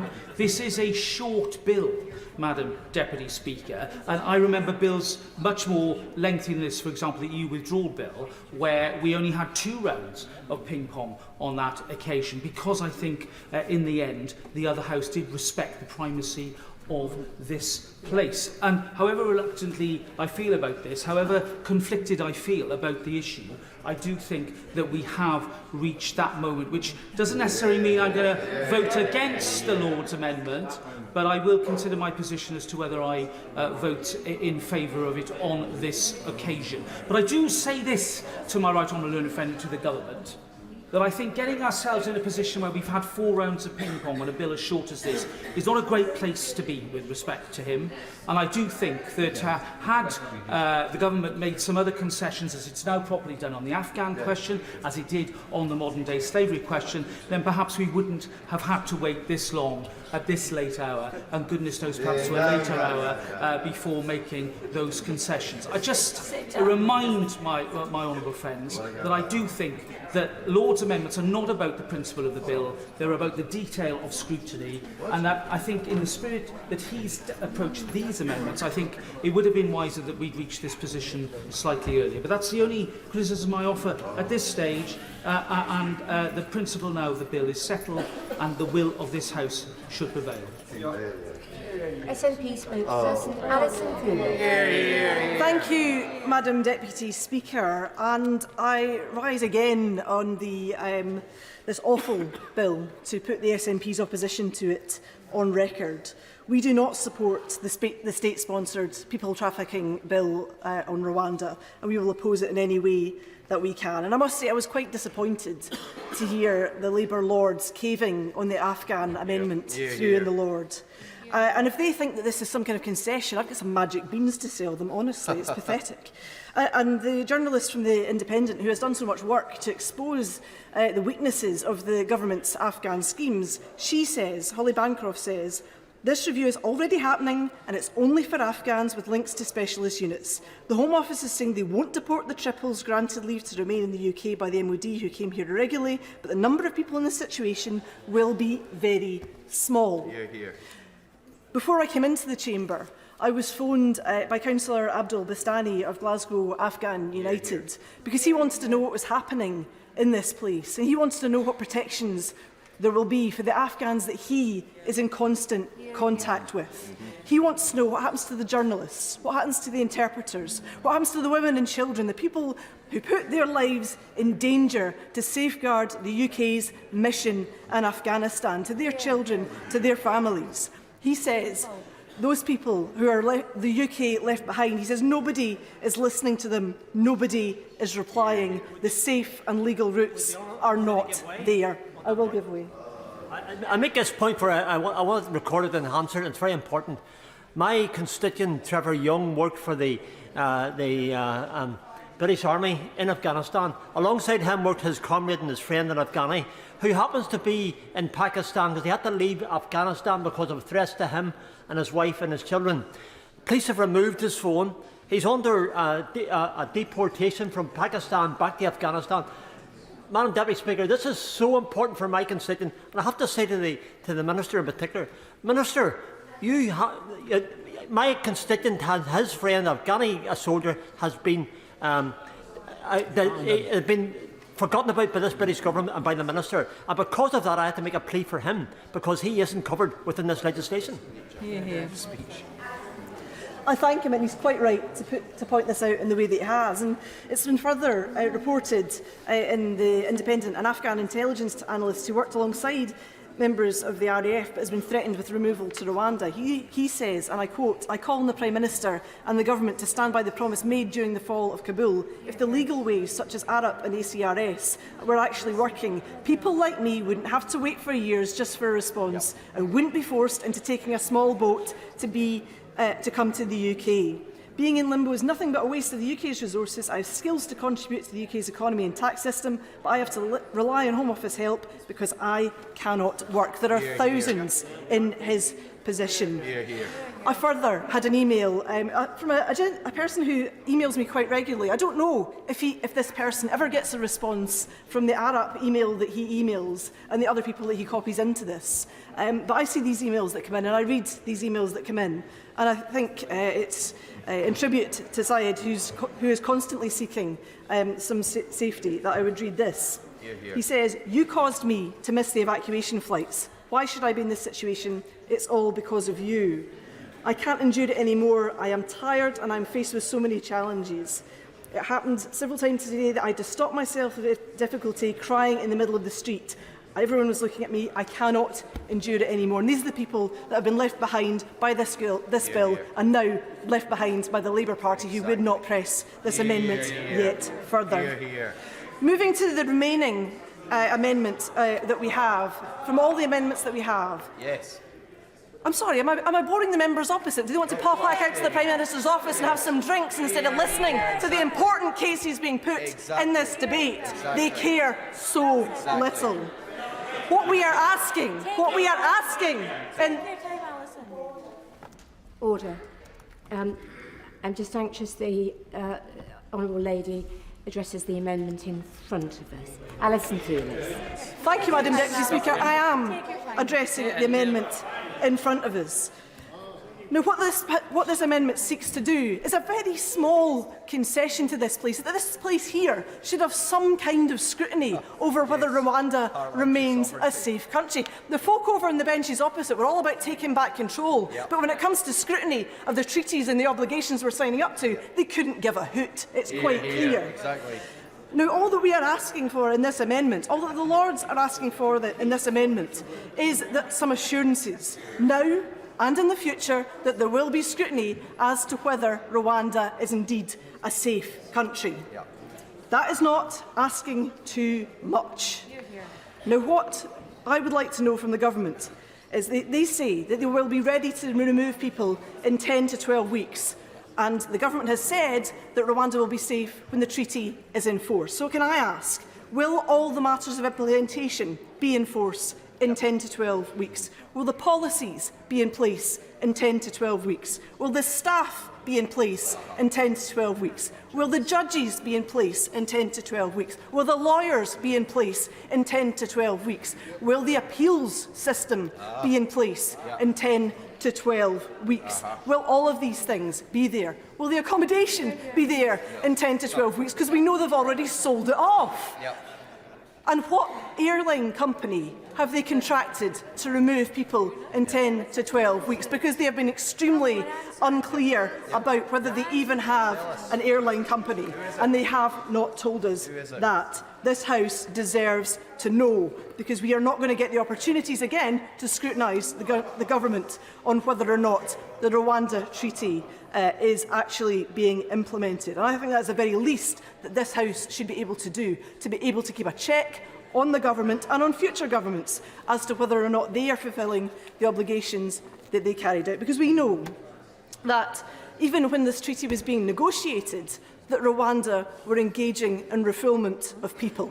So if that was happening when the treaty was being negotiated, is it still happening now? Can the Minister give any assurances that Rwanda is not refouling people right now? And if he cannot come to the dispatch box and give that assurance, we should not be passing these we should not be rejecting these Lord's amendments and approving this bill this evening.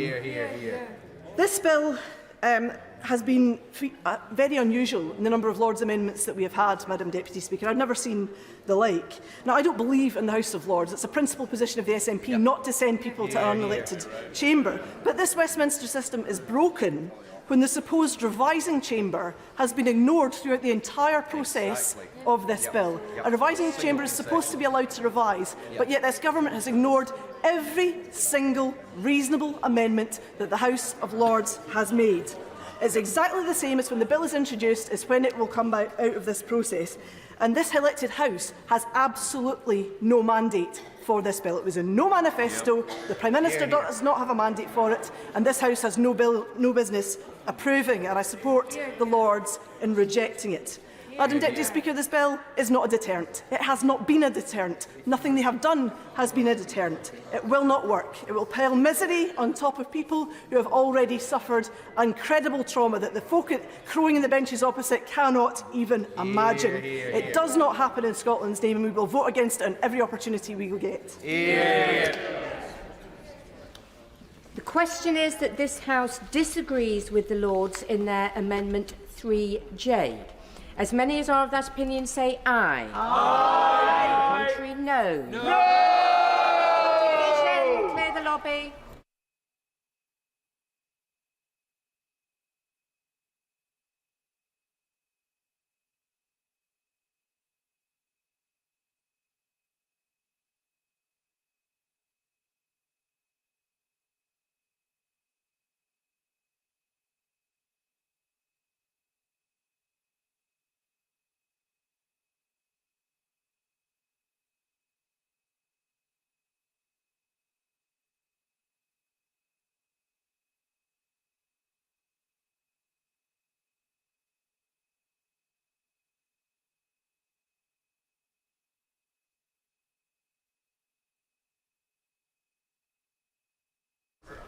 The question is that this House disagrees with the Lords in their Amendment 3J.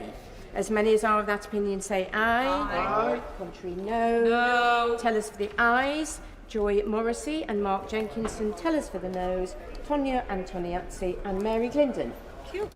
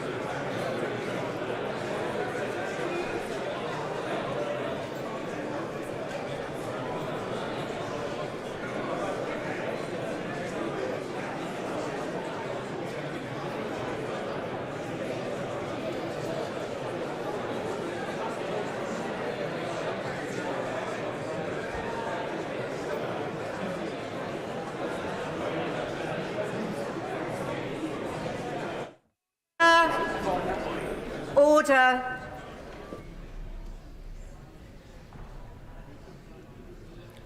The ayes to the right were 312. The noes to the left were 237.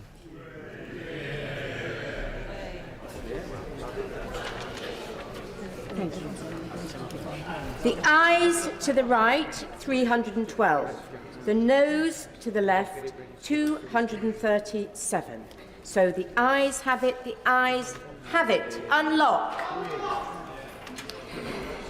Minister to move that a committee be appointed to draw up reasons. I beg to move that a committee be appointed to draw up a reason to be assigned to the Lords for disagreeing to their amendment. That Michael Tomlinson, Scott Mann, Kieran Mullen, James Sunderland, Stephen Kinnock, Colleen Fletcher and Alison Fulis be members of the committee. That Michael Tomlinson be the chair of the committee. That 3 be the quorum of the committee. And that the committee do withdraw immediately. Yeah. The question is that a committee be appointed to draw up a reason to be assigned to the Lords for disagreeing to their Amendment 3J.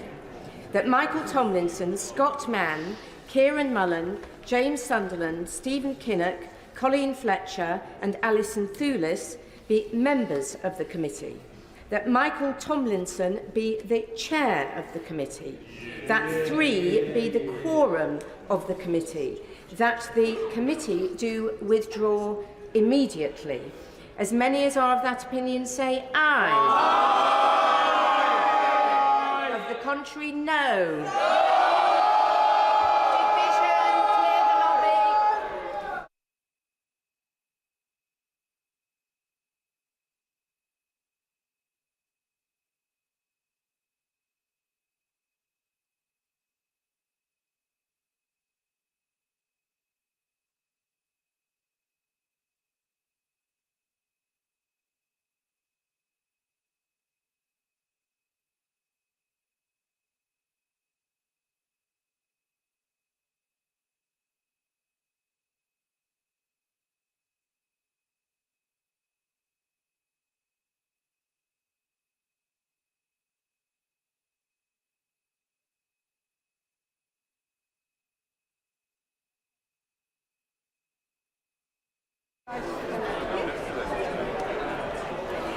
Sorry, Liam, can I say that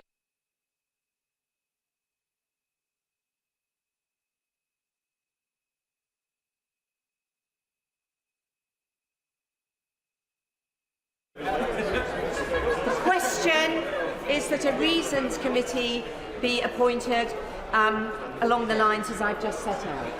As many as are of that opinion say aye. Aye. The contrary, no. Tell us for the ayes, Joy Morrissey and Mark Jenkinson. Tell us for the noes, Peter Grant and Stephen Bonner.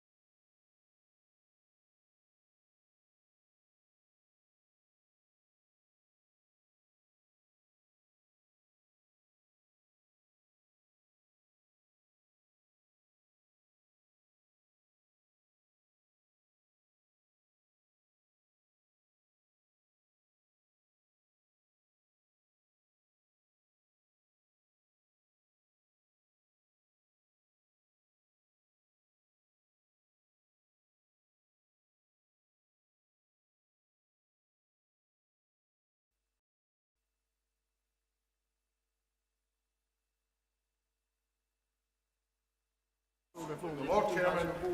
Yes. That's the problem.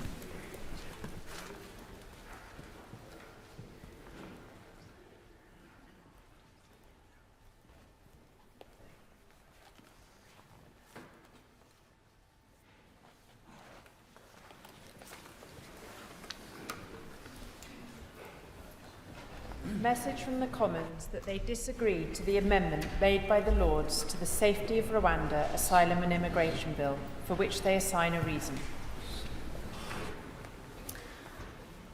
Consideration of Commons reasons on the Safety of Rwanda Asylum and Immigration Bill. Lord Sharp of Epsom. My Lords, I beg to move that the Commons reason be now considered forthwith. The question is that the Commons reasons be considered forthwith. As many as are of that opinion will say content. The contrary not content. The contents have it. My Lords, I beg to move motion A that this House do not insist on its Amendment 3J, to which the Commons have disagreed for their reason 3K. My Lords, this bill has now been scrutinised a number of times. The Government have rejected this amendment several times, so we must now accept the will of the elected House and bring this debate on this last amendment to an end and get this bill onto the statute book. My Lords, having now debated this issue on so many occasions, I will not repeat the same arguments, but I would again just want to reiterate a few key points. The bill provisions come into force when the treaty enters into force, and the treaty enters into force when the parties have completed their internal procedures. My Lords, we will only ratify the treaty in the UK once we agree with Rwanda that all necessary implementation is in place for both countries to comply with the obligations under the treaty.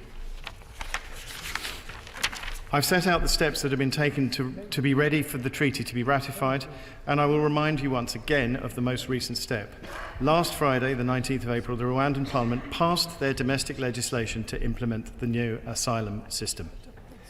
My Lords, Rwanda has a proven track record of working constructively with domestic and international partners, including the UNHCR, International Organization for Migration, and other non-government organizations, to process and support asylum seekers and the refugee population.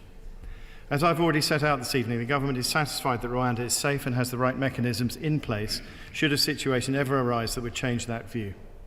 The Government will respond as necessary, and this would include a range of options to respond to the circumstances, including any primary legislation if required. My Lords, the Monitoring Committee will undertake daily monitoring of the partnership for at least the first 3 months to ensure rapid identification of and response to any issues. This enhanced phase will ensure that comprehensive monitoring and reporting takes place in real time. During the period of enhanced monitoring, the Monitoring Committee will report to the Joint Committee in accordance with an agreed action plan to include weekly and bi-weekly reporting as required. The implementation of these provisions in practice will be kept under review by the Independent Monitoring Committee, whose role was enhanced by the treaty, who will ensure compliance. My Lords, I beg to move. The question is that motion A be agreed to. Amendment 3J, in my name, turned out to be the last one standing. So may I say just a few words at its funeral. It was not much, perhaps, compared with some of those amendments that had already been defeated. Indeed, it survived so long under the guidance of the noble and learned Lord Hope of Craighead, who I'm delighted to see back in his place, precisely because it was so modest and so unthreatening to the government's policy. But it did at least touch on a central disease of this bill, and perhaps of our body politic more generally: the imputation of decisions to Parliament to reduce the possibilities for challenge, and the pretence that by asserting something to be true, even in the teeth of the evidence, you can not only make it true, but keep it true forever. Many people, some of them perhaps still watching even now, will have wished us to keep on fighting.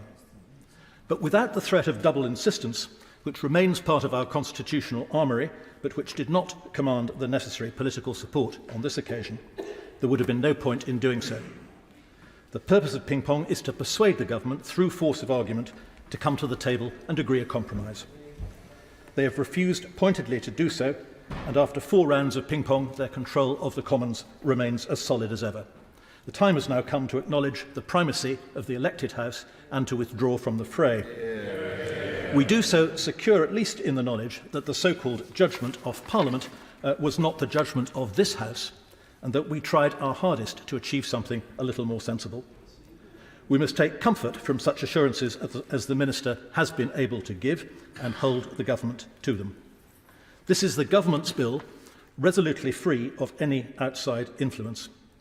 As a patriot, I can only hope, though I'm afraid without much optimism, that it will bring benefits in some way commensurate to its real and painful costs. I rise with a heavy heart, given the lack of further amendment to this dreadful international law-busting bill. I note that in the other place, the SNP twice used procedural motions to delay it by 15 minutes each time. I applaud them for that, and I'm not going to take up the same length, but I am going to take a moment to mark this historic occasion. Your Lordship's House has put a lot of work into trying to make this bill comply with international law, with basic moral laws, with the principles of justice and fairness. The Noble Lord Anderson of Ipswich earlier today said, its costs will be measured not only in money, but in principles debased. Disregard for our international commitments, avoiding statutory protections for the vulnerable, removal of judicial scrutiny. Close quote. Nothing, my lords, has changed in this bill in the last few hours. Now, I note that Amnesty International this evening warned airline companies that many members of the public take an extremely negative view of the content of the policy. Now, those were really unnecessary words, because no company of any repute whatsoever is going to take part in implementing this dreadful policy. That's a measure of this bill and the disgraceful, despicable actions it represents. I'm disappointed to see the almost empty benches around me. I note that the Liberal Democrat benches are here having played their part in trying to stop this bill at second reading, and I commend them for that action that the Green Group supported. And they are still here to the bitter end. Now, we heard from the Noble Lord the Minister, we'll hear tonight, and no doubt we'll keep hearing in the coming days, well, we're the unelected House. That, my lords, does not mean that this House is without moral or legal responsibilities. I have asked the House a number of times, if not now, when? What will it take to make this House say, here we take a stand? We've had the abomination of the Elections Act, the elements of a policing act that targeted Gypsy, Roma and traveller people explicitly. We've had multiple indefensible restrictions on the right to protest. Now, we are letting through an attack on some of the most vulnerable, desperate people on this planet. What more will we let through? I suggest to noble lords as they leave this chamber tonight to ask themselves that question. With a desperate, flailing government party bereft of ideas and philosophy without principles, this House will keep being tested. So I ask these empty benches, you might be waiting for an election, but what kind of country will it be if you don't stand up now? My Lords, we recognise, of course, the resolutions of this House and the strength of this House in the way that it has worked on this bill. And that doesn't suggest for any one moment that this House has changed its view. It is simply that we have had, of course, to recognise that the other House has the ability to, elected ability, to be able to override whatever we wish. And recognising that, however, doesn't mean to say that, of course, the work on what happens and the outcomes of this bill are still to be discussed and debated. Yeah. And the Noble Lord the Minister, and I'm going to repeat his words at least 3 times during the last 3 sessions here, said that the government will not ratify the UK-Rwanda Treaty until all the necessary implementation is in place for both the UK and Rwanda to comply with the obligations under the treaty. Now, it does seem to us that given the position that this House has taken, it would be very valuable indeed for whenever the government is prepared to sign that treaty, that we have an opportunity to talk about it and debate it in this House. And I wonder whether the Noble Lord the Minister would acknowledge that and give Parliament an opportunity, and this House an opportunity, to discuss these matters when that matter comes up. We are assuming, of course, that that will happen within the next 10 to 12 weeks, because that is the timetable which the government has set itself. And therefore, these matters will be of very importance to the House, who have grave concerns about the issues which have been debated here many, many times. So, in recognising that we are at the end of this route of the legislation, it doesn't mean that we're at the end of the debate which we must have on the way and the manner and the objectives which the government has set for itself, and putting that as more scrutiny which we come before us would be most helpful indeed if the Noble Lord the Minister could grant us that time for that debate. My Lords, can I start the final stages of the passage of the bill? It's not a third reading, but I would just like to thank again the government front bench, Lord Sharp, Lord Stewart, who's not here, I can't see him anyway, but also the government chief whip and the leader of the House and others for the way that overall they've conducted the proceedings of the bill. It's been very much appreciated. Can I also just say that although the bill is something we disagree on fundamentally, and the government will now own that bill and see how it works, I am somewhat reassured by the process, unlike Baroness Bennett, somewhat reassured by the process that has been undertaken. Because as a result of what we've said, and contrary to what the Prime Minister said at the beginning of the bill, which completely dominated our discussions for much of the time, the government have amended the bill. And it would have been extremely helpful to the government front bench here and others who may be listening to recognise that the House of Lords does have a role to play. It is perfectly appropriate for the Lords to delay and to say that we think the government should think again, even for the government to think again twice. And if it hadn't been for us demanding that the government think again 3 or 4 times, Lord Brown's amendment would not have been passed. And given the importance that everybody in this House attributes to Lord Brown's amendment, I would think that was a cause for reflection on how well the system actually works. It irritates, when I was in the other place, it irritates the government. The government feels as though its elected mandate is being overridden. But actually, except in very exceptional circumstances, that doesn't happen. I don't know how many times I've said from the front bench, and I'm sorry to reiterate that process, but it's really important.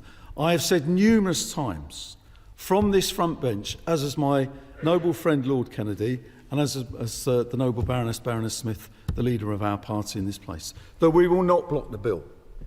And yet consistently we see from the Prime Minister, including today, that the Labour peers in this place seek to block the bill. I just say, when I hope that the noble Lords opposite come to this side of the House and we go to that side of the House, I hope that will happen. I'm not sure that it will happen. But if it does happen, I hope that noble Lords will reflect when we put forward various pieces of legislation to do with trade union rights, for example, to do with all of those sorts of other bills that we've suggested, that they will remember that the role of the House of Lords in those circumstances will be to challenge a Labour government at that time, which hopefully will come in place, but that they will not seek to block or undermine the elected will of the people, which is not what we've sought to do. So, I hope, in the concluding remarks that I'm making, that the serious point I'm making about the way that the political system operates in this country should be a cause for us to reflect on, that with respect to this bill, although we fundamentally disagree with it, it has worked reasonably well. And as I say, I look forward to that happening in the future. The government now own the bill. The government will see whether it will work or not. We've arrived at a position where we've made certain demands, and one by one they've been overturned by the government, to be left with 2 changes, which I think are important. One we've mentioned about Lord Brown with respect to veterans, which the government front bench here actually thought was the right thing to do as well, and we helped them persuade their own Prime Minister to do that. The second point was, and not to be forgotten, and it's a shame Baroness Butler-Sloss isn't here, but Lord Randall would have been pleased, was the change with respect to modern slavery. A modest change, but actually a change which was important with respect to reporting the consequences of the bill with respect to modern slavery. So with those brief remarks, can I finish by thanking again Lord Sharp for the courtesy and all of the government front bench in the Lords, and to say the bill now will go forward. The Prime Minister will no doubt will read in the papers tomorrow at great length, and he's briefed some of them already, how he's got his way with the House of Lords, how he's pushed aside those who sought to obstruct the elected will of the people. He will know, as will the noble Lord Sharp, many others in here, that was never, ever the intention of His Majesty's opposition. But no doubt we will read in the papers tomorrow that it was. I think that actually isn't a great reflection on the way Parliament operates, and actually reflecting on the good way that it's operating should be the headline tomorrow. Intervene briefly, if ask my noble friend for indulgence. I think that what the noble Lord opposite said are important remarks, and of course this House has a major role, an abiding role, in asking the elected House to think again. But as the noble Lord opposite said, I mean, we're now 4 times into this process. I believe that this House is at its best, as again the noble Lord implied, when we have dialogue across the chamber and understanding and tolerance across the chamber. And we've heard the patriotism word used, we've heard the morality word used. I think that, not by the noble Lord opposite, I think that I believe, in my experience as leader of this House, that this is a patriotic House, whatever the party and whatever the person. And I believe this is a House where people of different political views, with a high political morality of public service, have different ways of seeking to achieve the same end. Now, the party opposite wishes to repeal this bill. Hopefully this bill will shortly be passed. I do think, and I've said this before on other occasions, and I'm sorry I crave the indulgence of the House at rising at this, but I think it's an important point. I think we do need to discuss the embers of the passage of this important bill, which I understand was controversial in this House, not the occasion.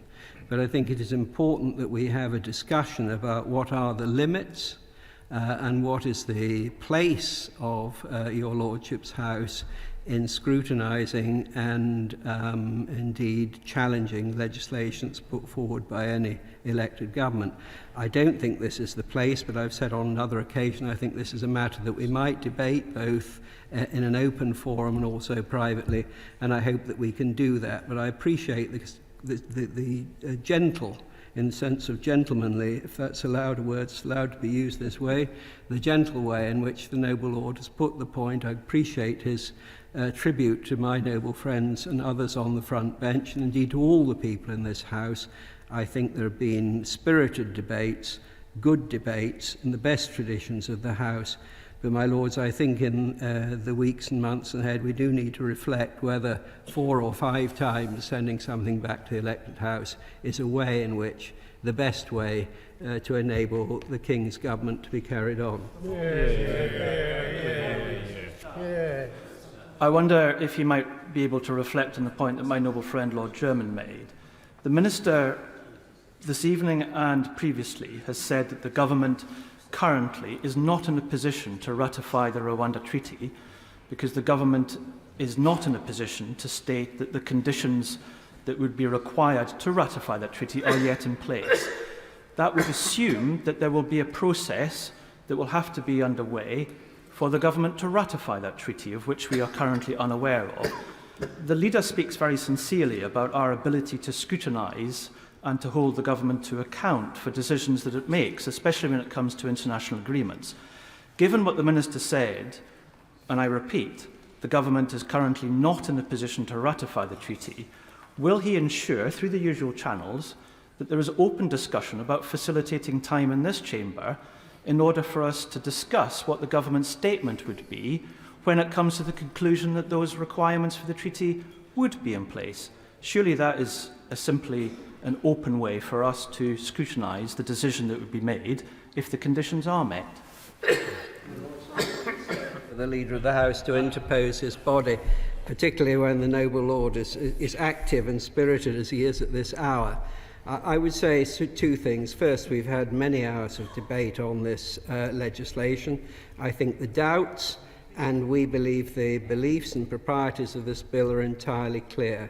So far as further discussion and the development of events takes place, we in the usual channels are always open to discussion with other parties about what or when, in what way further discussion will be made. But I apologise to the House for my intervention, but I think that there are important things which we need to reflect on. I think perhaps this has been a prolonged process, but I would like, in the immortal phrase of the Senator of the United States of America, to yield the floor to my noble friend, Lord Sharp, to conclude the proceedings. Well, firstly, can I thank my noble friend for his intervention. I think he put his points across extremely eloquently, and I agree with all of them.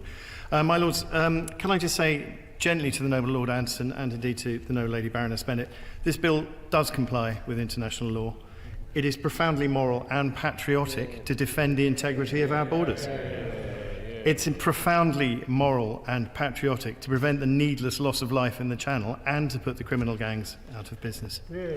My Lords, I would also like to ask the noble Lady Baroness Bennett why the Green Group is currently a solo act. Where is her partner? My Lords, Rwanda... Been asked a direct question. I'm sure the House would have been delighted to hear from both of us this evening, but we've made a choice to make have one representative. If the House would like to hear more from us and see more of us, we'd be invited to do that. Well, speaking personally, I'd rather hear a lot less, but there we are. My Lords, Rwanda is a safe country that has proven time and again its ability to offer asylum seekers a safe haven and a chance to build a new life.